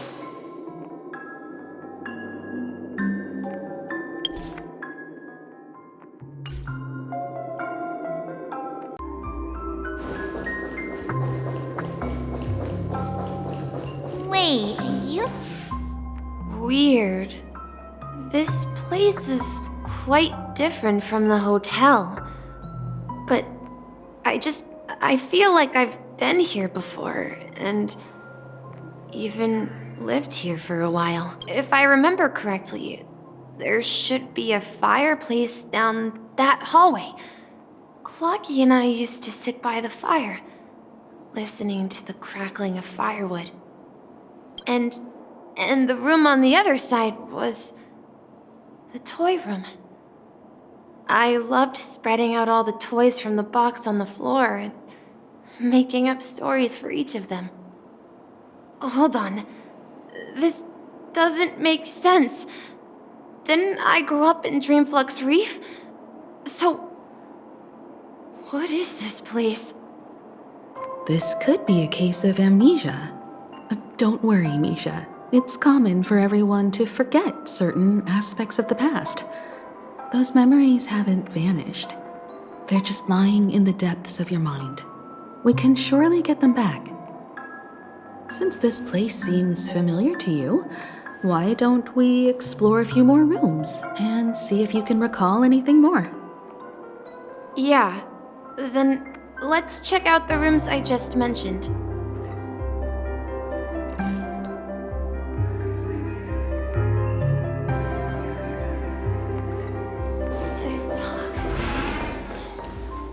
I heard some noises from the room. Origami Bird? That's a friend of mine. You and Origami Bird are friends? Yeah. It's a member of the Compass crew, just like Clocky and Miss Mirror. And there's more than just one Origami Bird. They are a big family with lots of brothers and sisters who look the same. They follow Miss Mirror's orders and handle all sorts of jobs on the ship. They're the best sailors. Sailors? Can Origami Birds be sailors? Could you tell us more about the Compass, Misha? The Compass is a ship bound for the New World. Clocky and his partners travel through layers of fog to the depths of the sea. Whenever there is danger, Clocky will use a compass and guide the ship in the right direction. That's a great story. But in the Penacony cartoon, Clocky and his partners have always lived in Dreamville and never ventured out, right? Huh? Oh, that does seem to be the case. Weird. I clearly remember Clocky arrived in the New World in the end. Perhaps Clocky has a hidden past.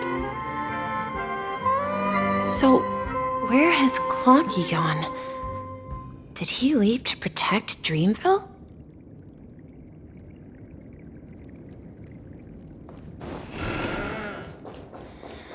Tick-tock. Tick-tock. Tick-tock.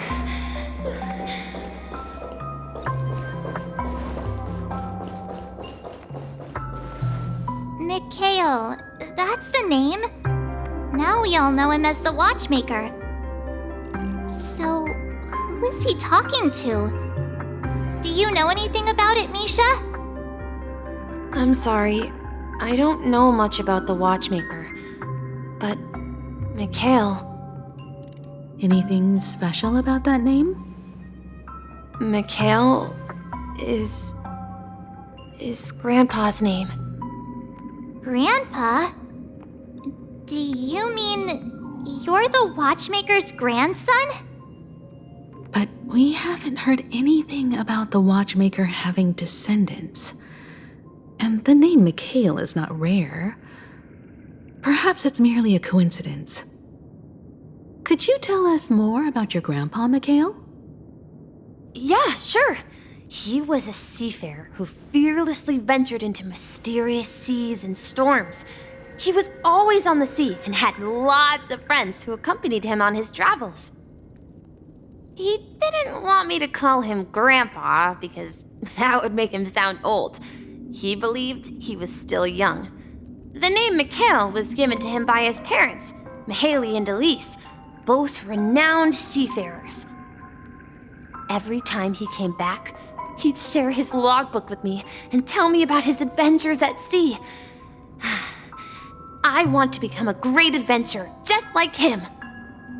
It appears that the seafarer has nothing to do with the Watchmaker. So, perhaps it's just a coincidence? So, where is your grandpa now? He went off on a new journey, and it's been quite a while since I last saw him. I think I hear the sound of water. You once mentioned there's a magnificent fountain up ahead.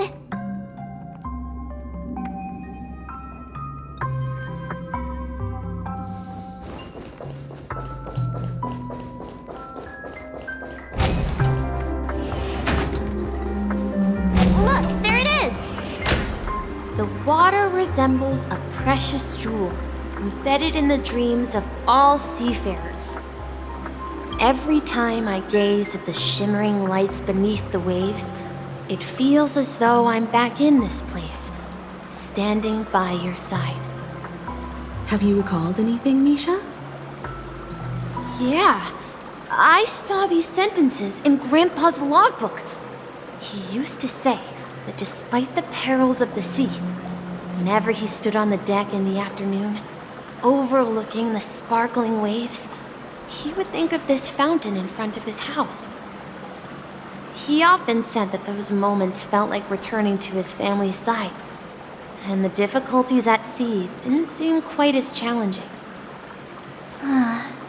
You know, I quite understand such sentiments.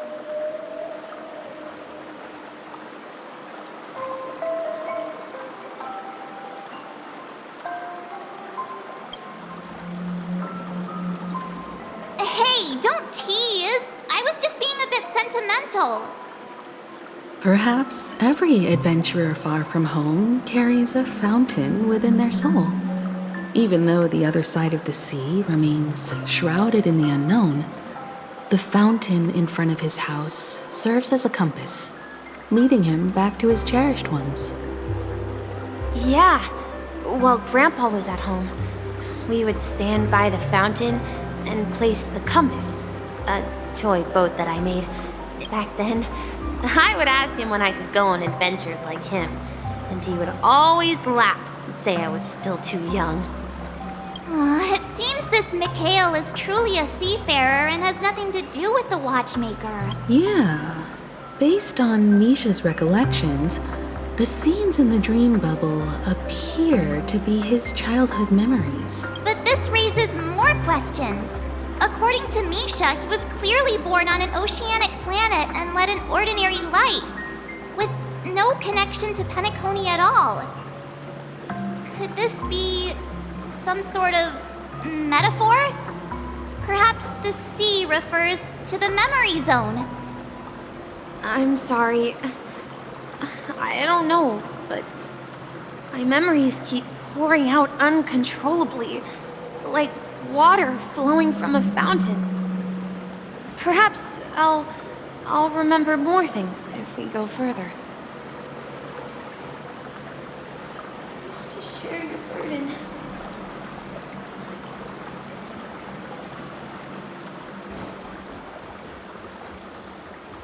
We're going to the opposite side, right?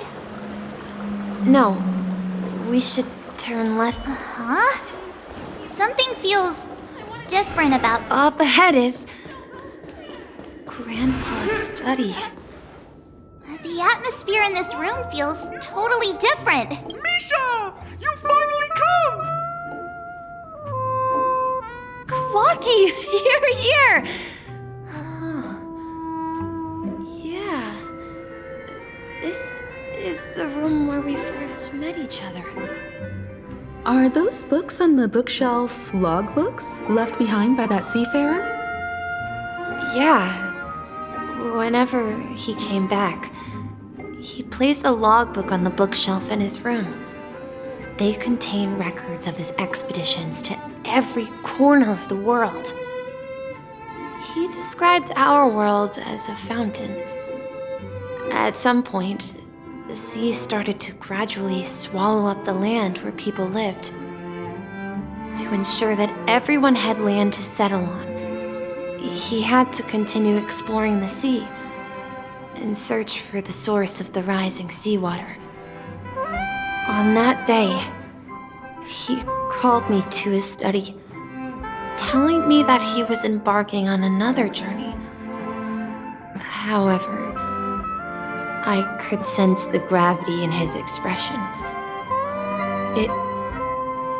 It was the same look I had seen on my father's face before his final voyage.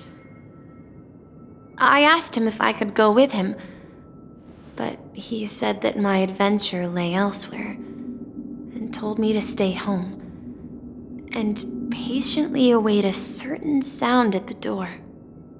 What sound? He told me about a vast ocean in the sky, an ocean of stars.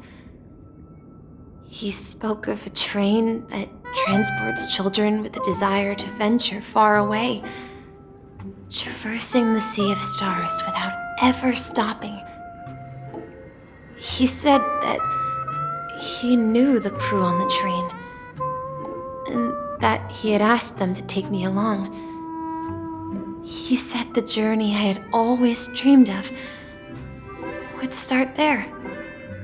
A train? Could it be?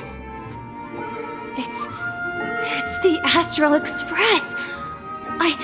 I remember now.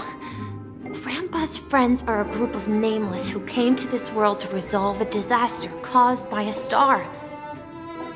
Then, he gave his pocket watch to me. It was his cherished treasure, appearing in every one of his adventure tales. He explained that difficult times were ahead, but assured me that the watch would guide me.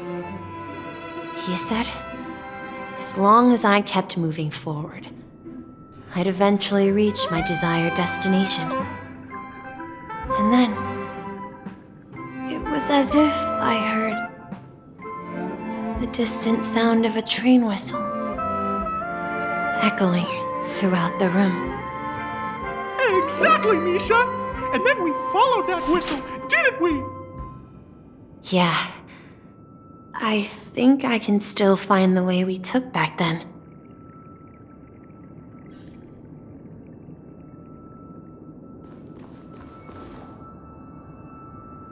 This is the dream jigsaw, right? So we're supposed to find the exit. Do you remember? You said you obtained a mysterious Hey, the shape seems to match. Looks like we're just one step.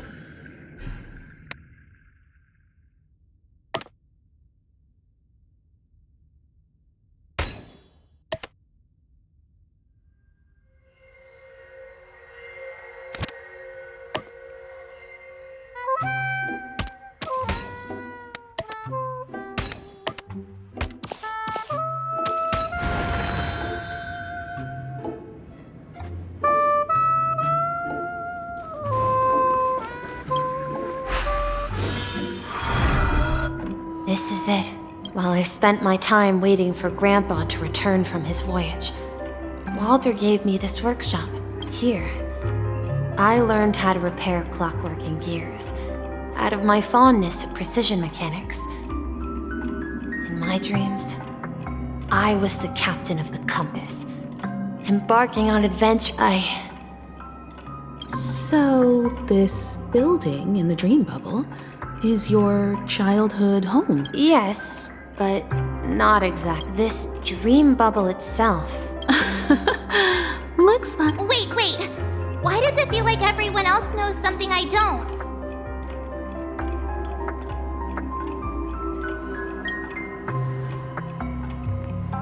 Marge, do you remember when she mentioned the clocky that only she could see? Yeah, the little guy here, right? But we all saw him in Dreamflux Rift, right? And Mr. Yang even greeted him. Looks like everyone on the Astral Express has a childlike spirit. The answer lies in the Astral Express. Her experience shows that neither Firefly nor Acheron can see this clocky. And when we were in Dreamflux Rift, you may have noticed that for some reason, nobody outside of the crew had ever talked with Clocky.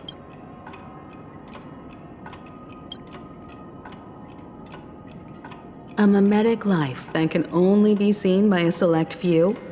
It's just like a hidden message, left by someone for the nameless. But Misha can see Clocky too, right? They even grew up together.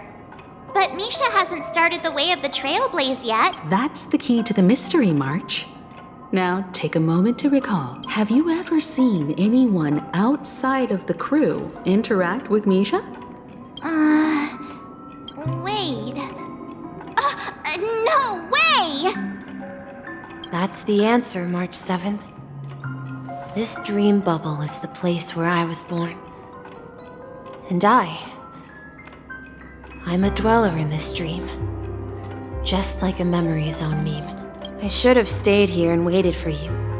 But when reality and memories merged, I unconsciously pushed open that door and left the bubble with Clocky.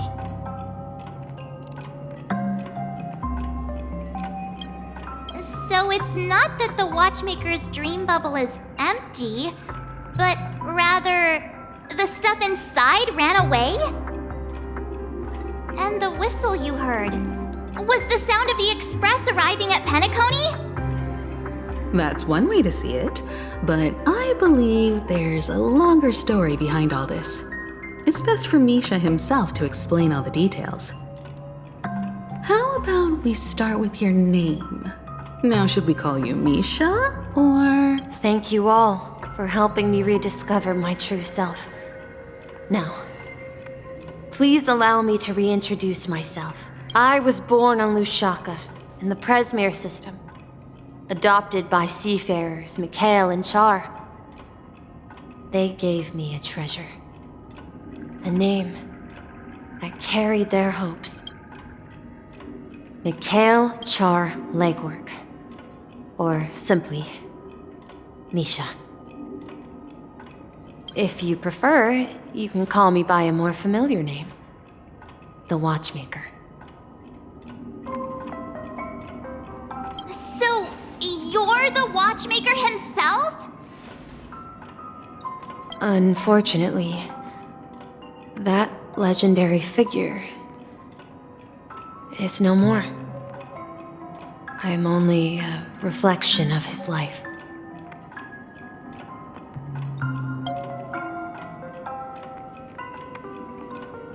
As for the child who has been with you, he's the innocent protagonist of Misha's childhood dream.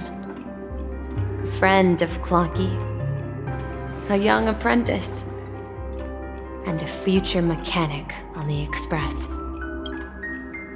And this also marks the beginning of his journey, devoted to the Trailblaze. At the end of the journey, I left this little flame, which I so cherished, in my deepest dreams, hoping to pass it on to the nameless of future generations. However, he somehow left the dream bubble and forgot all about his task. I apologize for all the confusion this caused. Because he was born with a desire to trailblaze, wasn't he? I don't think Misha has forgotten his role as a guide. He remembered it, and that's why he mistakenly appeared as a hotel doorman in her dream from the very beginning. The one who brought our unconscious friend here must have been Misha. If that's the case, we encountered the Watchmaker's legacy from the beginning, didn't we? Well, I have a sarcastic friend who says I always take big detours and end up back where I started. Perhaps that's what every nameless has to go through. But in the end, you found me. I'm sure you're all wondering what my legacy is. I believe my hound has mentioned the Stellaron and my wealth.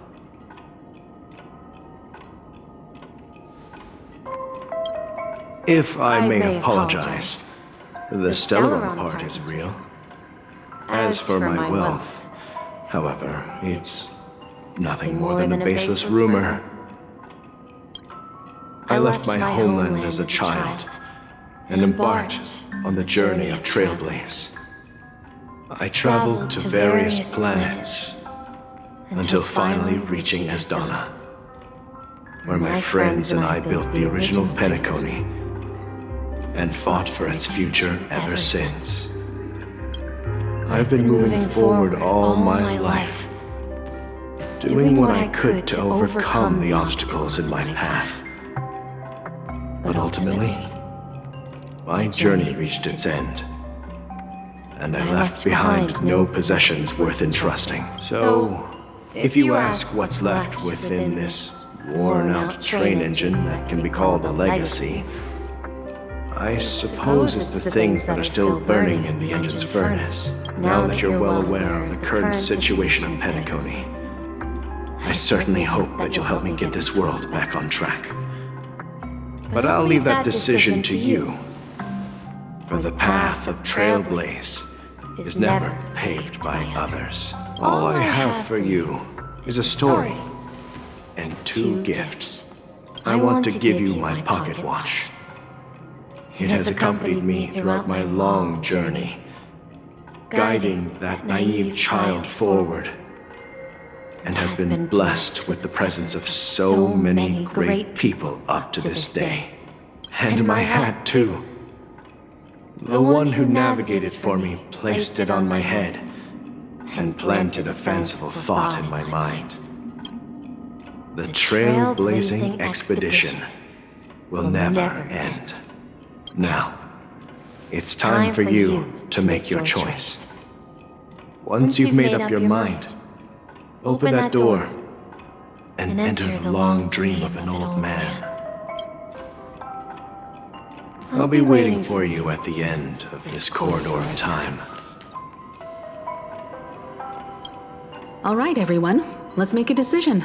Although I don't think anyone will have any objections.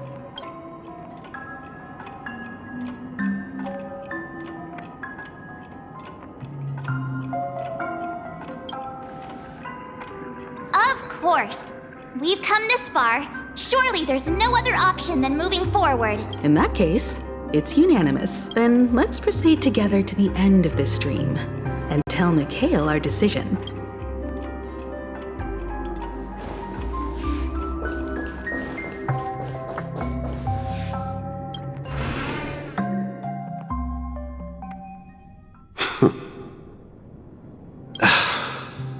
Mikhail, where are you going?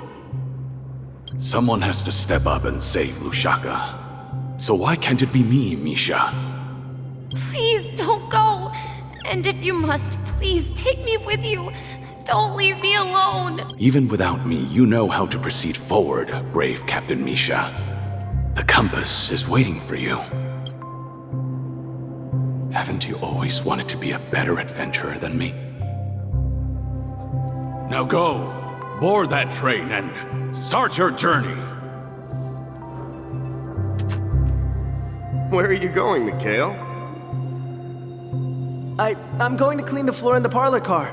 I've promised the conductor. Wait, first tell me, did you fix this watch? Yeah?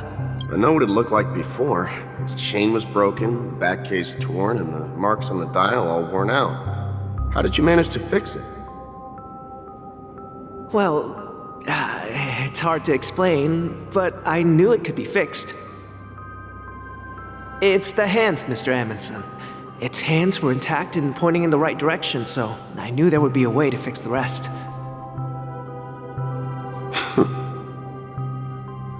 I see. You'll work with me from now on. Haven't you always wanted to tinker with this train? You're its mechanic now. As for the conductor, I'll do the talking. But I only know how to fix watches. Don't worry. You've got what it takes. I'll teach you what you need to know. Where are you going, legwork? It's time to head to our next stop.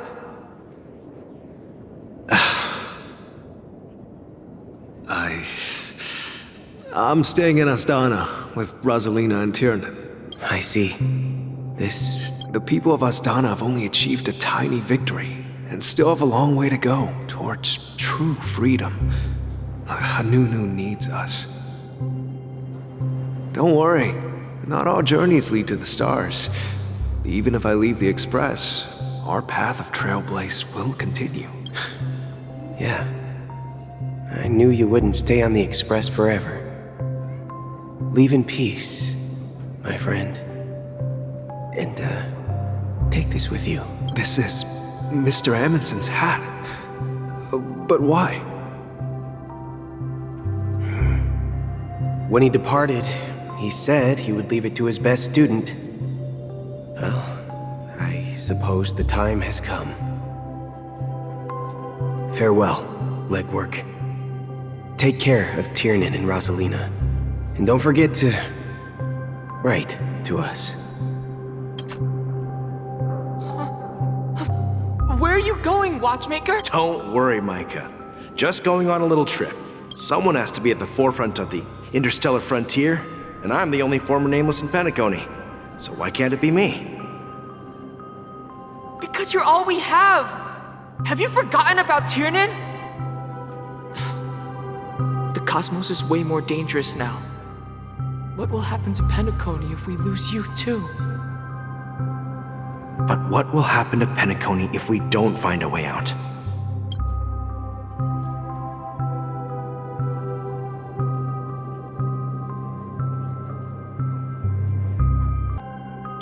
Tiernan. How could I ever forget him? I've spent countless sleepless nights asking myself why I didn't go with him back then. We Nameless won't stop. Don't worry, Micah. It's just a matter of getting back to my old profession. Just wait for me to come back. If I don't come back in one piece, then you'll become the next Watchmaker. Where are you going, old man? Oh, you're here. Answer my question. What are you up to? Relax, Gallagher. Oh, come on. Aren't all your ideas just ways to get yourself killed? I may be blunt here, but you're the last remaining hero in Penacony. If you die too, the secret of the Stellaron will go to the grave with you. Yes, I'm afraid there's no way out in Penacony, so I'll have to consider alternatives beyond Astana.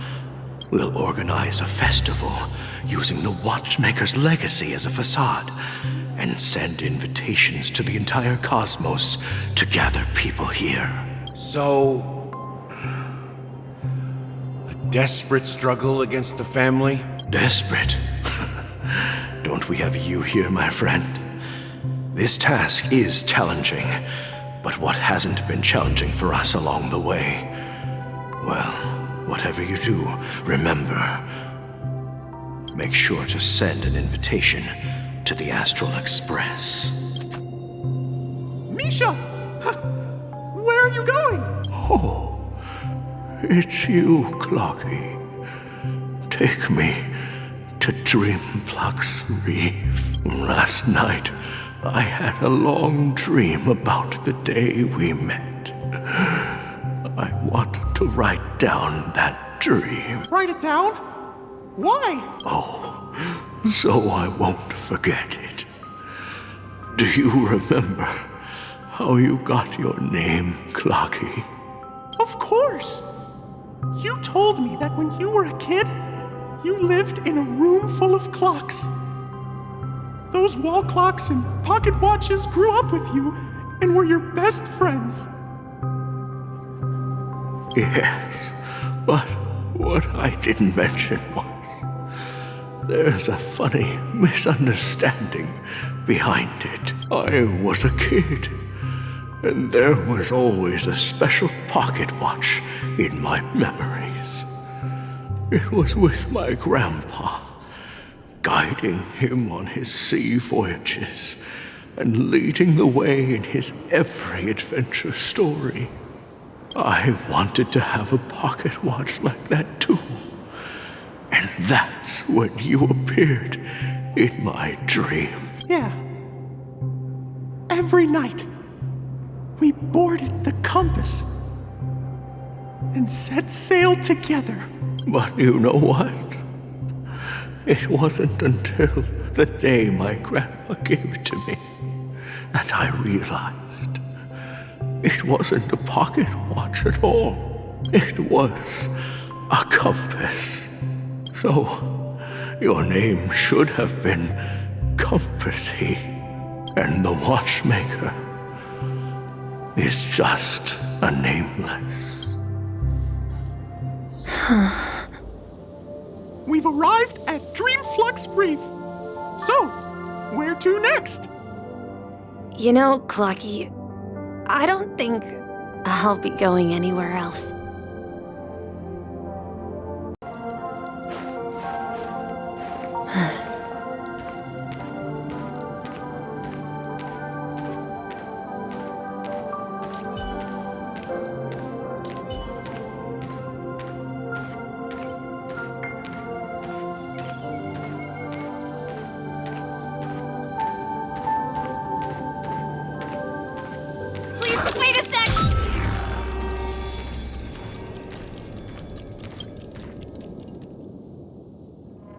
I've traveled far enough, and it's time for a little break. Oh. So, we'll set out again when you're rested? No, I'll stay here. And then, this is where it ends. This is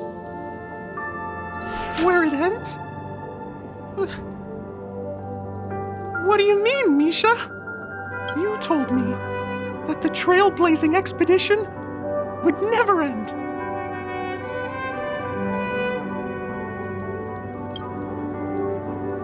Yeah, that's what I said. So now, it's up to you to decide your next destination. My next destination? What's that supposed to be? I've been following you.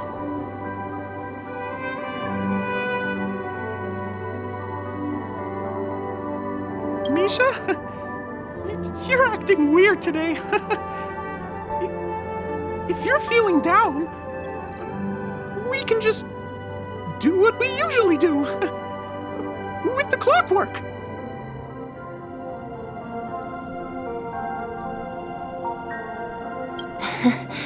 No, I'm not feeling down. As for clockwork, yeah, it resolves all problems in this dream. So, do you know what clockwork actually is? I'm not quite sure.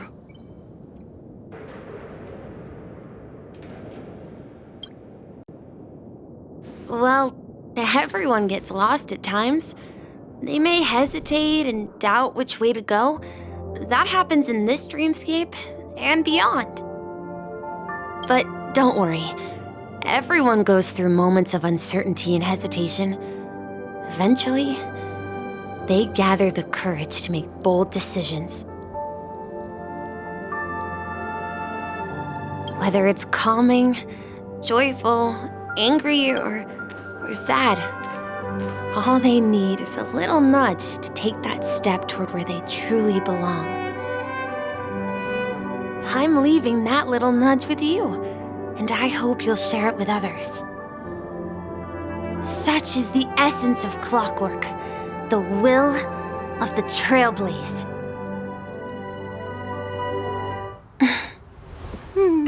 Clocky's hands spin around non-stop, indicating confusion, frustration, and weakness. But ultimately, people still need to move forward. Just like your hands, always pointing ahead. This is where my journey ends. From now on, it is your path to walk. Trailblazing means taking paths your predecessors forswore and venturing even further.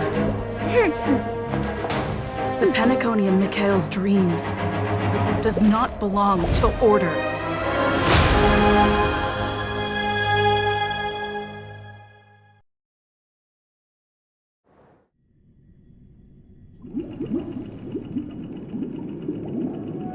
I can't believe that Eon would cast a glance at Penacony at a time like this. Is it because of the resonance from the legacy of the Trailblaze? Or perhaps the bond between you is so strong that it even impresses an Eon?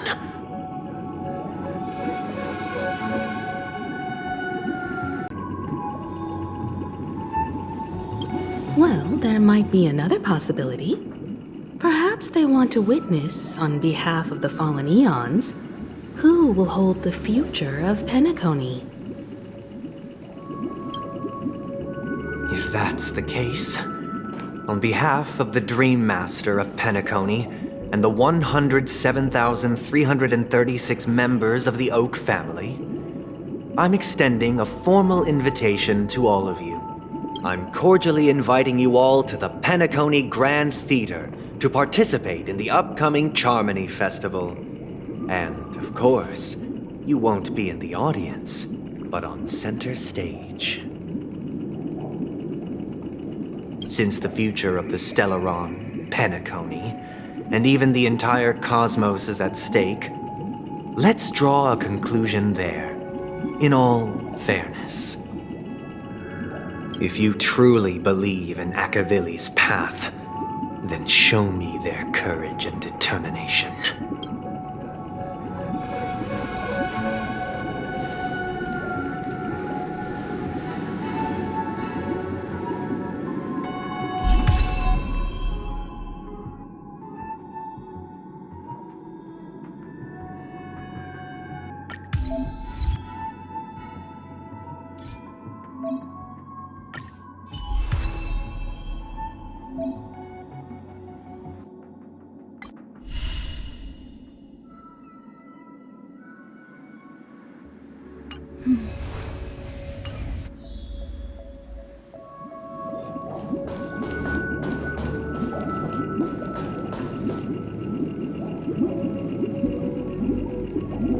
Does that mean he wants to fight us during the Charmony Festival? I'm afraid so. This is weird. Aren't Arc villains usually plotting some dirty conspiracy in the end? But he actually said something like, "In all fairness." Could it be that he's underestimating us? Well, in my opinion, Sunday is deeply committed to his own philosophy and genuinely wants to prove that the Order is right. I sensed a strong conviction and a desire for dominance in him. Maybe he won't accept the outcome unless he wins fair and square. That's why he'll give it his all in the upcoming battle.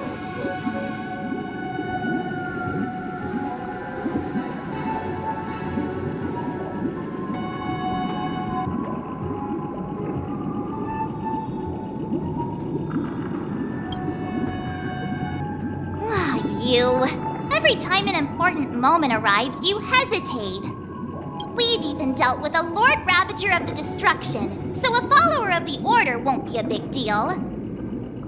Anyway, we can't leave the Stellaron unchecked. This is about trailblazing a bright future for Penacony and fulfilling Mikhail's and his predecessors' long-cherished wishes. Now that we've taken up the mantle, we can't afford to fail them. However, the same applies to the Order. Their plan didn't materialize overnight, and they have the profound collective consciousness of the planet of festivities behind them. A desire to dream, to slumber and escape reality. All those hidden emotions have given birth to the sweet dream of the Order. They've harnessed the will of an entire planet to create an eon. This confrontation is far more complicated than a simple power struggle.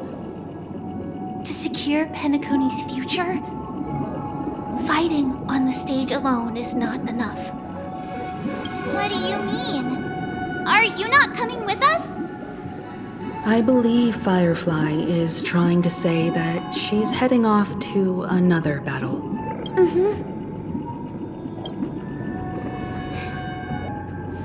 Before I left, the Destiny Slave told me that this journey would bring unforgettable rewards. Even though the script he gave me only had a few lines, I couldn't ignore them.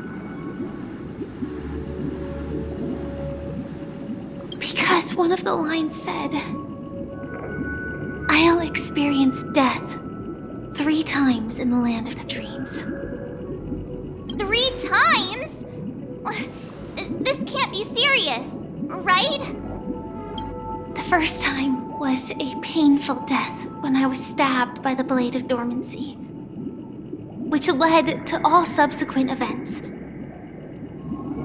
The script will always come true, but in a way that will only be revealed when that page is turned.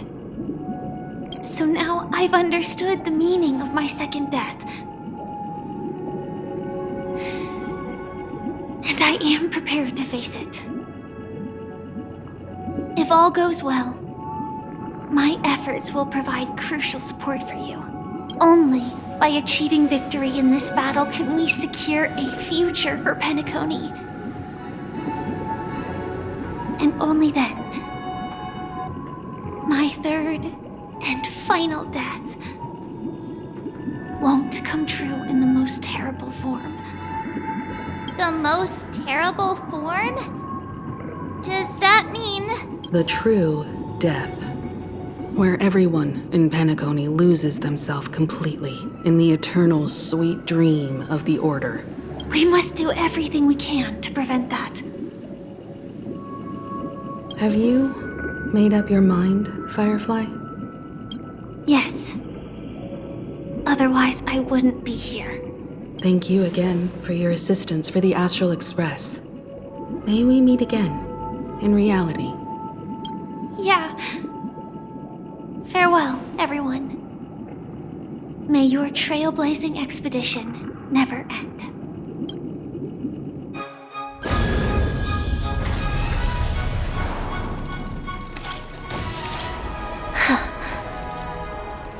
I dreamed of a scorched earth. Everyone, are you ready?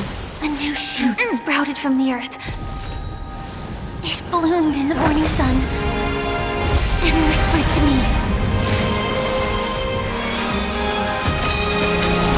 Like fireflies to a flame, my biggest death.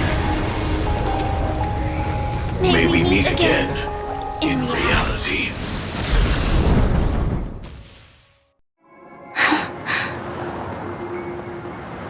After today, Japella's name will disappear from cosmic history, and the Everflame Mansion will take its place.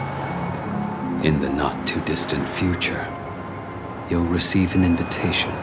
That's your next stop. Land of the Dreams. Penacony.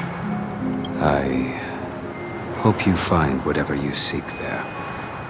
Be it answers or salvation. You mean my 3 deaths? Silverwolf told me about it. It's such a shame that it's not part of my script. Well, I want to live. I'm never afraid of death. The opposite of death is eternal life, and that's something I'll never desire. People die, and I am no exception. Death is like a script, a fate that cannot be defied. But that's exactly why we have to choose where we want to rest forever. Do you exist just to perish? Are you not the same, Blade? The end you desire is not one dictated by others. If I were to die now, I would only be a weapon. Though its definition escapes me, isn't this the answer that ordinary people look for their whole lives? The tombstone that belongs to me once bore the inscription, Glamoth's Iron Cavalry. Then it changed to Stellaron Hunter.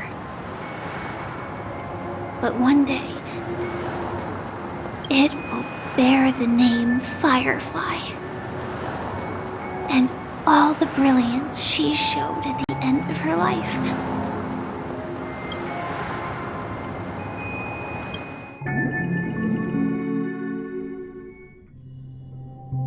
That's quite unexpected, old man. Who would have thought your crazy plan would actually work? Do all you nameless fools just act on a whim?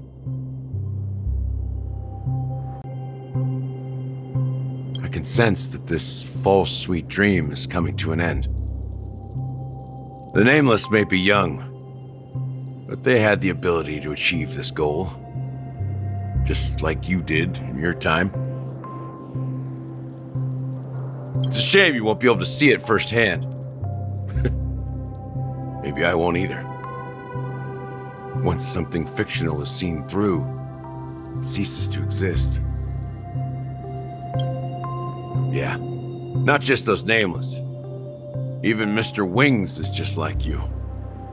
Stubborn, won't listen or give up, no matter what. Well, fate is unpredictable, I guess. If we weren't bound by those cursed paths, maybe we could have had some good talks. But in the end, we managed to do it. And now we can find solace. Remember how those idiots cursed us? They said, "Go to hell, you worthless traitors!" Well, I don't know if they really meant it, but if longing for freedom means going to hell, then I'll be joining you soon, you fool. Let's get together and have supper again in hell. Oh, I almost forgot. There's one more thing. Here's to you. A glass of hello and goodbye, Trailblazer. To the imperfect tomorrow. It's warm here, isn't it? You're lucky to have found shelter from the rain. Let alone fresh berries in this desolate place.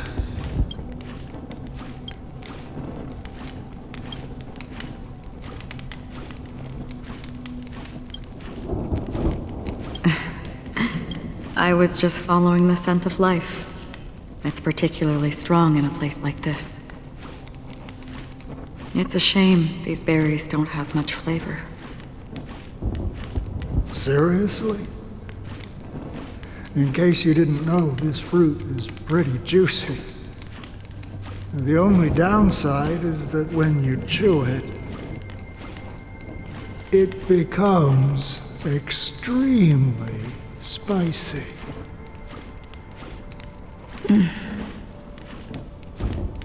Have you lost your sense of taste? I can still taste certain things, like a faint sweetness.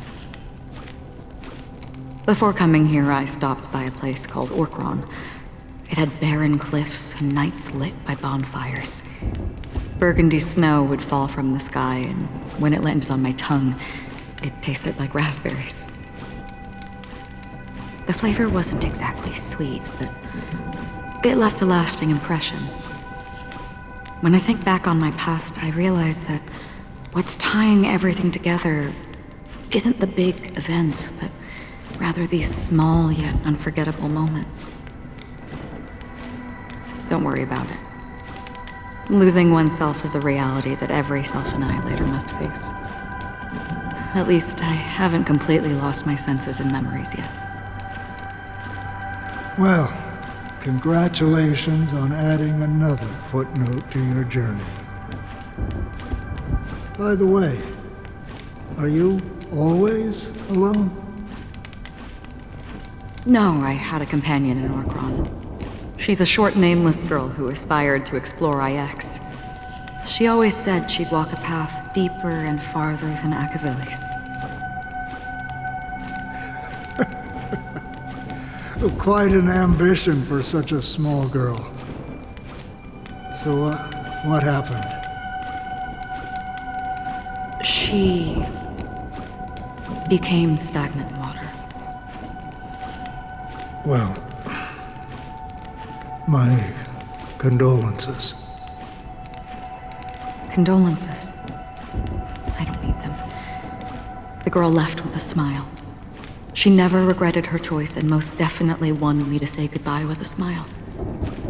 So, that's what I did. That's proof that you're grieving for her. Or perhaps I'm just afraid. Afraid? I rarely sense that emotion from you. What do you fear? I'm afraid I'll forget the 30 days I spent with her, just like all the other days in my life. Most of them have already washed away with the rain, disappearing into an unseen realm. I fear that those vivid red memories will fade away too. There isn't much color left. And besides this faint, warm red, there's almost nothing. Hard to imagine. A ranger accustomed to bloodshed, destruction, and chaos finding warmth in the red color. Because I have experienced this warmth many times. Long ago, I promised someone that I'd bring it to more people. And that for every remaining moment of my life, I'd strive for a better ending for all. As long as this red color still lingers, I have a chance to fulfill that promise.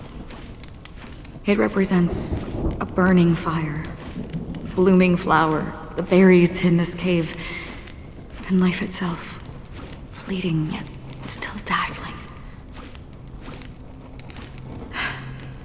In the end, it will lead me beyond the horizon of existence.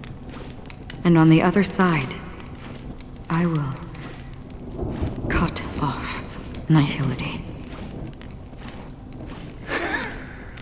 The one blessed by the sleeping and shapeless is considering how to kill them.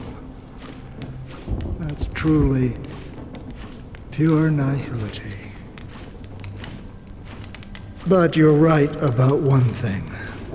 After spending so much time near this stagnant water, only when I look at this vibrant red fire do I realize that I'm still alive. When will this rain ever stop? Perhaps when the sorrows of the departed have finally quieted down, the sky will clear up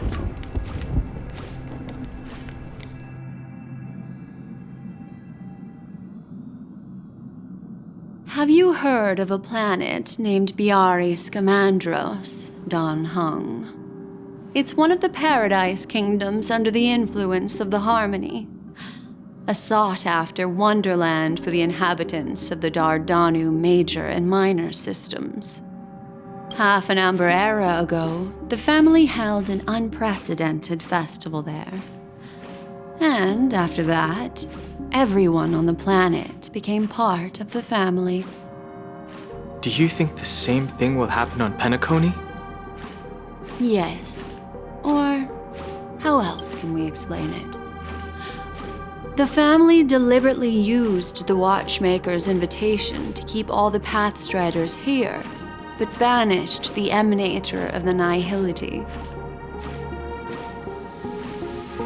Because of the nihility, I'm rarely affected by the power of other paths, but somehow I can unconsciously infiltrate them. Maybe that's the risk they're trying to avoid. I would disagree. Biari Scamandros is not part of the credit system or connected to the Silver Rail. It's nothing more than a remote civilization sheltered by the Harmony.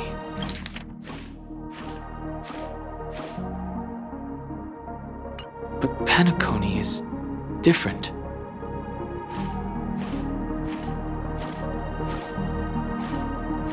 If the family messes with Penacony, that would be like declaring war on almost half of the factions in the cosmos.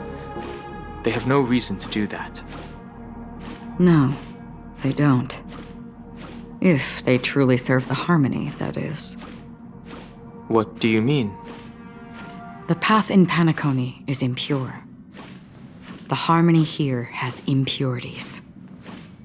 Do you remember the ancient swarm disaster?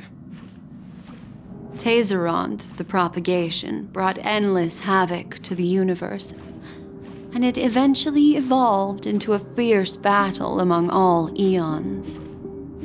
2 paths lost their eons in that war, the propagation and the order. Coincidentally, their downfall is related to a certain eon. Shipe, the Harmony. Legend has it that they participated in the crusade against the Imperator Insectorum and devoured Anna the Order for unknown reasons. Holy forgaroni! So you're saying that the 2 leaderless paths are working behind the scenes? But I don't see any descendants of the propagation in Penacony. Could it be that the remnants of Beyond the Sky Choir are hiding within the family, trying to resurrect a fallen eon? I can't say for sure, but they're definitely planning something for the Charmony Festival. This is getting way too complicated. Is this why you want us to leave Astana right away? Are you giving up? The Charmony Festival will start soon. There's one thing that I need to confirm no matter what. A warp jump is the best way to do so. Time is running out. I have another plan.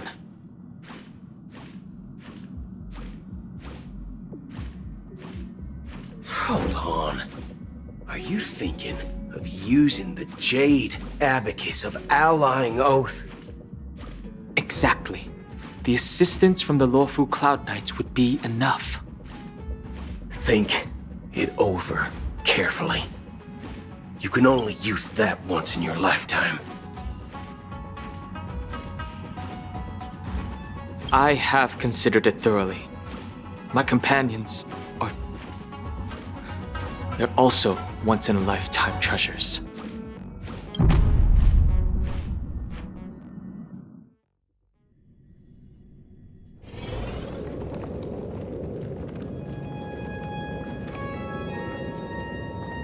Are you the only one here, my child? The Nameless is quite the diplomat. Our secrets have spread like wildfire within the family. And IPC starships are gathering towards Astana.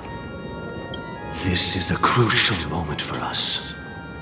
So, where is the Chosen One who harmonizes? the varied sounds. What do you mean, Master? I'm right here in front of you, aren't I? You know, she was supposed to be the star of the Charmony Festival in our plan.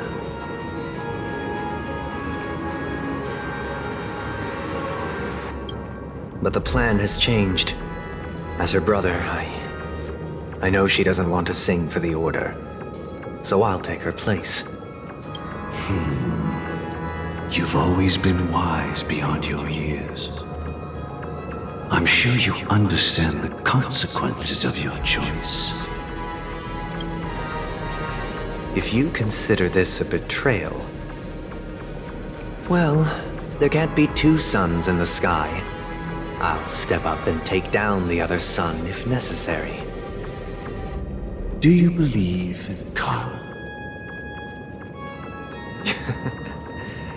If karma exists, then everyone has their own karma. You have yours, and I have mine. And my karma has nothing to do with you, Mr. Gopherwood.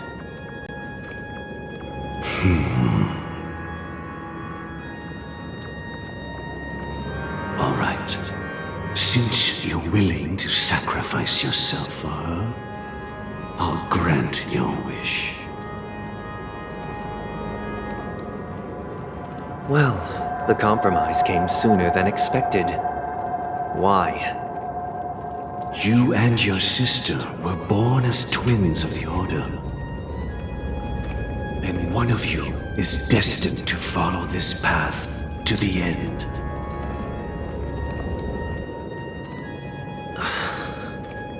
Is this part of your plan?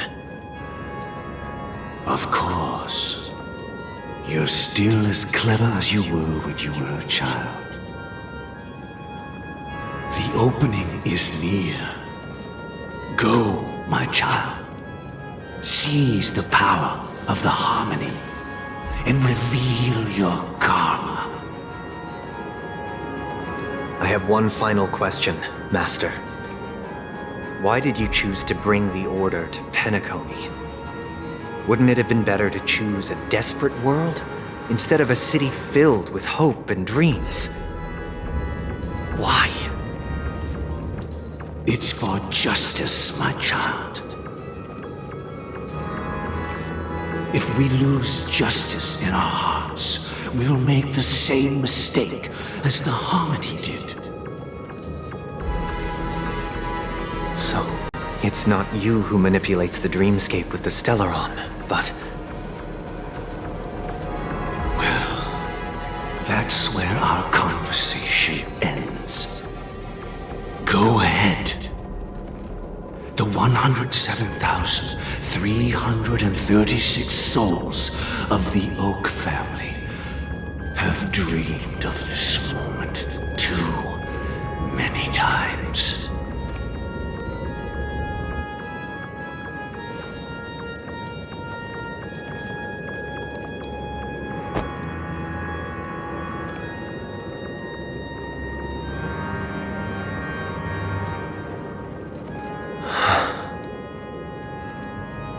I shall ascend to the heavens, becoming the scorching sun.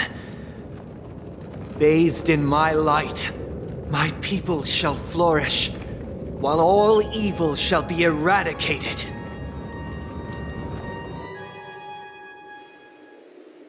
This is the interior of the Penacony Grand Theater. It's quite exhilarating to be flushed into the air by Soulglad. But why is the venue still closed when the Charmony Festival is about to start? And not only that, the entire theater is eerily quiet. No audience, no staff, no one around.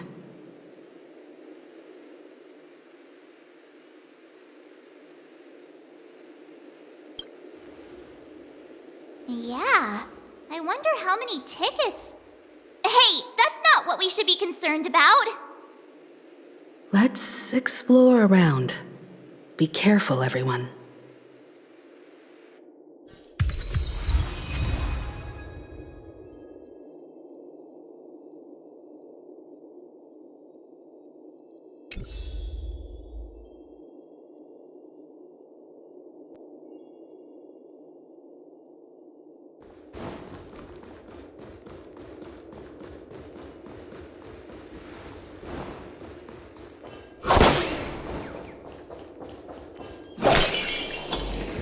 Gosh, the atmosphere here is so creepy and unsettling.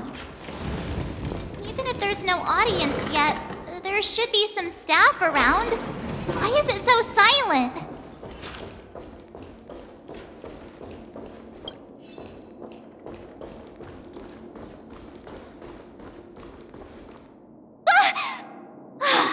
Yikes! They scared the life out of me!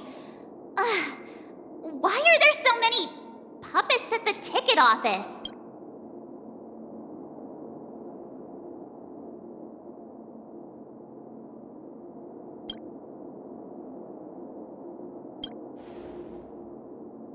What?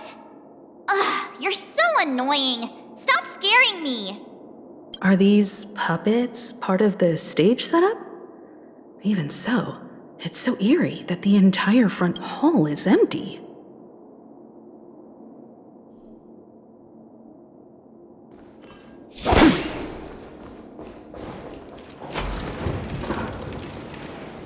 Something feels off. We're in the right place, right? There's no other grand theater in the Dreamscape. So Sunday's messing with us? He said we'd have a final showdown on the stage, but why is there no one here? My apologies for the delay, March 7th. You scared me! Where are you now? I'm waiting for you behind the curtain. Following the Asdana tradition, I invite you to enjoy a stage play in 3 acts before the festival begins. History is a mirror reflecting the universe's true essence. Let's use this opportunity to delve into the rich history of Penacony and the eons. Within it, naturally, the future takes shape. Let us commence with the dawning of the world. After the Dusk Wars, darkness veiled the sky, and chaos consumed the earth. Enna the Order emerged, destined to restore all existence. That marked the first day.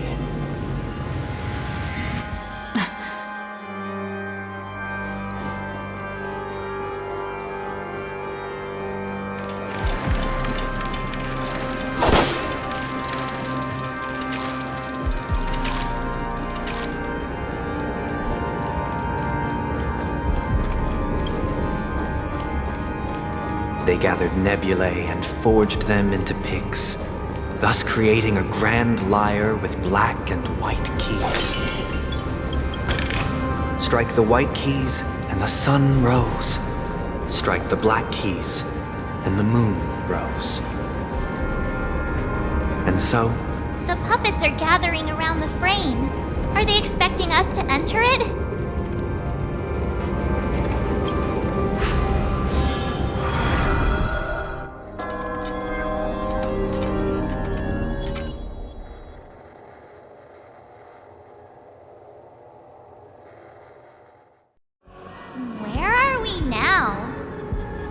The atmosphere here looks similar to Sunday's inner world. Perhaps this so-called stage play is created with his abilities.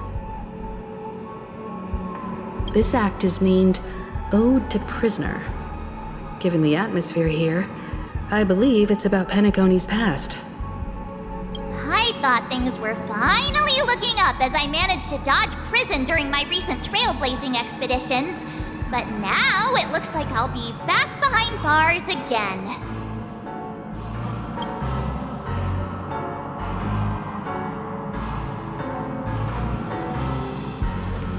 I genuinely wish to avoid a violent clash with my esteemed guests from far. Therefore, I've arranged 3 acts before the situation becomes irreparable. Where shall we start our narrative? Well, let's start with the time when Penacony was still a frontier prison.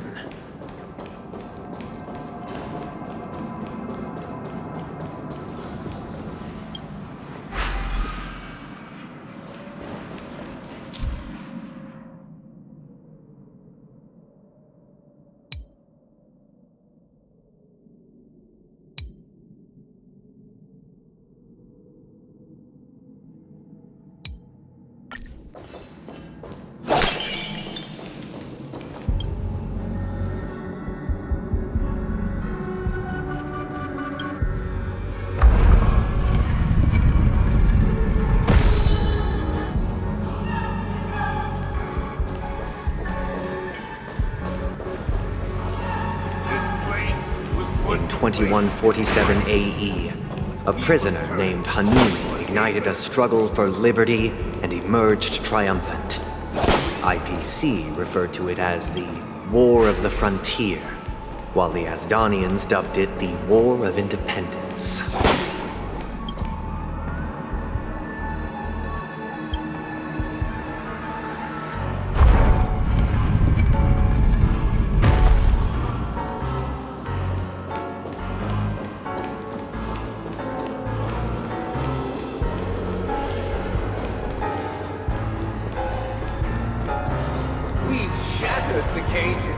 It's true that Hanunu was a legendary hero, but it must be acknowledged that while he bestowed freedom upon the prisoners, he didn't grant them true liberation. I'll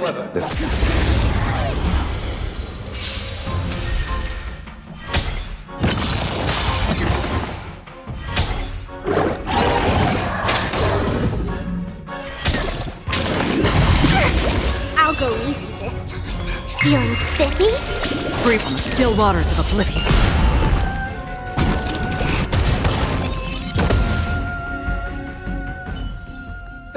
Another blood debt repaid. The three nameless stayed on the planet, endeavoring to spread the tenets of Trailblaze throughout the frontier prison. Alas, their efforts proved futile.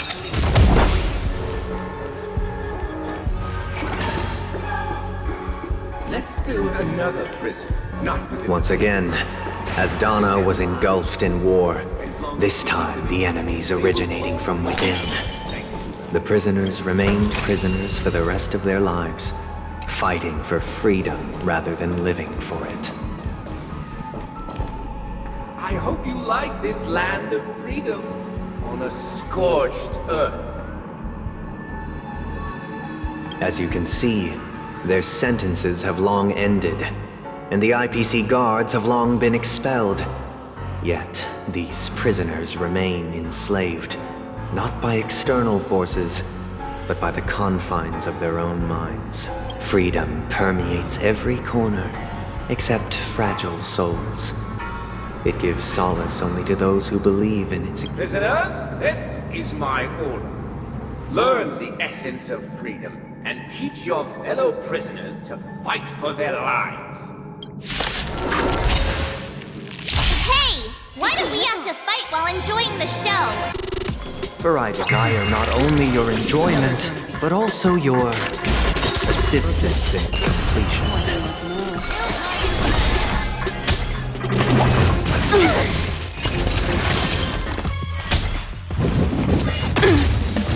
I'm scared! Stay together! Let's play for a while. Feeling spiffy? Can you find the answer?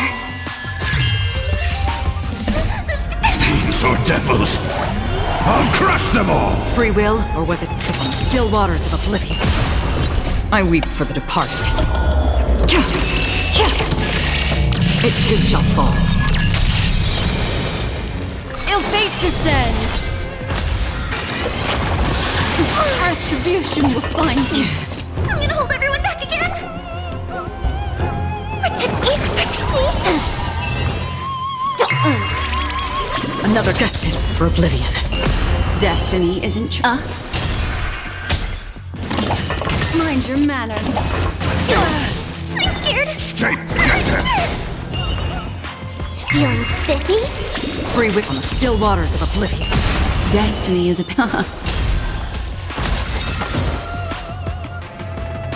No one can restrain you anymore. You are free. Thus concludes the first act. Amidst a raging war, the frontier prison headed toward becoming Land of the Exiles. This must be how Penacony was constructed.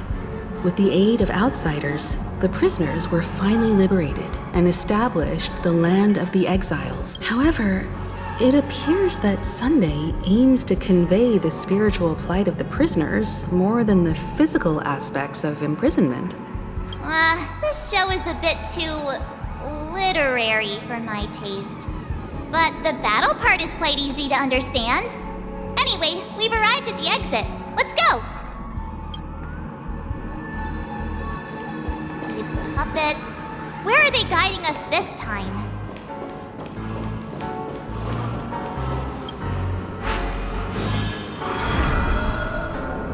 They transmuted streams of stars into inked nibs, creating symbols to be pronounced and counted. They molded stardust into flowing rivers, assigning the righteous upstream and the unjust downstream. Thus, all things were marked, and the world learned to discern between good and evil. That marked the... Look! Another frame!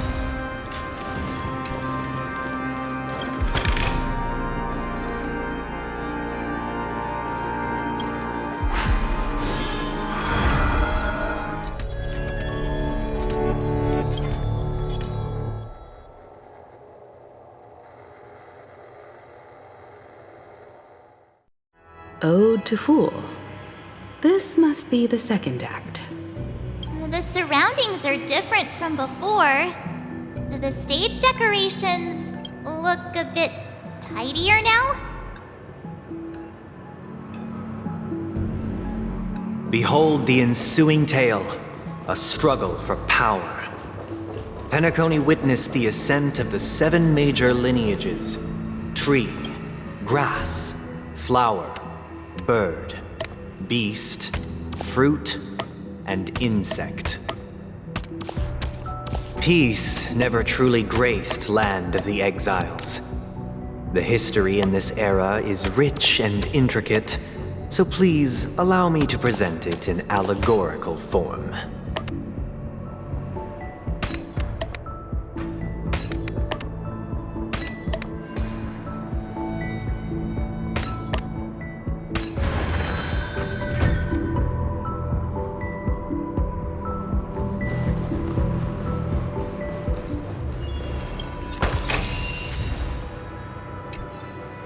Welcome to this mansion, dear outsider.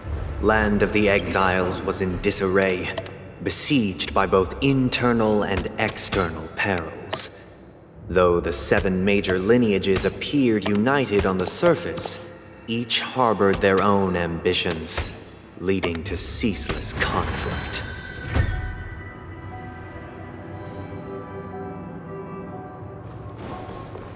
Accountant! We are the pillars of this The Black Plum family was the first to fall. They withered away in the White Desert event, orchestrated by the Alfalfa family. Because Master shaped you from clay, but forged me from fire.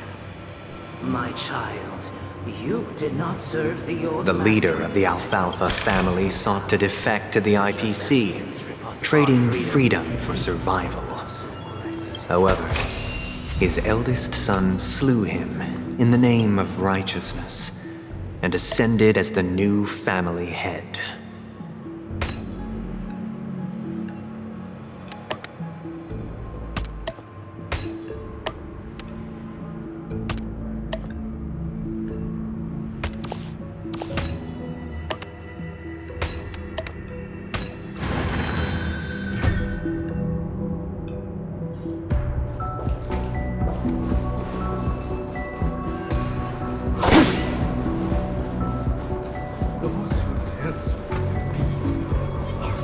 The Lamp Moth family endeavored to extend the silver rail left by the Express, only to be eradicated by the remnants of the Swan, leaving nothing in the unforgiving cosmos.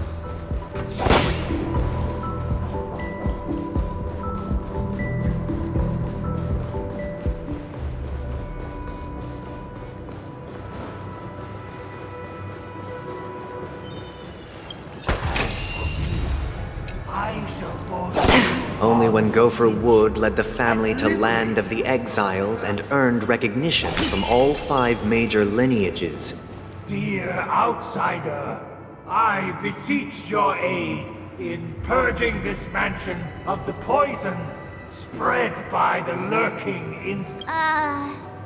You want us to help you? What do you need? I wish they could regain their reason and cast away the shackles of hypocrisy. This is the second act. Looks like it's about Penacony's journey to becoming the Land of the Dreams, during which the family plays a crucial role. But this new master seems like a bad guy to me, don't you think? Perhaps this is the truth Sunday is trying to express, if you read between the lines. The Harmony changed Penacony just as the guards once did. Looks like we've gotta help those guys kneeling down over there calm down a bit, right?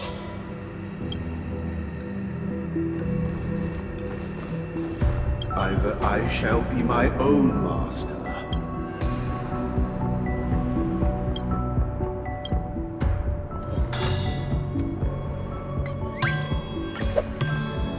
without a master. Master is no longer here. I thought...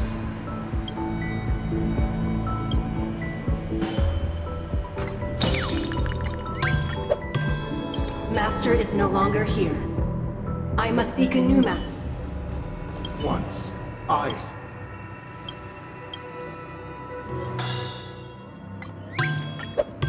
my former master has lost. Master!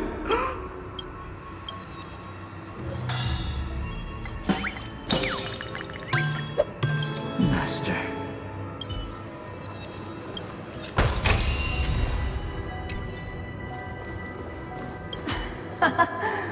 In the absence of...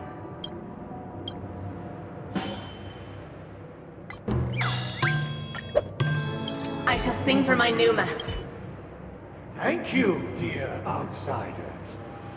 Heed me, one and all. Cast aside the veil. Get ready. Looks like another... Listen, the snow blankets all outside. The sky trembles, and the earth teeters on the brink of collapse. At the edge of the silver universe, the first floods fell in the rising sun.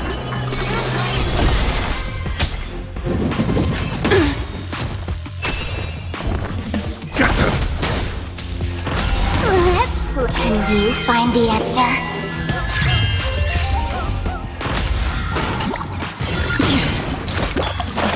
I'll go easy this time. Feeling spiffy?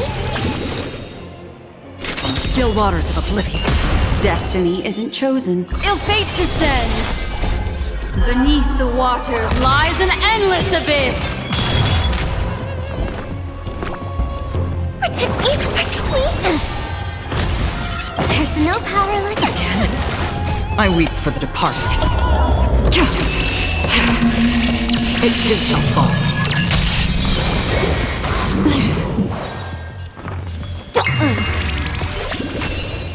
Destined for oblivion. What do you want to know? I'm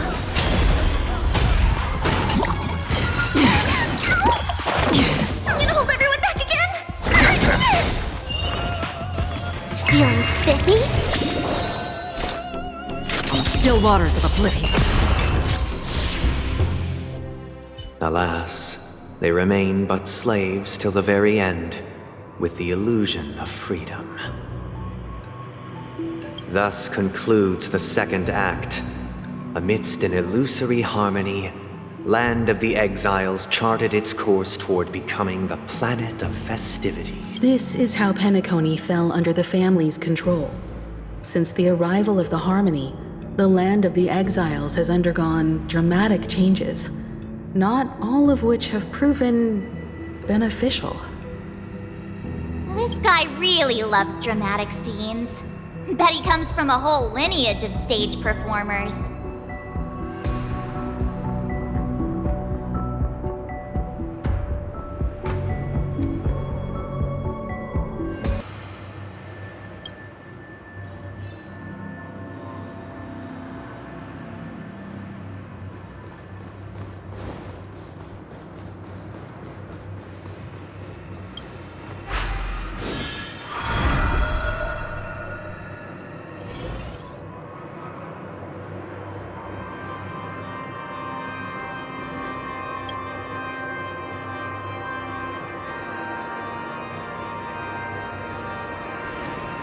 They used the planetary rings to establish the law, forging a code of conduct among the masses.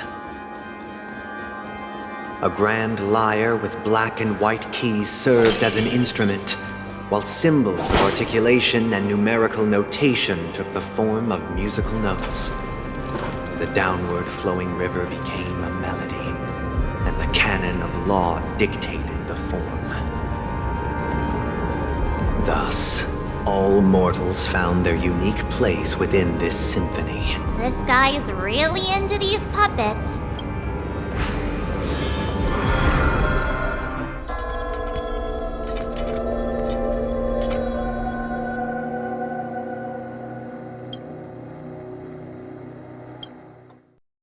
Oh, I get it now. The last scene is all about singing the praises of the Order. And the atmosphere here is completely different from the previous two scenes.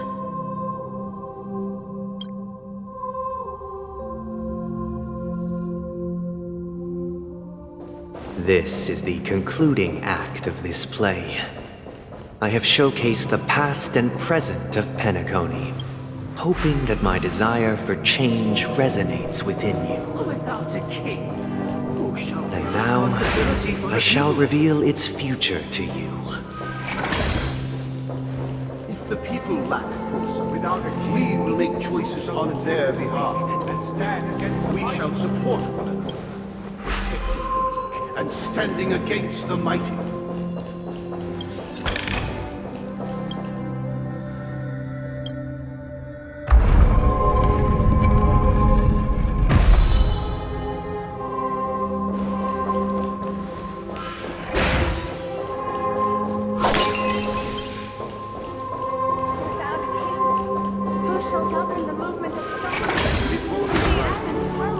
Everything followed its natural course.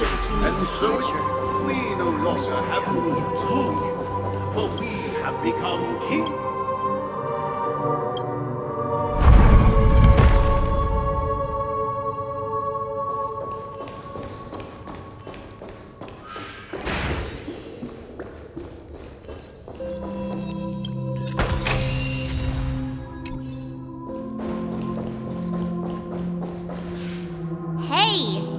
Supposed to kick off a short story and have a fight here just like we did in the previous acts? Why aren't any of these puppets saying anything? Perhaps we'll need to complete the story ourselves, just like we did before. So, do you think their mind needs tinkering or something?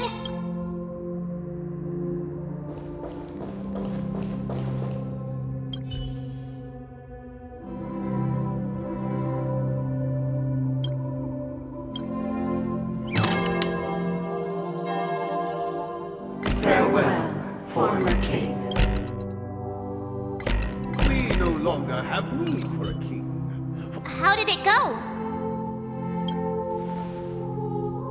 You can't change them? What does that mean? My apologies for my negligence. I forgot to inform you that the final part was scripted long ago. Let our previous king recount it to you. Now it is time for the final rite. Prepare for battle. Looks like we'll have to fight again. Descending from the infinite spiral staircase, I traverse towards the future with measured steps. No need to remember me or seek my assistance, for the contours of my mind are intersect with other experiences.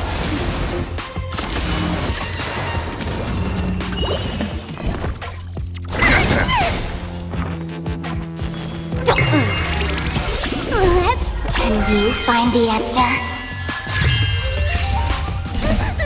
These are devils! I'll crush them all! Free will, or was it destined for oblivion? I weep for the departed. It too shall fall. Ill tidings manifest. I'm scared. Straight, get them! I'll go easy. Feeling spiffy? Another on the still waters of oblivion. What do you want to know? Ill fate descends.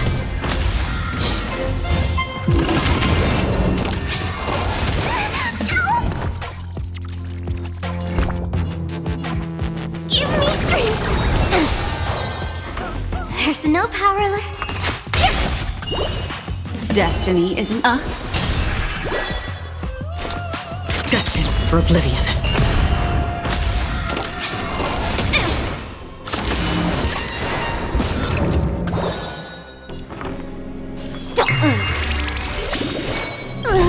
Can you find the answer?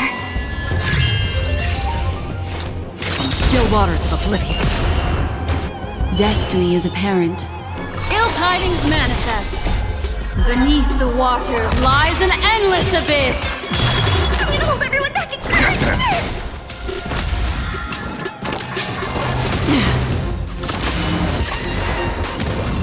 let's play for a while. Feeling spiffy? Free with destined for oblivion. In the hushed expanse of a nocturnal reverie, I leave faint traces behind.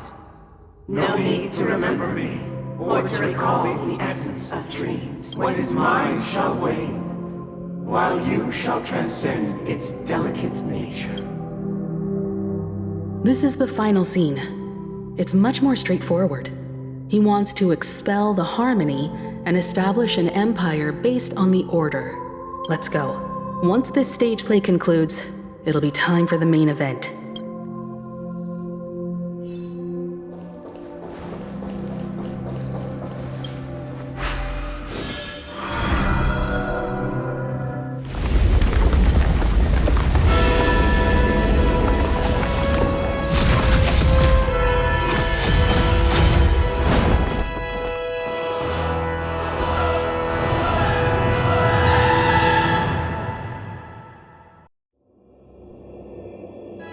They imbued the world with meaning, perfecting all things in the heavens and on earth.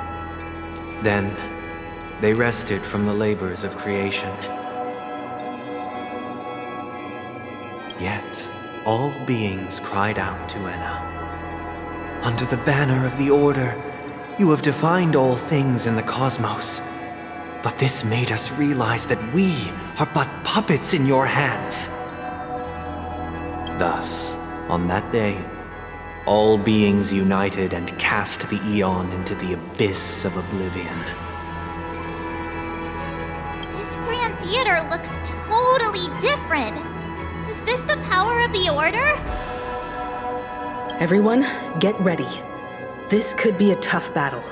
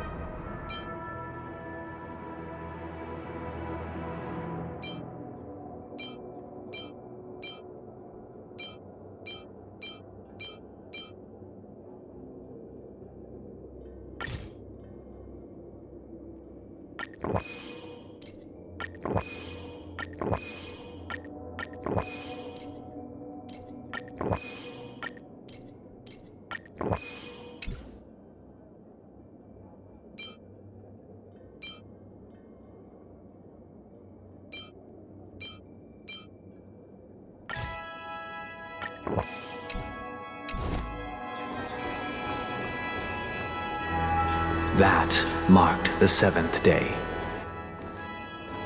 Cheers and chants reverberated in unison.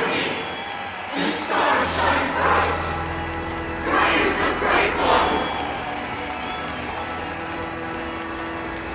The Order is dead. The Order is dead. The Order is dead.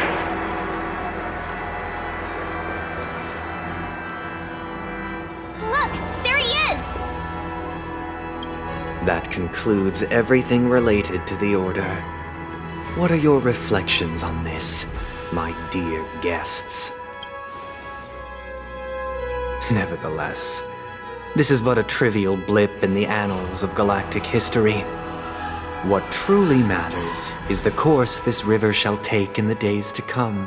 You've arrived at the perfect moment. The Charmony Festival is about to commence, and it would be a shame if you were absent for the Harmony's prologue. Allow me to extend my warmest welcome once more. Welcome to Penacony Theater, the very core of the sweet dream, the abode of the Stellaron, the grand stage of the Charmony Festival, and the very place where the future of Penacony shall be determined through conflict.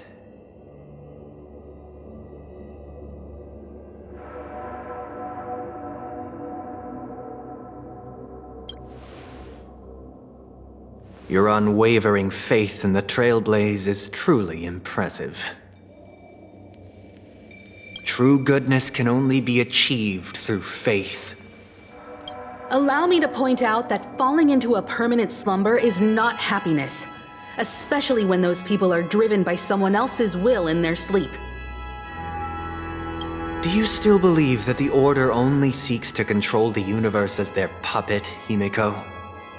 No matter how perfect your vision of paradise may be, a cage remains a cage. People will never achieve true happiness in a world like that. They would just be toys for the Eon.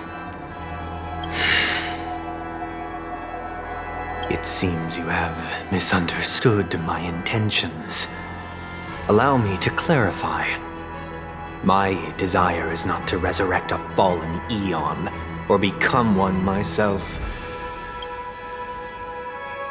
My sole objective is to create a paradise free from eons, where the Order ensures the dignity and happiness of all humanity. A paradise exclusive to us human beings. That's not the case. If people are to live with dignity, there must be nothing and no one above them. In your so-called paradise, you would be the one reigning supreme. Looks like we won't be able to convince each other. Now that our conflict has been destined, let's unveil our paths and reveal to the universe the true path. However, before the prelude to the future begins, please take a moment to ponder the questions I've posed. Is darkness equal to daylight? Are sinners equal to the righteous? If you are born weak, which god should you turn to for solace?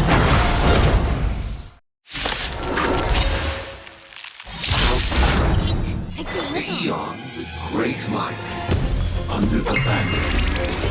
Free will or what? All things in the cosmos.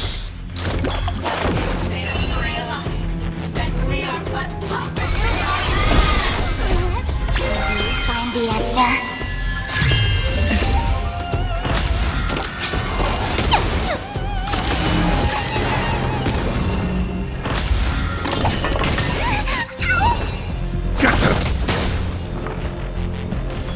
Feeling spiffy? Another from the still waters of oblivion.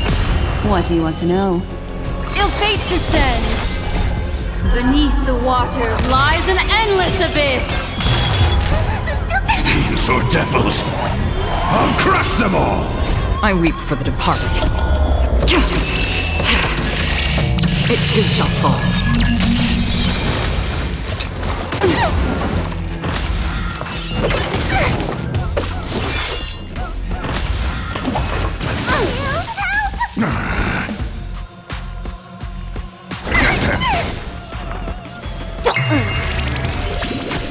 Free will, destined for oblivion. Again? Destiny is a ill tidings manifest.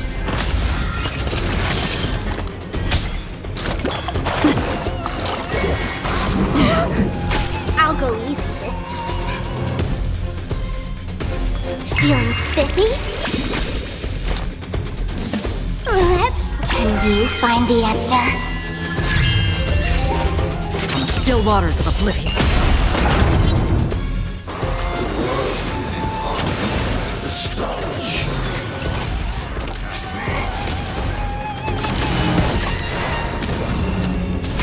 I'm gonna hold everyone back again! Give me strength! Destiny isn't There's no chosen. power like team power. Again? Let's play for a while. Destined for oblivion. Ouch, ouch, ouch!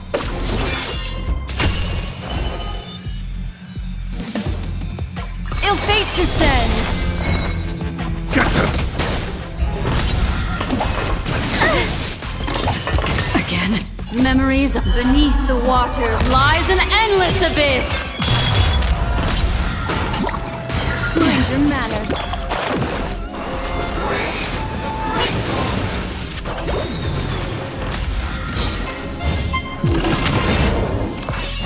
Ouch, ouch, ouch! I'll go easy. Let's play hide and seek. Can you find the answer?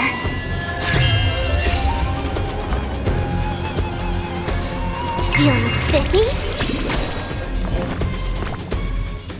Protect me! Protect me! There's no power like Still waters team of power. oblivion. These are devils! I'll crush them all! I weep for the departed. It too shall fall. Ill tidings manifest.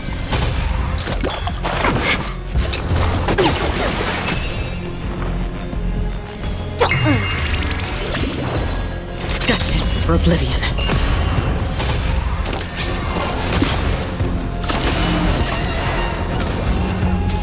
What do you want to know?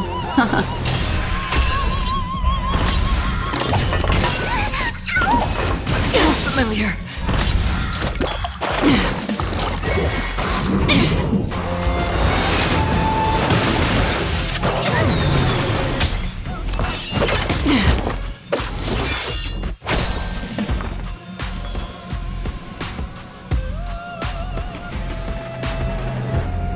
Feeling spiffy? Another journey begins. Let's. Can you find the answer? Still waters of oblivion. I already know your decision. I now permit you to gaze into the sun. On these 107,336 stones, the almighty and powerful strings of harmony are at my disposal! The supreme tuner, harmonious choir, Dominicus!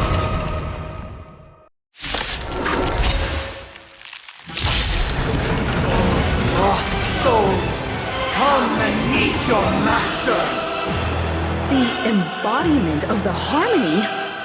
So the true purpose of the Charmony Festival is to usurp it?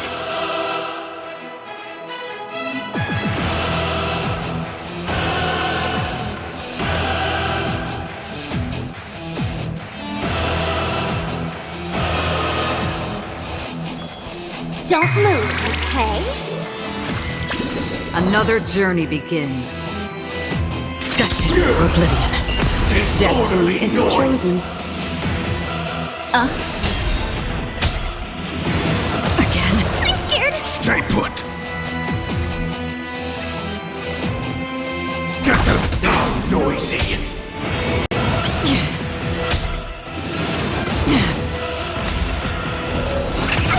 Why is it accepted as you are? Answer me this. Why could the harmony and the order merge into one? Still waters of oblivion. I weep for the departed. It too shall fall. I'm feeling like there's another world in front of my eyes. It's the power of tuning. Don't let the song distract you. Because neither side could tolerate discord.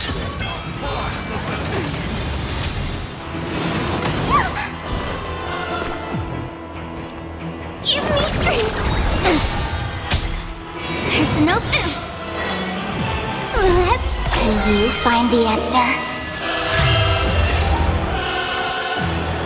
Feeling spiffy? Destined for oblivion. Sink into a dream. What do you want to know? Ill fate descends!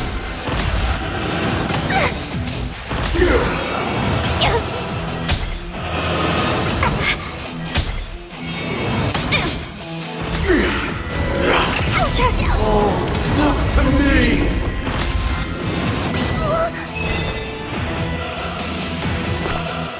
Protect me! Destiny's hand has truly blessed me. Can you find the answer?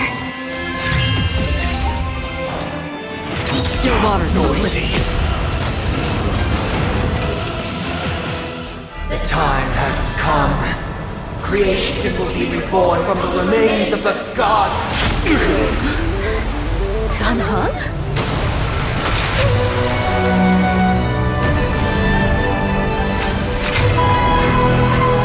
Radiant spirits, heed my word. Show no mercy!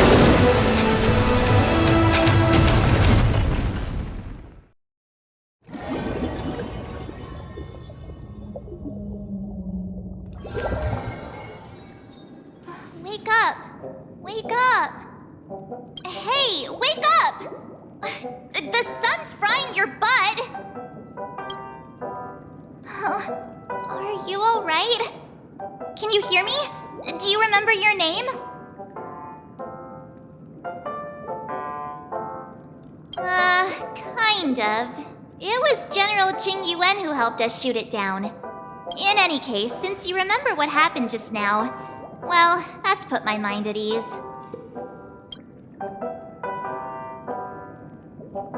It's a long story.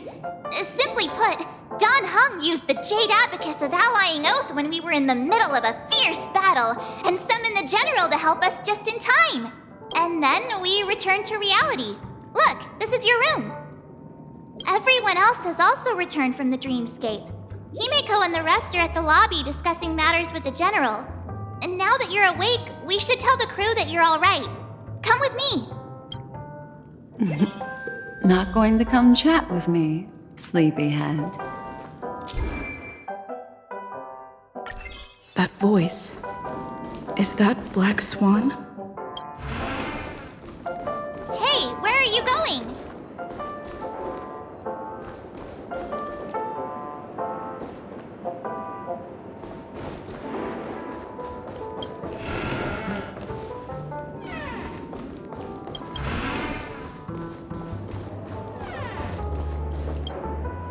Hey, we meet again, sleepyhead.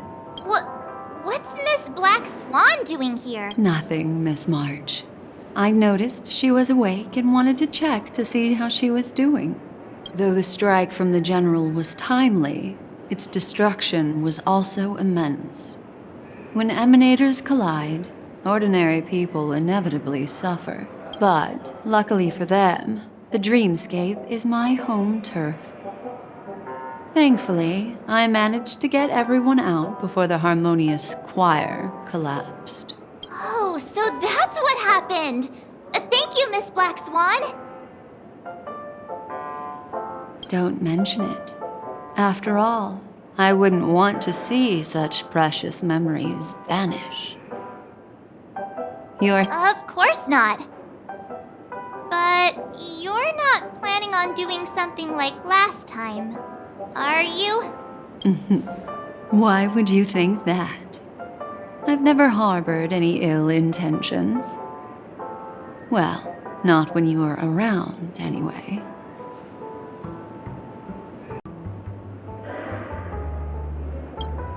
Himeko and Mr. Yang are probably still busy. Let's go look for Don Hung first!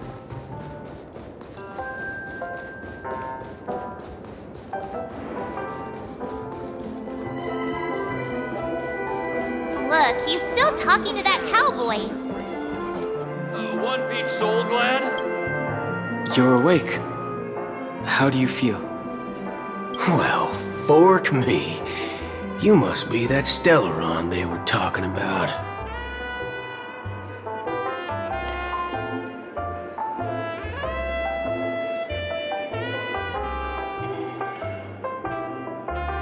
Allow me to introduce him to you. This is Boothill, a galaxy ranger. During our pursuit of a certain person, we crossed paths and just so happened to uncover a shocking plot being concocted by Mr. Sunday, which is why we sought you out, to help the Astral Express save the world together. No need for thanks. The Galaxy Ranger's principle is correct every injustice one sees. That's how you lot in the Cienjo put it, right, Don Hone? More or less. Wait, hold on a sec. This is the first time I'm hearing about this certain person. Who are you chasing? And why would that lead you to the Express?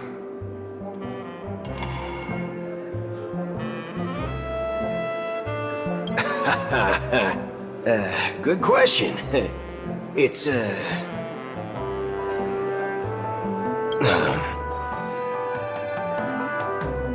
was it again? Don Hum, do you remember?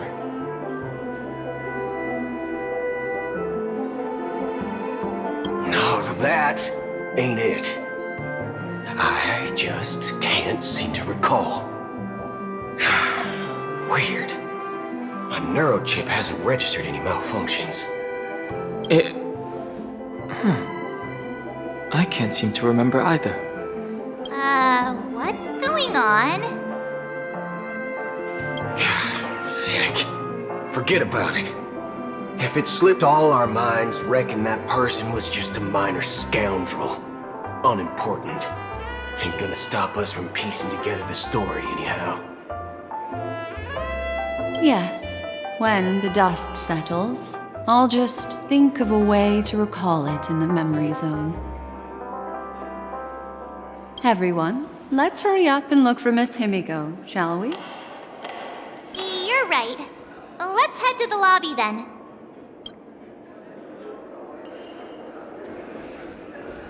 You guys go. I'm an outsider, after all. I'd rather not disrupt the long-awaited reunion.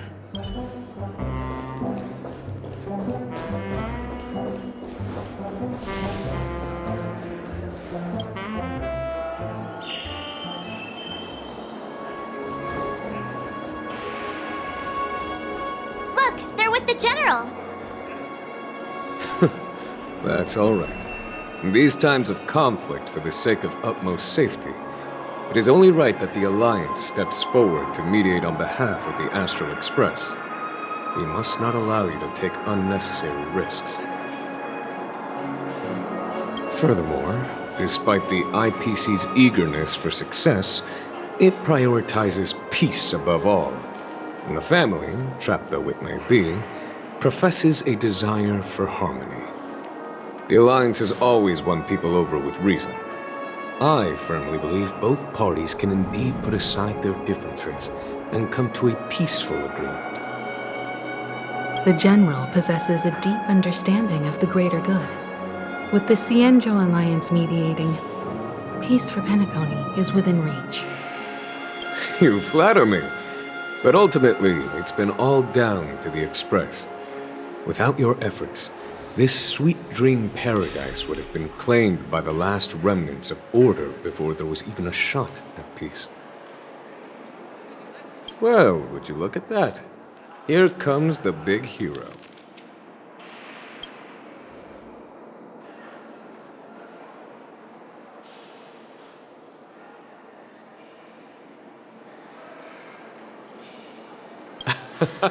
If it isn't the galactic baseballer. A hero with unparalleled insight. Are you okay? I heard you couldn't wake up. Are you feeling unwell?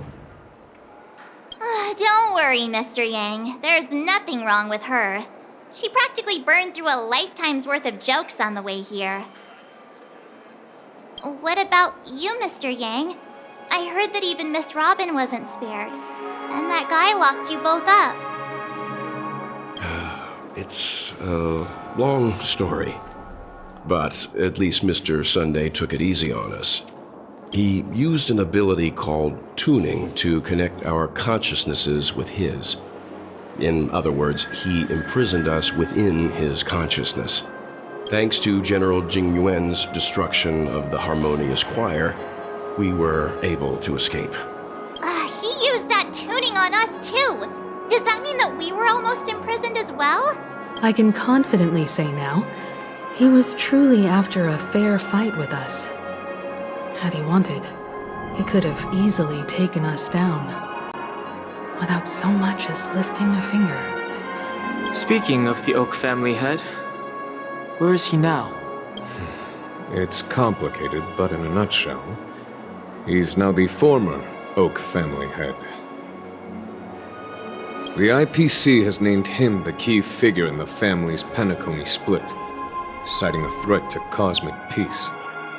He must represent the family and answer for the unrest caused. His trial is set to take place at Pier Point.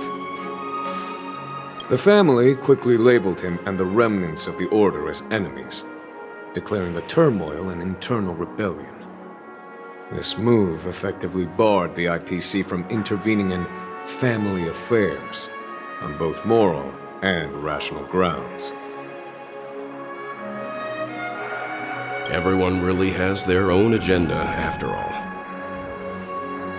Then, what's going to happen to Miss Robin? She and Sunday won't be able to deny their involvement in the Charmony Festival. They're siblings, after all. Why the sigh, General? I can only say that this incident is an unexpected mess for the girl. The Alliance will try to persuade the family to consider this matter carefully during mediation. It's time, everyone. The IPC's key members and I have agreed to consult one another before the upcoming negotiation. Do any of you wish to sit in? Given the General's invitation and the matter's significance to the universe, the crew will naturally accept. However, if the IPC has any reservations... Why, of course you're welcome. They've mentioned that your team is a trusted ally of the IPC in Penacony, so there's no reason not to welcome you. Besides, if there can be reliable observers from the Astral Express present, discussions will go more smoothly. So, what do you all think? Well then, we shall oblige. I'm kind of allergic to those types of situations. I think I'll just head back to my room and start packing. Not to worry. Himiko and I will take care of things.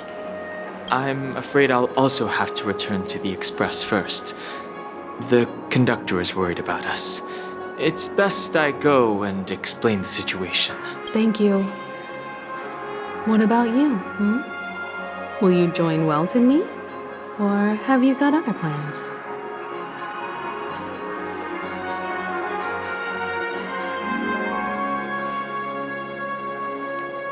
What? I can pack it myself, you know. If that's the case, our galactic baseballer can join us. Although I'm not too sure of the reason, the representatives from the IPC have insisted on her presence. Allow me to lead the way. Follow me, please. The negotiation will commence at the hotel lobby. Everyone, please follow me.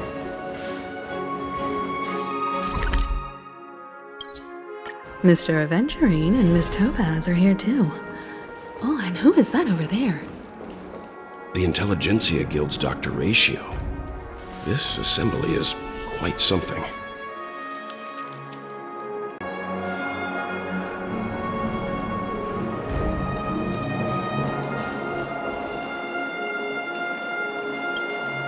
It's been a while, my Astral Express friends. I would also extend my sincere thanks to you, General of the Lawfu. The presence of everyone here assures that the talks will likely reach a conclusion that satisfies all sides. Oh? Looks like everyone has come with expectations. Care to share? Of course. Topaz, if you please. Sure, leave it to me. In summary, it's good news. After much deliberation from the Strategic Investment Department's Council, the absolute majority of members have agreed to the following resolutions. In light of long-term considerations for interastral peace, and by authority of Pierpoint HQ, the Strategic Investment Department, on behalf of the Interastral Peace Corporation, will permanently relinquish its claim on Penacony sovereignty and offer unconditional support of the family's rebuilding efforts on Penacony.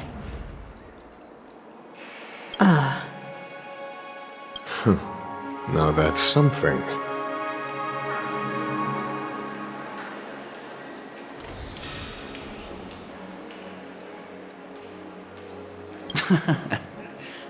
Well, if that's what it takes to bring peace to the entire universe, it's a price I'll gladly pay. Has the IPC finished sharing all its thoughts? Then it's our turn. The Guild, much like the Genius Society, has taken a keen interest in the recent calamity in Penacony. Ultimately, both parties have agreed to a comprehensive collaboration, offering technical support for the reconstruction of Penacony. The floor is yours for the finer points, Mr. Scroolum. Enlighten us, please.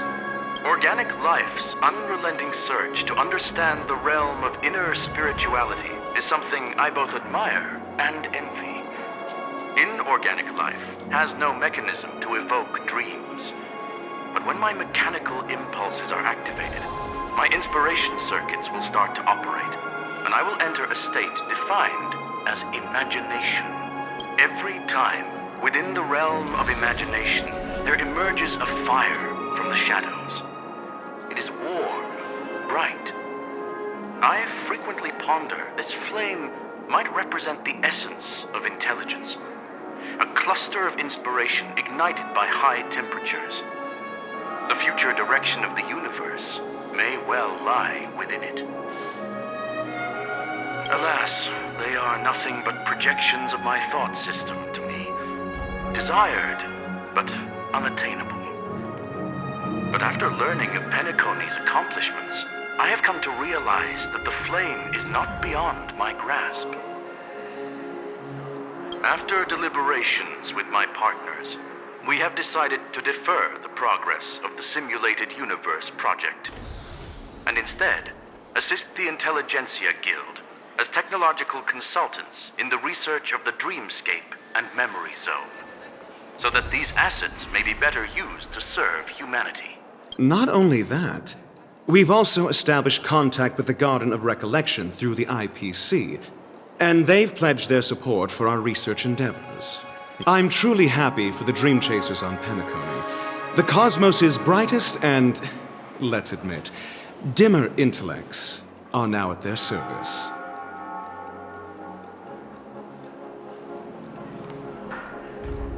Agreed. It's hard to imagine members of the Genius Society taking an interest in such mundane research. Never mind. At the end of the day, this is a positive outcome. No wonder everyone insisted that she be there. It heartens me to learn that everyone is willing to put aside their differences for Penacony's plight. I trust that everyone will surely reach consensus in the upcoming negotiations. Looks like Penacony's future is decided. I'm wondering, is there anything else the crew is concerned about? Peace is our greatest wish. Beyond that, we desire nothing else. Well, that's good. Now that everyone's minds are at ease, I shall take my leave. You may now depart with peace of mind. The Alliance will deal with all subsequent procedures. If that's the case, it appears that we have nothing else to worry about on Penacony. Looks like it's time for us to embark on a new voyage. Sounds good to me. You two head back to the Express first. I'll pick up March and deal with the checkout procedure. Oh, also, Miss Black Swan, you have a matter to discuss with me, yes? Nothing escapes your attention, Miss Navigator. You've been with us this whole time, huh? In any case, she and I will be waiting for you in March on the Express. Let's go. Our time on Penacony has come to a fruitful end. Penacony's journey ends here. I guess it was pretty fruitful. Well, seems the dust is finally settled, no? Well done, friend. This is all due to your heroic deeds in Penacony. Everyone's been moved by your integrity and selflessness. I am truly happy for the Dreamchasers on Penacony. The cosmos' brightest and, let's admit, dimmer intellects are now at their service.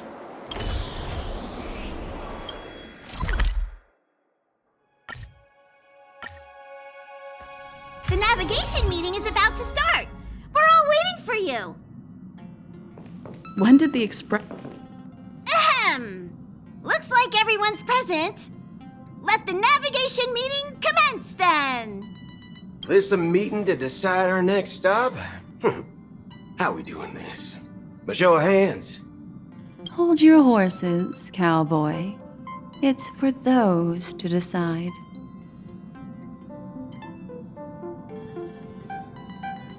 Allow me to explain. Mr. Boothill and Miss Black Swan submitted a request to temporarily travel with the Express for their own personal reasons. As you all may know, the Astral Express never declines any passenger whose heart yearns for the distant stars. Therefore, they will be traveling with us for a while until they reach their destinations. Whoa, the Express is going to be much livelier now.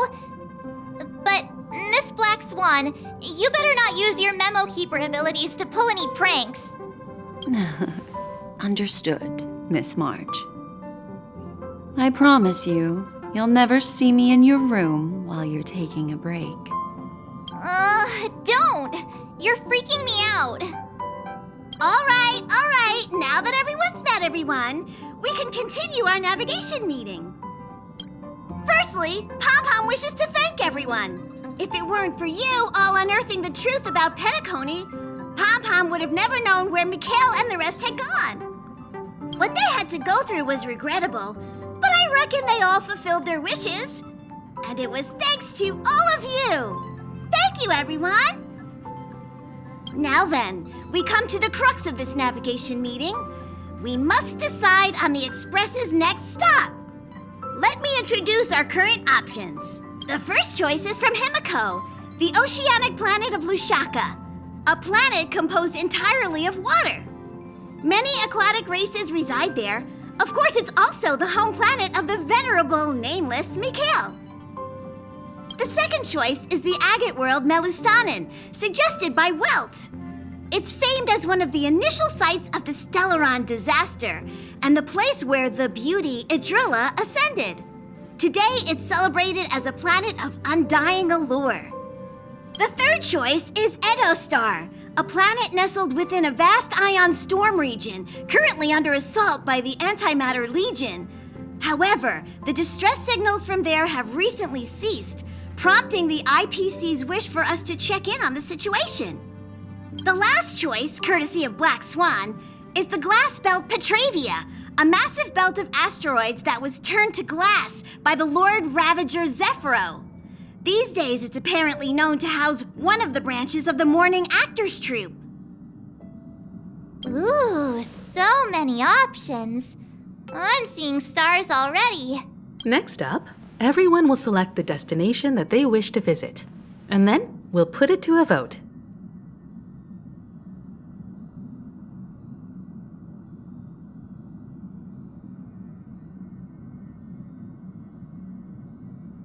This trip to Penacony has allowed me to see another side of the Stellaron disaster.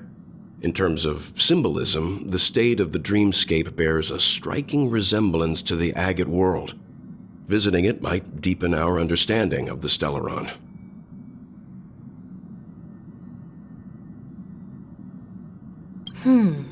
That makes sense. If that's the case, I vote for the agate world too. I personally think the situation on Edo Star might be more urgent. As Nameless, should we not extend a helping hand? March is right. Though the fact that the distress signals have ceased means we're probably too late.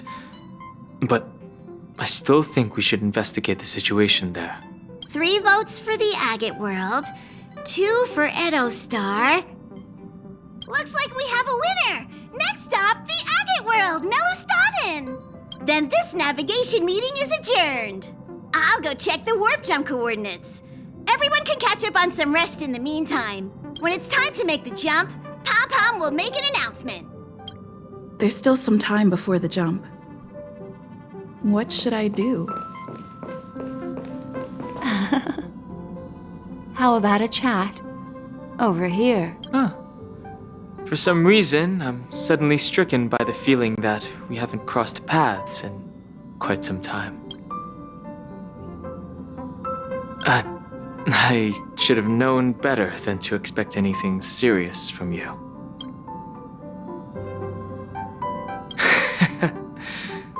Got it. This Astral Express sure is comfy.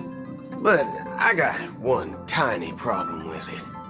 How come there ain't no potent drinks on this ride? I can live without malt juice. At least stock something else. Like that white gem. Common as dirt and not too pricey.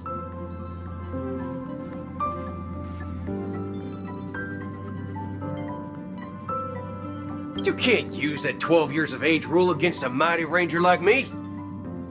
Ha! All these years out in the wild, and now I'm bunking in luxury.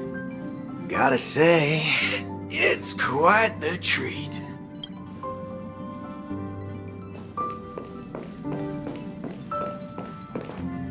Please let this trip be uneventful. Please let this trip be uneventful. Please let this trip be uneventful.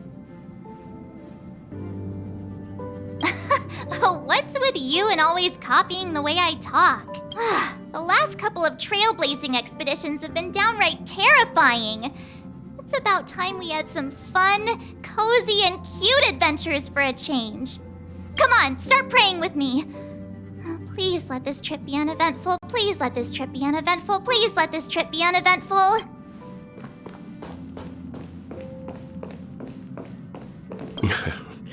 You're fast becoming an excellent trailblazer. It's an honor to be able to watch you grow. Don't downplay your achievements. Everyone has witnessed your growth. I've known many warriors in my time, and only a few achieve the kind of growth you have. Back home, where I'm from, you'd be rated at least an S tier.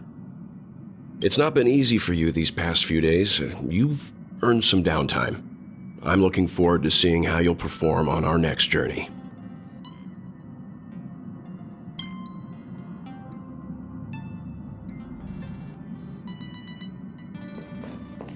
Come to think of it, this trip to Penacony was the first time we trailblazed together, wasn't it?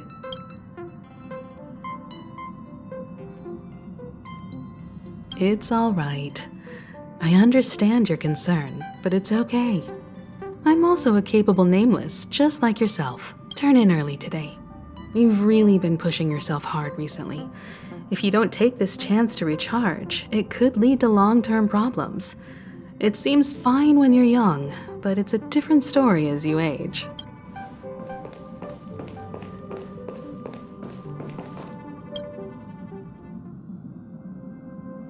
Oh, you're here. Seeing your reflection among the stars in the porthole really does seem somewhat surreal. How about it? This journey of beautiful dreams. Was it to your liking?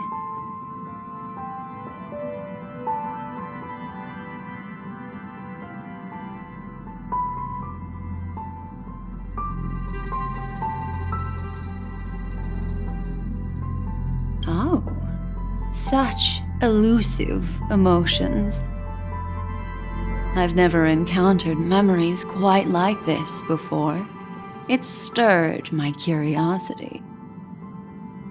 So, how about you hand that small parting gift back to me? I'm quite eager to have it back.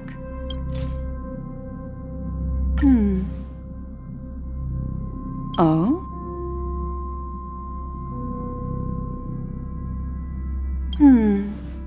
Never mind.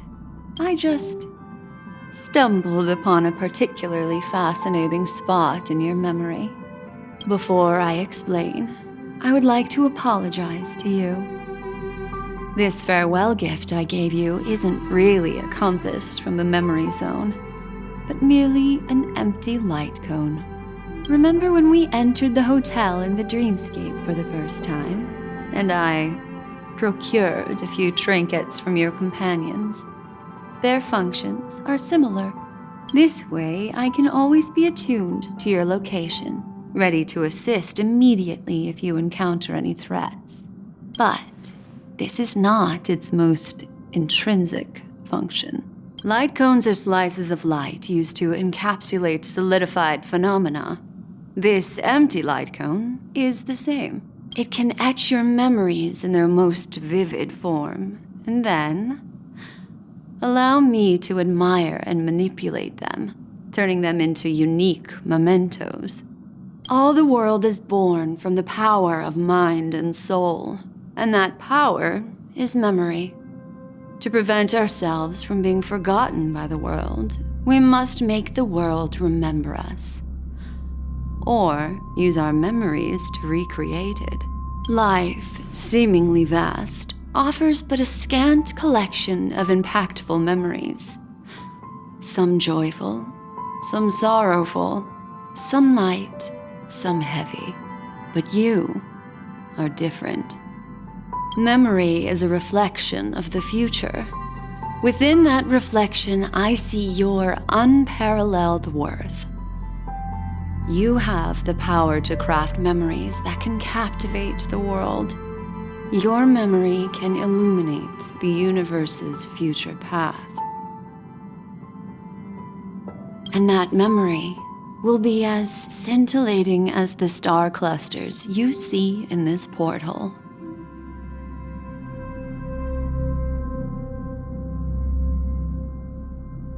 Precisely. But do you know the deeper meaning behind it? The reason is simple. In this grandiose and ostentatious dream of the families, only you personally experienced the entire course. Patience, my friend. I will reveal the answer to you, but that time is not now. Turn around and take a look at your friends. Every one of them is reveling at the arrival of their next destination, all filled with hopes and expectations of their own present and future. Revealing everything at this moment would be a bit of a buzzkill, wouldn't it? I'm looking for an opportune time, a time when you're totally at ease. Perhaps when the night grows hazy and you're about to drift off would be the most opportune. How about one fine night? I will prepare the candles, aromatics, and even a cushy couch to create a cozy dreamland for you. And then I will tell you the answer in the form of a little bedtime story to lull you to sleep. Hi! Hello! Attention all passengers! The express is about to make the jump! Please be seated and hold on! It looks like we're finally about to set off. There are countless gleaming memories out there waiting for us. Why don't we just leave it at that for now? That's right. As a small token of compensation for playing that little trick on you with the empty light cone, I will gift you with some words. They hold great significance to me.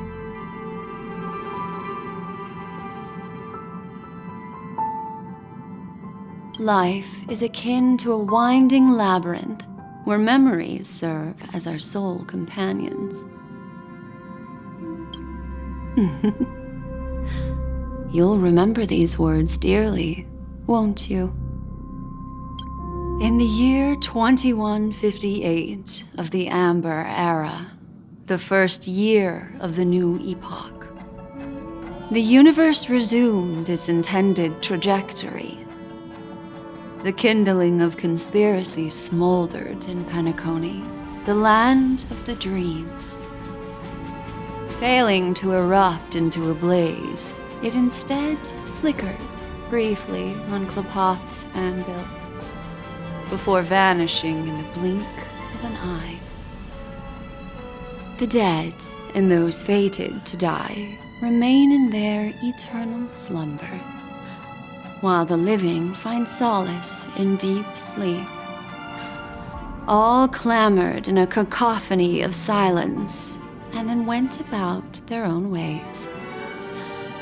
The cosmos emanated a vitality characteristic of a new era, all for the modest price of a brother and sister's mild grief. Babies are born as stars extinguish. The silver rail unfolds. The story of the Astral Express comes to a close, yet it also embarks anew. Time marches forward, heralding the arrival of a new chapter in the history of trailblazing expeditions.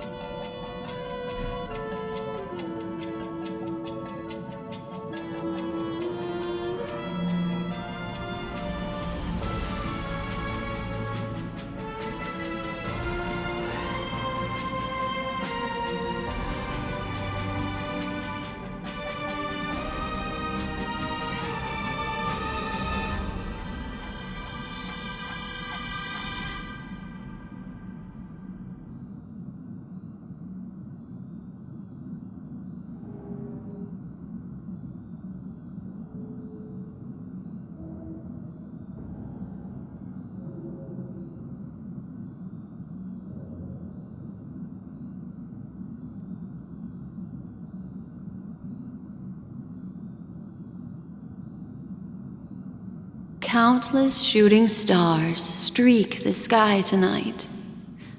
If you can pick the right one, it will carry your wish to thousands of distant worlds. You're feeling very relaxed now, aren't you? So, then, it's time to tell you a little bedtime story. Well, let's start with a conclusion. The crew was defeated in the battle against Sunday. Everyone in Penacony failed, and no one survived. But don't panic.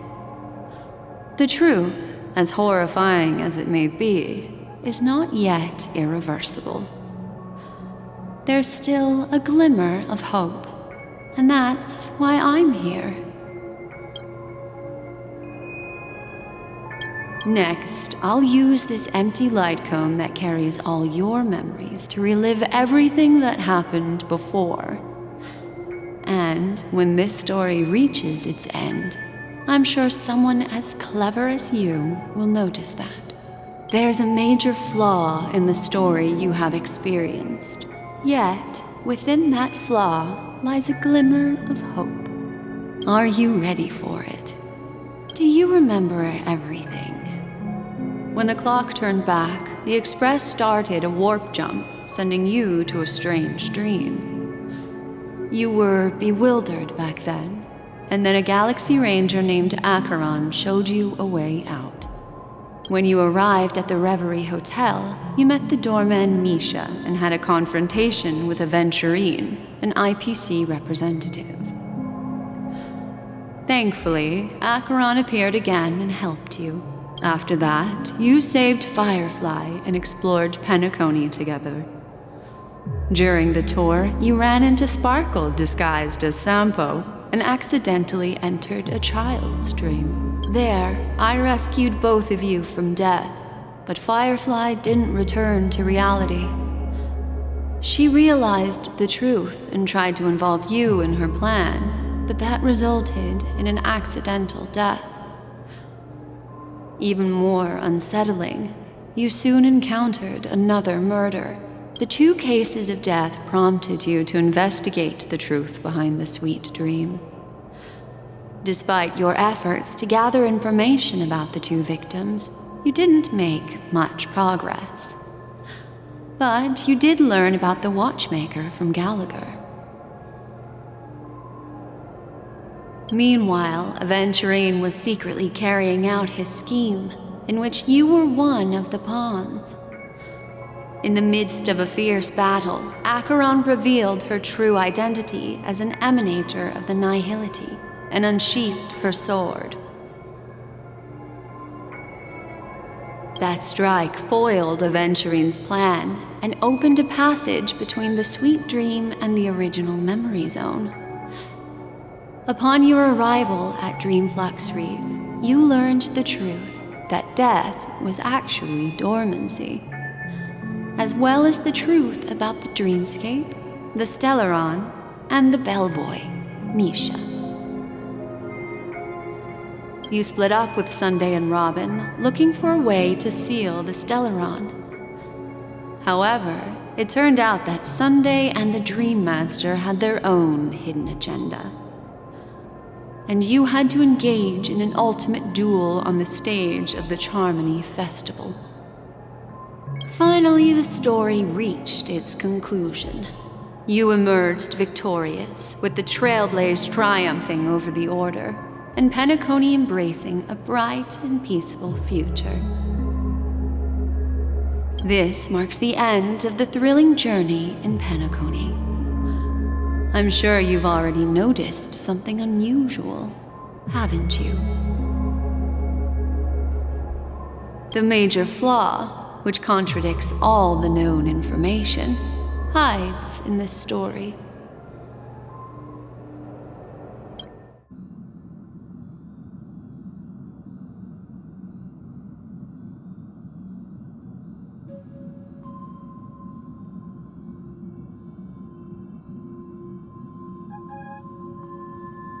It is true that Gallagher is a history fictionologist, but he didn't lie in this matter. In addition, death and dormancy do arise from the same concept, don't they? This is not the fatal variable in your adventure. Take your time and think it through.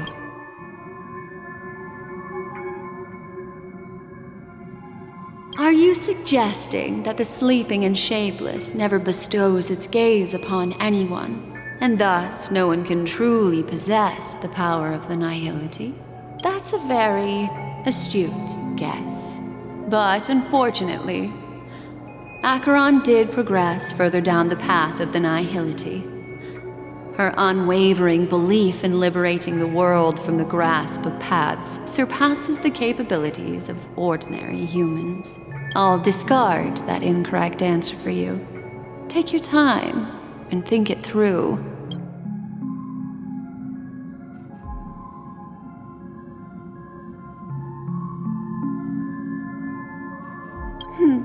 Little Misha.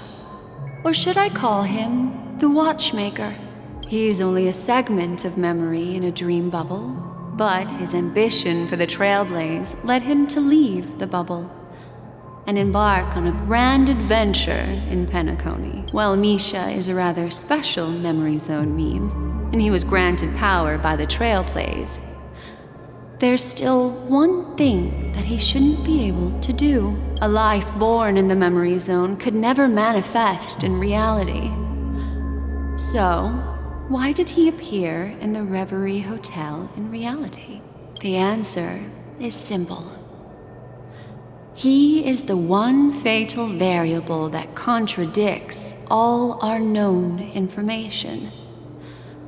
This means that you, who wholeheartedly believe in this memory, are still trapped in the Dreamscape at this very moment. Wake up, sleepyhead. Break free from this eternal dream and return to the real world. We'll find our answers there. The train is about to make the jump. 5, 4, 3, 2.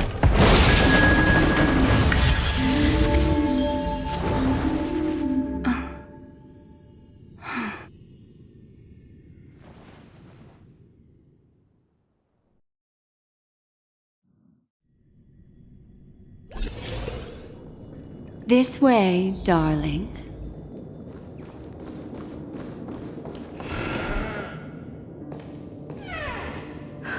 Not another one.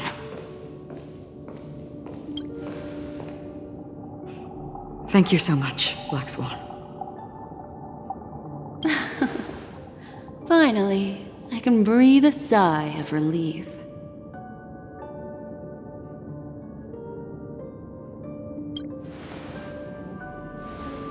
I understand you must be confused, and will do our best to shed light on the situation. However, before that, it's essential to know that this place is the rift between dream and reality.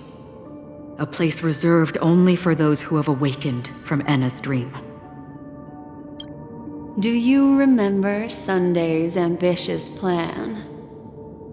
He intended to harness the power of the Stellaron, the collective will of over 100,000 Oak family members, and the desires of everyone in Penacony to usurp the harmony and restore the order. Unfortunately, it didn't stop there. From the early days of our journey into Asdana, we were already affected by the Stellaron. That strange dreamscape where we met. Maybe it was a sign that your thoughts were beginning to drift away.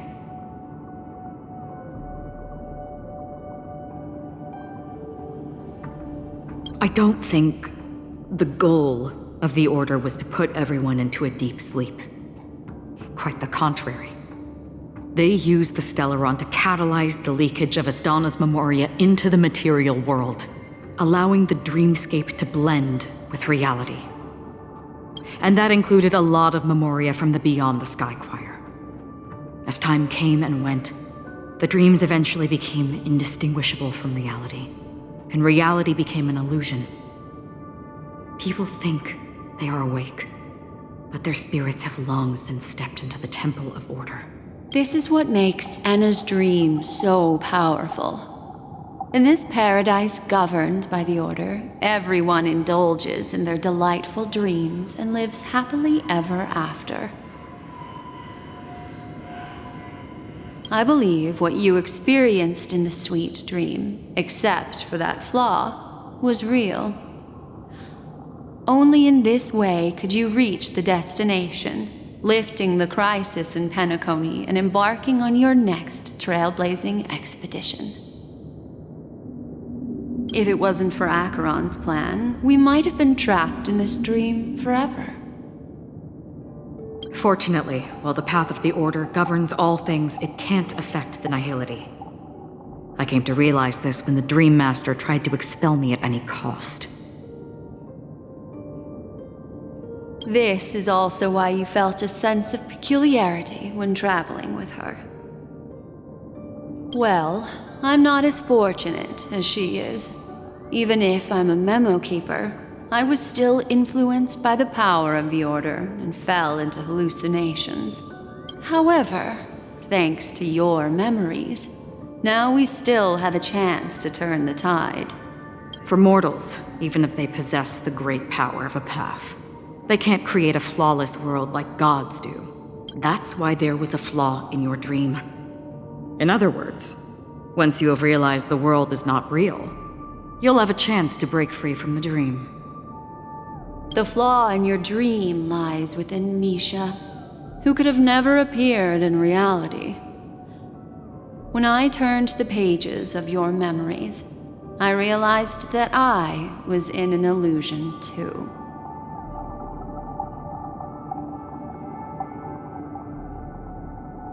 Now Sunday has usurped the power of the harmonious choir through the Charmony Festival. Asdana has thus fallen into Enna's dream, transforming everyone equally into the notes of the Eon. Failure doesn't mean weakness. Only the strong can gather the will to resist the order and try to break free.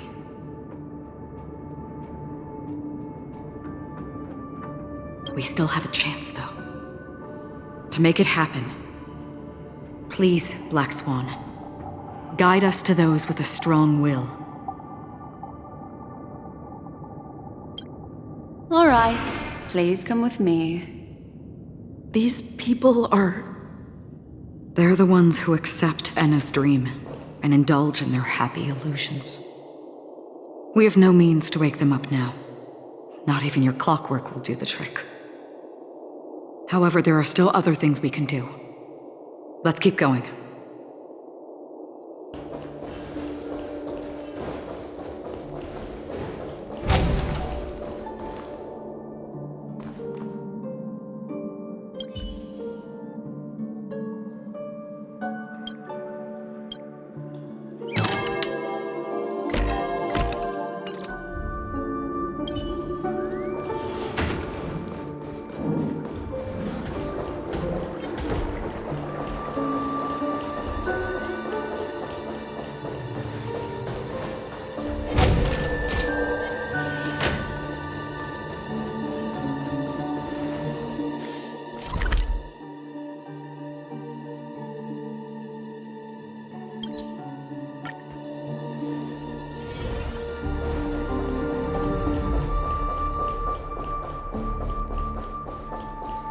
Here we are.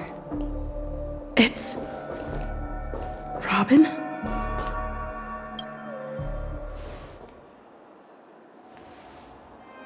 Finally, you've arrived. Let me introduce you to Robin. She woke up from Enna's dream by her own will, and it's this tough lady who led us here with her song.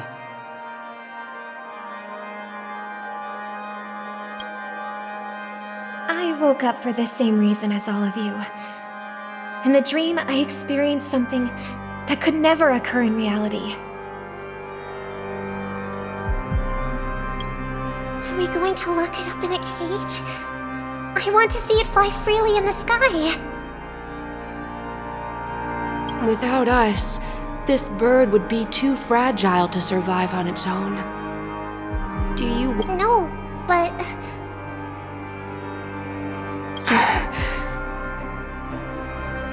Then let's take care of it together until it can return to the sky. Huh? Birds have wings because they're meant to fly. Even if they may crash on the ground one day, they shouldn't be trapped in a cage. Birds belong to the sky, so we should help them return there, right? The illusion was so impossibly blissful that I realized it was just a dream. And this is our final hope. Enna's dream is founded upon the harmonious choir, namely everyone's shared wishes. It will only materialize once the aspirations of all beings in Penacony merge as one. At present, it has become impervious due to people's desire to remain slumbering within the dream. And in order to destroy it, we must make everyone in Penacony want to wake up. Now comes the tricky part. How do we do it?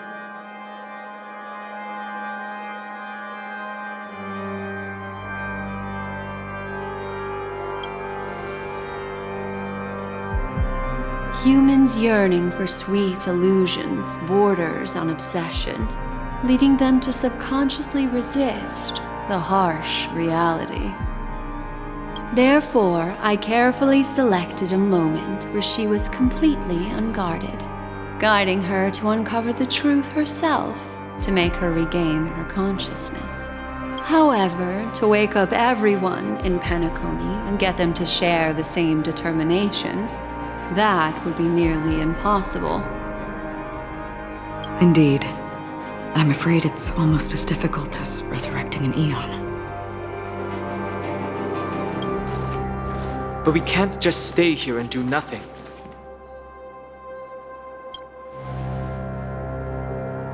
This is a critical moment for the whole universe. Who cares about some dumb number?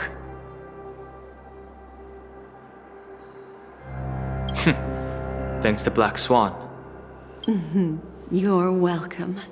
And thanks to the memo keepers in Penacony, too. I believe your partners have also awakened from their dreams. This is the first step of our plan. With the assistance from the Garden of Recollection, those who possess a strong will, like you, will gradually awaken from the dream. These free wills are the discord that will sway Anna's dream. However, awakening a mere handful of individuals is insignificant compared to the vast number of people immersed in the dream. We must find other ways to awaken the free will of millions of people within a short period of time.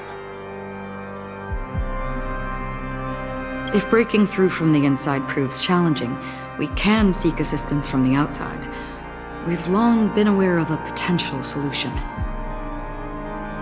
Asdana is a galaxy known for its abundant memoria and the remarkable phenomenon known as synesthesia dreamscape. When people first enter this place, they often find themselves and others sharing a collective dream.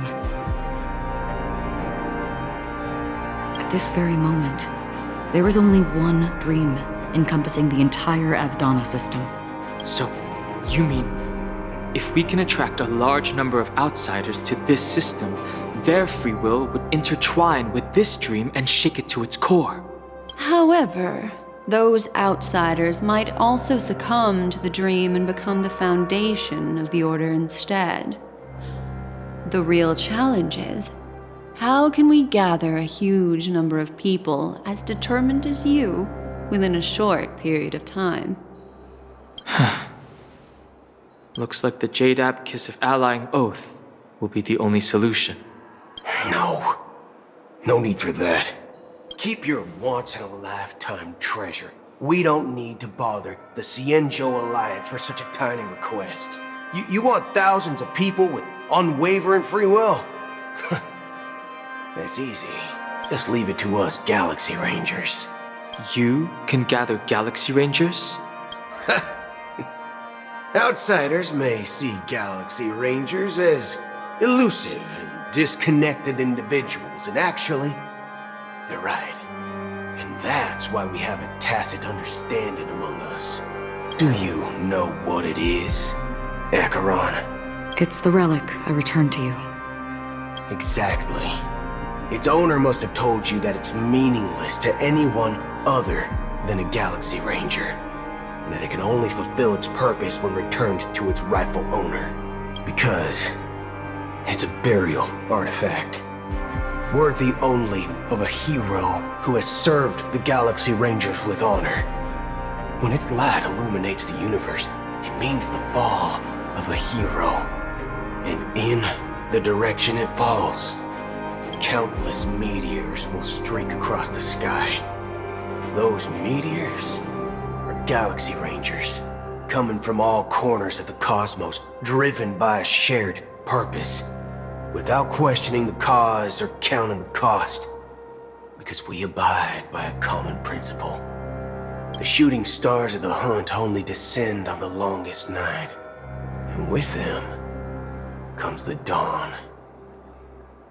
We've stayed silent for far too long.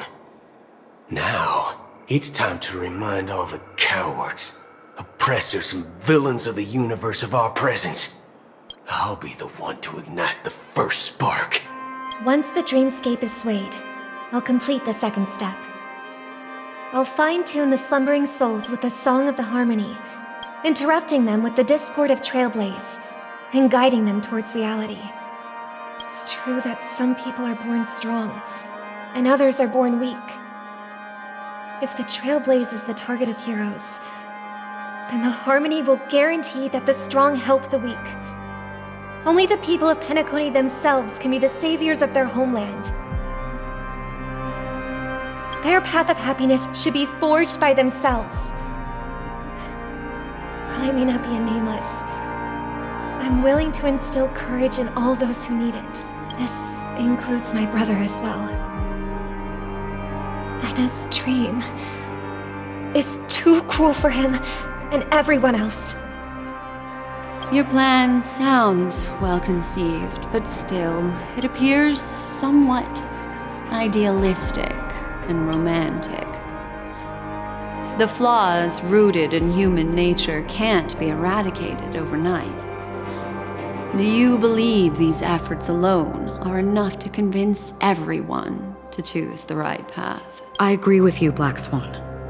That's why the most critical aspect of this plan is not to convince everyone to choose the right path, but to inspire them to save themselves.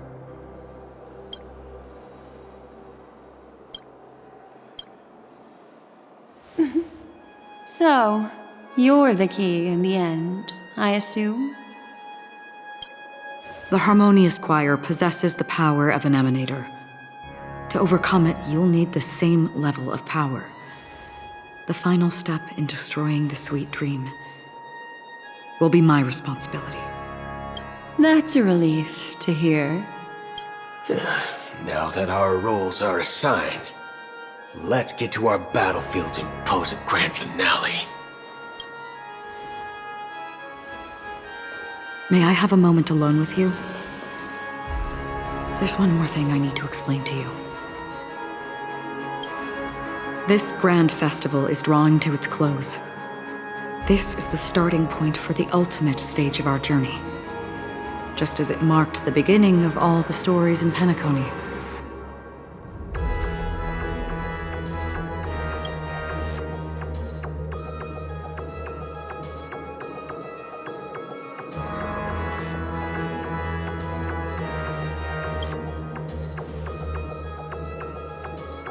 I have faith in you. However, before we depart, there is one more thing I must tell you. There's something you should know. We were able to locate you within this boundless dream and find the key to breaking free from the dream. All because of one person's unwavering dedication. Firefly. She awakened from the dream ahead of others, discovered the Express amidst the stars, and brought us valuable information about the remnants of the Order. She may have been aided by the script, and it came at a cost.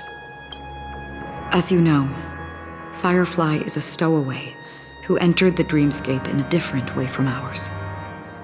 Without the dream pool in the hotel or assistance from the family, she can only awaken from this dream in one way. A real death. We mustn't fail her determination. I'm not implying that we must win this fight no matter what, but our resolve should match that of that courageous lady.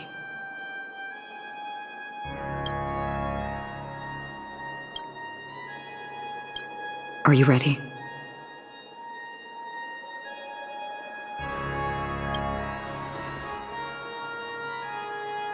Very well. Now, please close your eyes.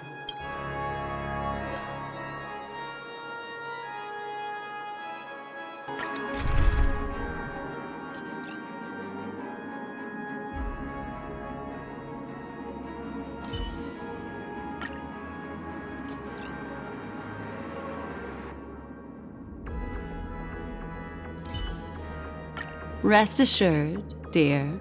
I'll do all that I can to assist you. I promise you won't be bored with me. Can you say the same? Our paths cross once more.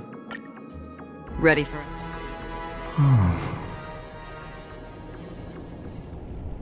How long has this rain been ongoing? If I remember correctly, it has lasted for death. The unwavering determination of the Hunt followers persists even in death. But thankfully, we've guided those lost souls to their lives beyond. They were heroes in their time. And they won't be reduced to puppets of the nihility in their death. You see, the shadows on the sea have vanished. Do you remember? He once said that the sky would clear when the regrets of the departed had faded away. But it's still raining. I know. So, why is all this? Why did this rain choose me? Because someone's regrets haven't been fulfilled, perhaps. Mortals who walk the paths are like sailors on a vast ocean, leaving behind a trail that creates countless ripples of possibilities. These ripples last longer than the fleeting lifetimes of humans. And for some, their presence leaves such a strong mark that it's reflected in the waves. Sin-thirsters, the obsessions of the Pathstriders. They emerge from the depths of Ix, seeing themselves as masters of their own destiny, unknowingly repeating the actions of their past lives. They emerge from the nihility and head toward it, leading purposeless lives. However, these hollow phantoms, they have journeyed with me for such a long time. Oh, so this is...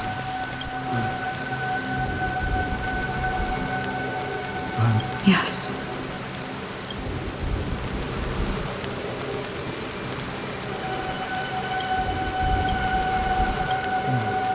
Are you watching over me? This is my duty. As Acheron, the Watcher, I'm guarding the path to the abyss of the nihility, guiding every soul reluctant to become one with it. Back to this side. But if this is what the departed ones expected, should you try to change it? I don't know. But someone once told me that when the inevitable moment came, he hoped that someone would stand at his grave and place a bouquet of flowers. Even if it doesn't make sense at all? Some tasks have to be done, even if they are pointless. I have experienced that much already. Please extend your hand, and then close your eyes. I'll carry your wish with me and fulfill it. Only then will I be able to put an end to the final regret by the Dead Sea. Will you see them again? Yes. That is certain, because it was you who told me about the Express, your two former companions. The expedition cut short by the Swan, your narrow escape from death, and your encounter with the Galaxy Rangers. And Penacony, the hometown to which you could never return. Yeah. For countless times, I got rejected by the family and had to pass it by, but I knew that my companion, Mikhail... Are you still there? Take my hand and come with me. We will leave this place. You'll embark on a long, long journey, shrouded in darkness. But fear not, as a touch of red will be awaiting you at the end of the path. That's the color of existence. Follow it, and it'll guide you and illuminate the way out. By doing so, you'll eventually reunite in the warmth of the sunlight. Thank you. May death be the end of your boundless dream, guiding you back to the waking world. Welcome to the horizon of existence. This place is one of the thousands of manifestations belonging to the sleeping and shapeless.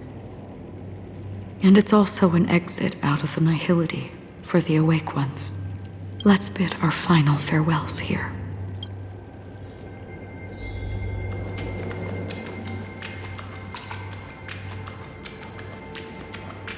Always distinguish between reality and imagination. All right, Gray.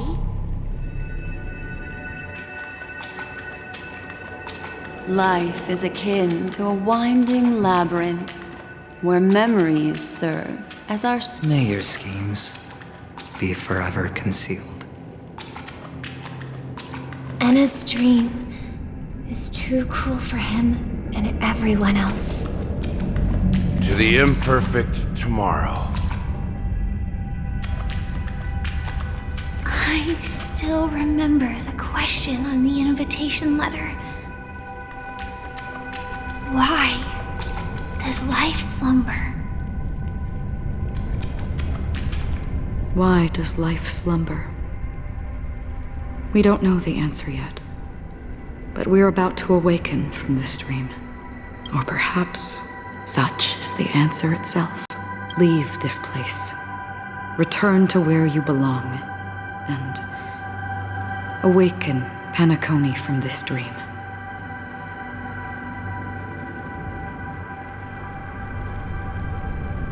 As I said, our plan is not about convincing everyone to choose the right path, but about inspiring them to save themselves. So, when will people actively save themselves? The answer is when they are in desperate situations.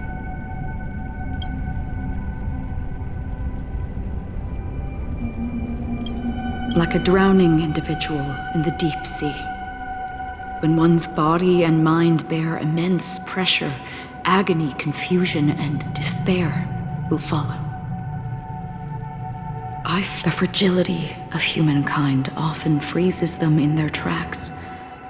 But in truly desperate situations, they will strive to save themselves.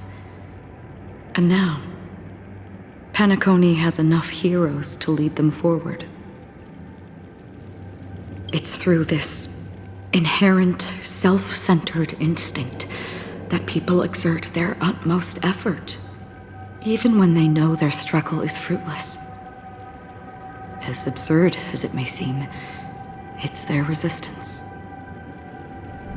As for now, it is time to guide them, not as a savior, but as a nameless among those mortals.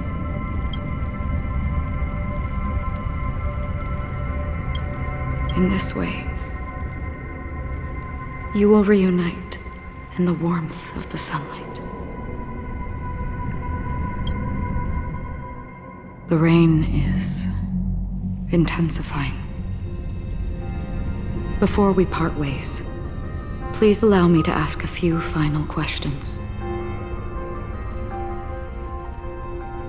So far, you have forged unbreakable bonds with numerous individuals and entities in the sweet dream.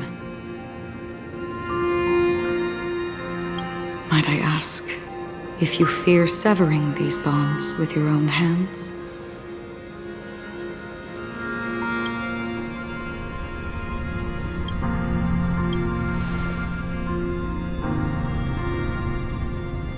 If there is a vast, lifelike dreamland that is virtually indistinguishable from reality, a realm without death, where everyone can attain the happiness and fulfillment they deserve, living blissfully ever after.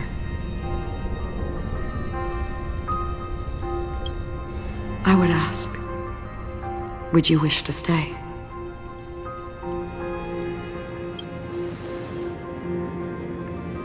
Imagine if this splendid dream were fated to fall apart. Friends, family, strangers, followed by the gentle breeze, soaring birds, the stars, and ultimately yourself. everyone, and every face they remember. The joy and the heartaches, the vows sealed and those left hanging. All will inevitably march towards a predetermined ending. If you had grasped the journey's finale right from its inception,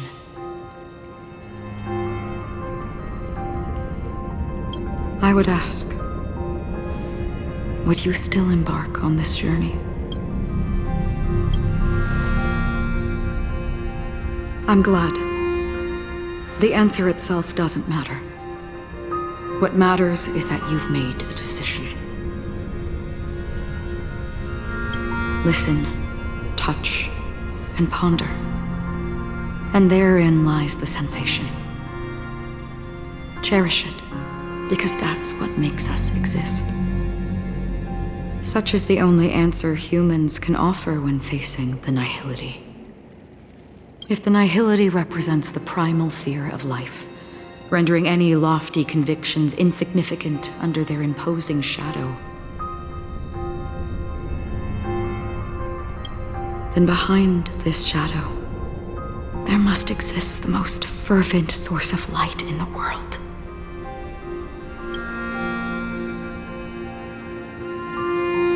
Just as every life that edges closer to death fervently approaches the end of the nihility,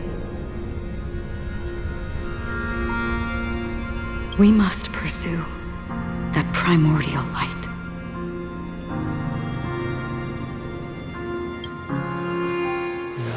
To think that you exist in the nihility, and you watch over others to depart it, such a task is absurd and meaningless. Nevertheless, someone had to do it. As for the meaning you mentioned, even if it's a meaningless task, I've come this far, haven't I? Even if the future you forge may not even belong to you. It may not belong to me, but it definitely belongs to someone. What hardships you must have experienced. In that case, allow me to do something meaningless too. Please, tell me your name.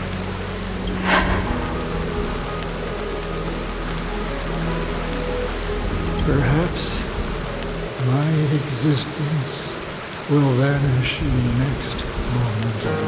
Nobody will remember this conversation or your answer. But I believe that your name should be remembered, and this universe will remember it as well. For me, some things are difficult to recall, yet there are others that I find challenging to forget. Such is memory, a creation of the past that blossoms into significance in the distant future. I remember that marks the start of my journey, the origin of the vibrant red hue in my life, and the most fervent element amidst every tempest. That's my name. Raiden, bosenmori, May.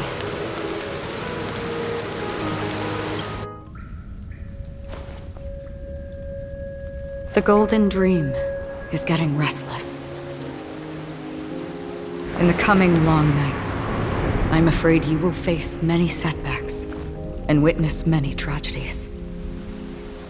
And in the end, you will only see in black and white.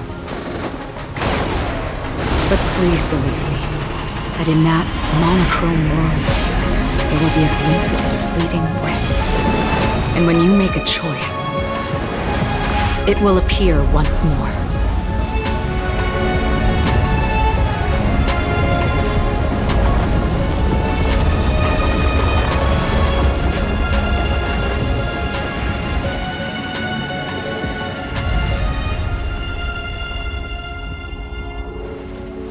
What you must do is ponder its significance Then return to the waking world.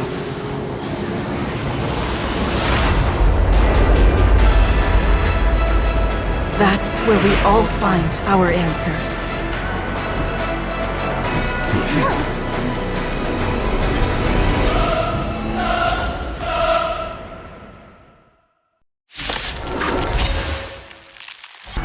Have you broken free from the dream of order?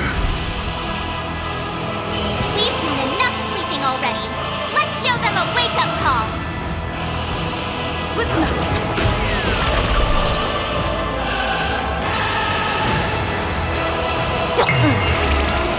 Free will or destined for oblivion. I'm scared. Straight at them. Can you find the answer?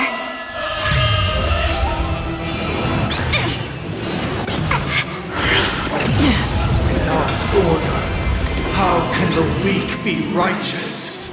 Out!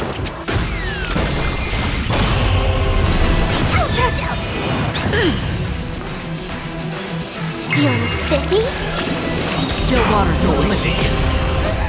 Fiends or devils, I'll crush them all! Let the show begin. I weep for the departed. It too shall fall. If you have any objection, feel free to make your case. Can you find the answer?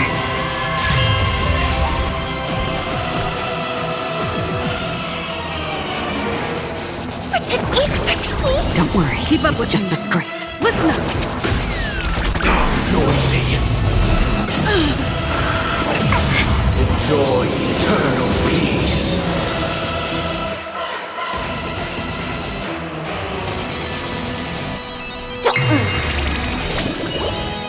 Another journey begins, destined for oblivion. Still the same old.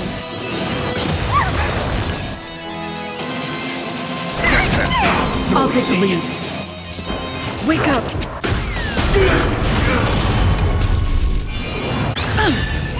Did that hurt? Feeling spiffy? Free will or what on the still waters of oblivion.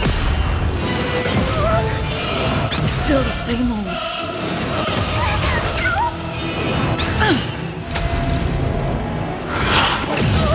Oh, look to me!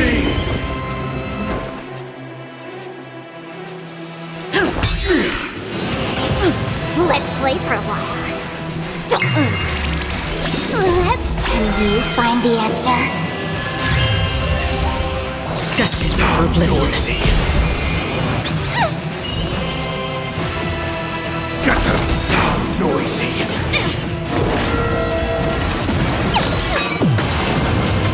Noise is fading. Listen up.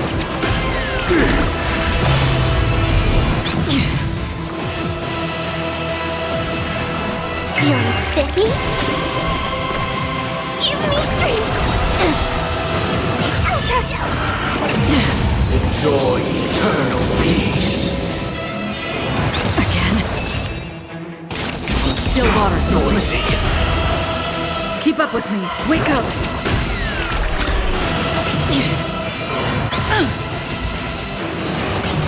I'll go easy this time.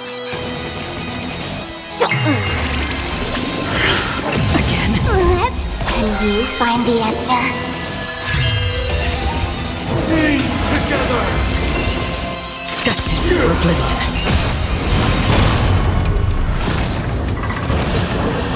7,336 notes. I solemnly invite you to join the glorious chorus and ascend to the heavens!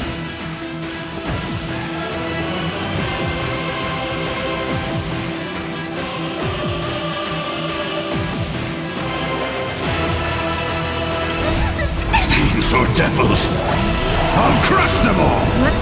Let the show begin.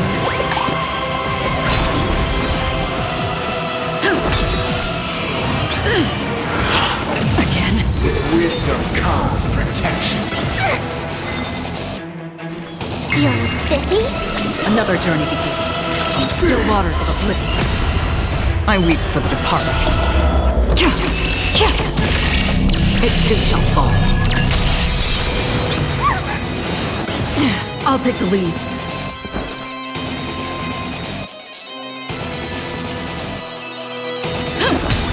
All things are part of the melody. The dreamscape is indistinguishable from reality.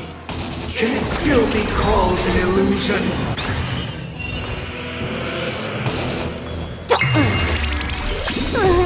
Can you find the answer? Destined for oblivion. Perfect melody I command. Recreate paradise anew!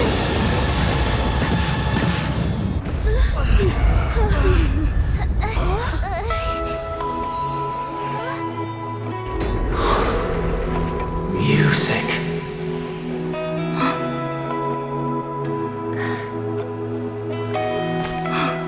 There seems to be another kind of sound coming into the Order's symphony.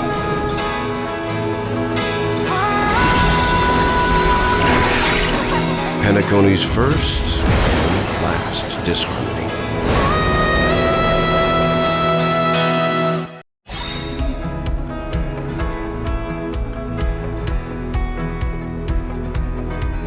Those imprisoned in their dreams are awakening for freedom. Disorderly noise! Robin, is that you singing? You have heard their cries. This is not the paradise they hoped for. Even so, they don't know where they should be heading. That's why I had to become the lone star in the sky to guide them. Even if that star must hang in a perpetual night of solitude.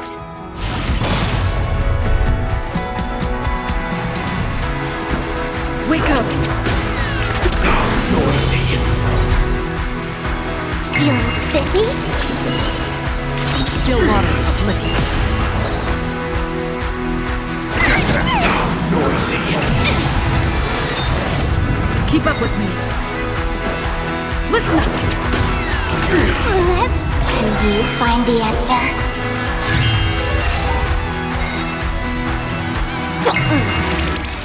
Free will, or was it Fiends or devils, I'll crush them all! Let's play our own melody. Let the show begin.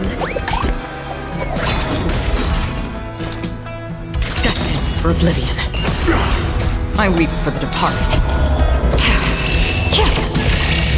It too shall fall.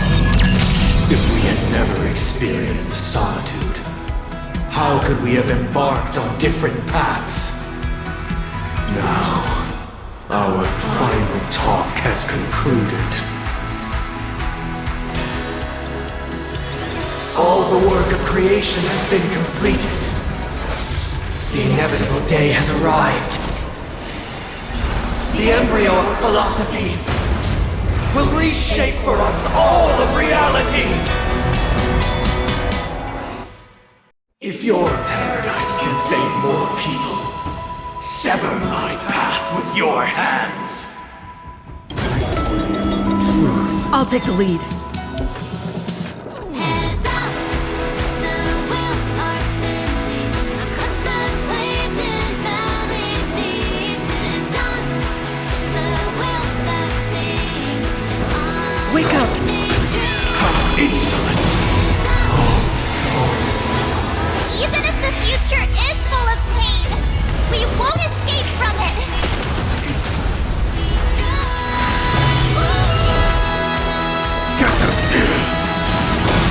I swear on words. Feeling spiffy? Another journey on the still waters of oblivion. This 7-day vow, I command you to heed my son. Uh-oh! I have a bad feeling about this! It was not you who created all things. Let's play. Can you find the answer? Free will, destined for oblivion. It was humanity that created you. Have a bound by the past! How insolent! My being will become the foundation of our paradise! By the solemn desire for order. You want to achieve the paradise we promised. But the order is not the only choice.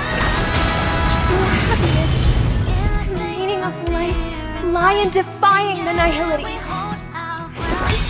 that life offers. Let the show begin. Free will, or was it destiny for oblivion? I weep for the departed. It too shall fall.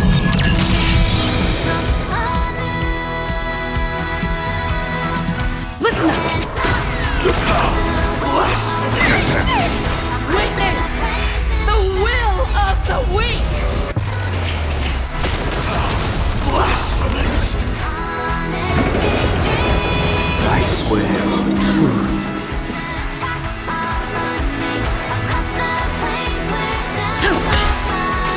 I swear on the calendar. I'll go easy first. Feeling spiffy? Another journey begins. Can you find the answer? Still waters. I'm gonna hold everyone back again? Get them how insolent! Wake up! I swear on rules. Free will destined for oblivion. How insolent! Keep up with me. Listen up! I swear on human dignity. The weakness of humanity cannot be redeemed by others. I'm scared. Stay forget how insolent!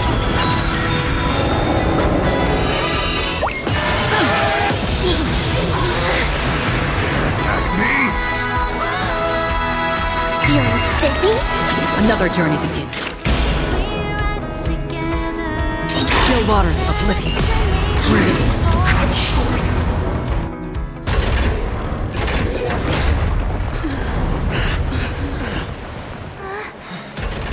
So,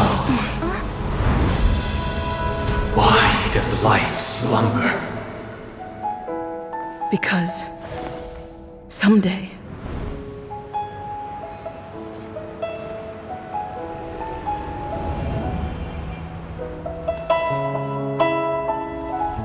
we will wake up from our dreams.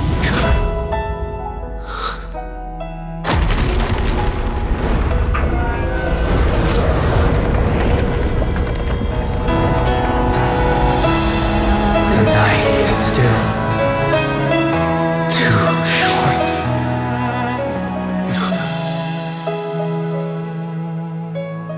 Brother, the dream is over.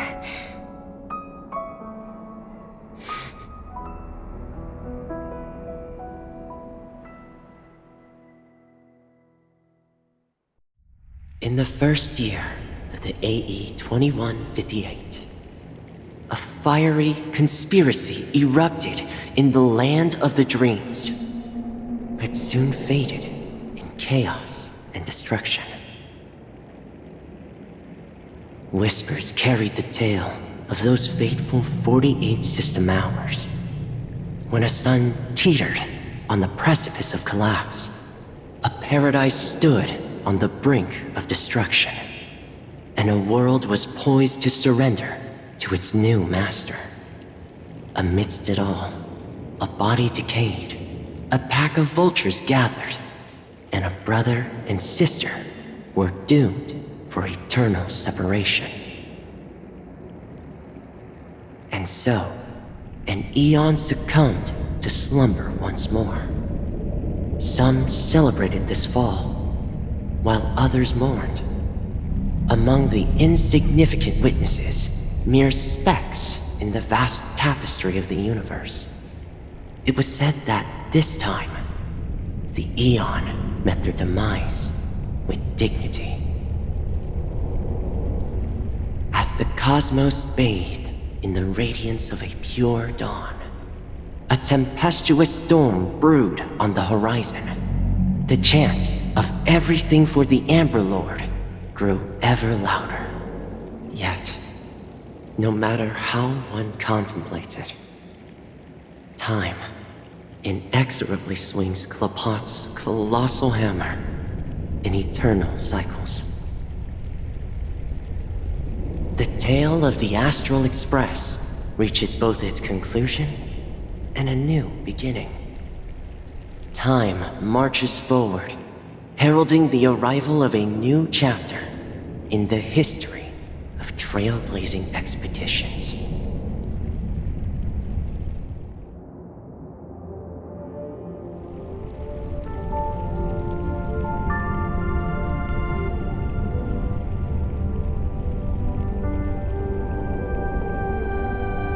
Brother, do you think the stars will fade away?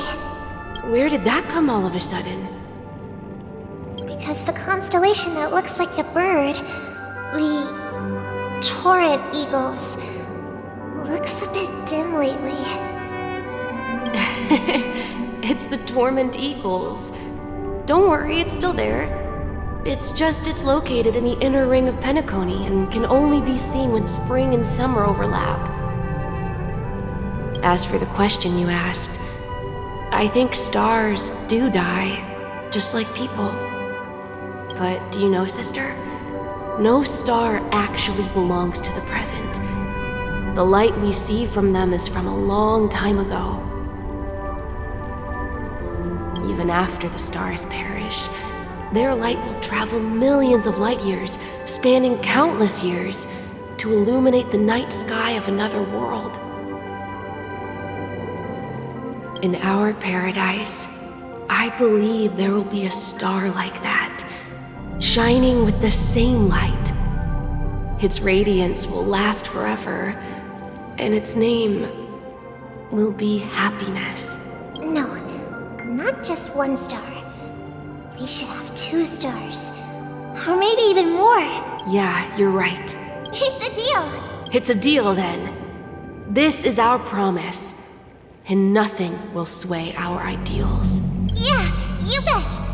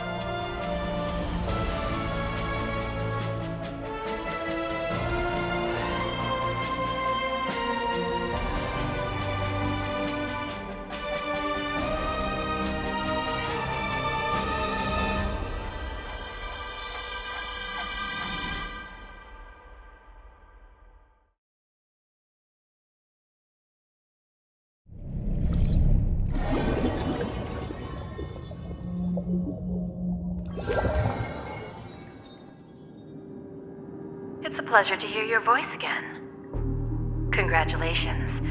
You've become the biggest winner of this festival.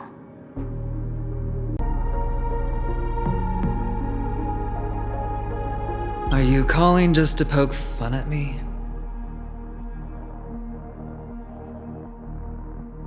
No. I'm just impressed. Not only did you venture alone into Penacony and discover the truth of Dreamflux Rift, but you also managed to escape with the help of that Knight of Beauty. Remember the recording you received from your Trailblaze friend? It's now the most valuable chip in this game. However, this came at a high cost. Losing a cornerstone is a hefty price to pay. Diamond just called a meeting to discuss what to do with you. Just as I expected. So is Diamond planning to demote me or kick me out of the 10 Stonehearts?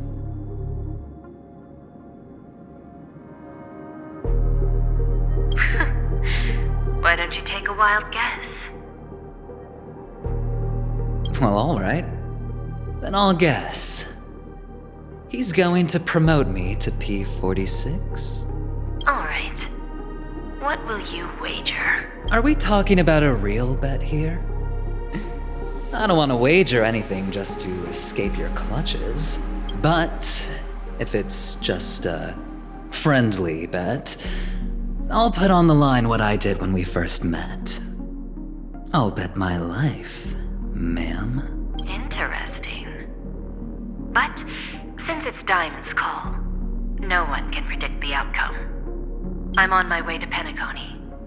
Once everyone is settled, we'll return to Pier Point for the final showdown. Sounds like I'll be out of the action for a while. Finally, a chance to kick back and relax. Yeah. Leave everything to me and Topaz, child. Thanks to you, as soon as the Jade Stone was delivered to the family's compound, we finished up our preparations. The seeds we planted have taken root. Soon, it'll be time to reap the rewards. Huh?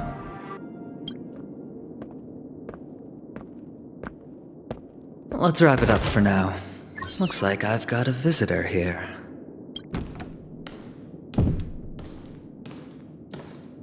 Oh, so many surprises today.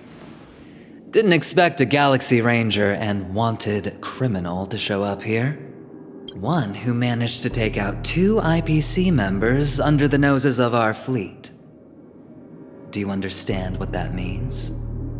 Screw wubba boo, I just put him to sleep. Don't try to intimidate me with that nonsense. Besides, I've taken down more IPC lackeys than the residual value you squeezed.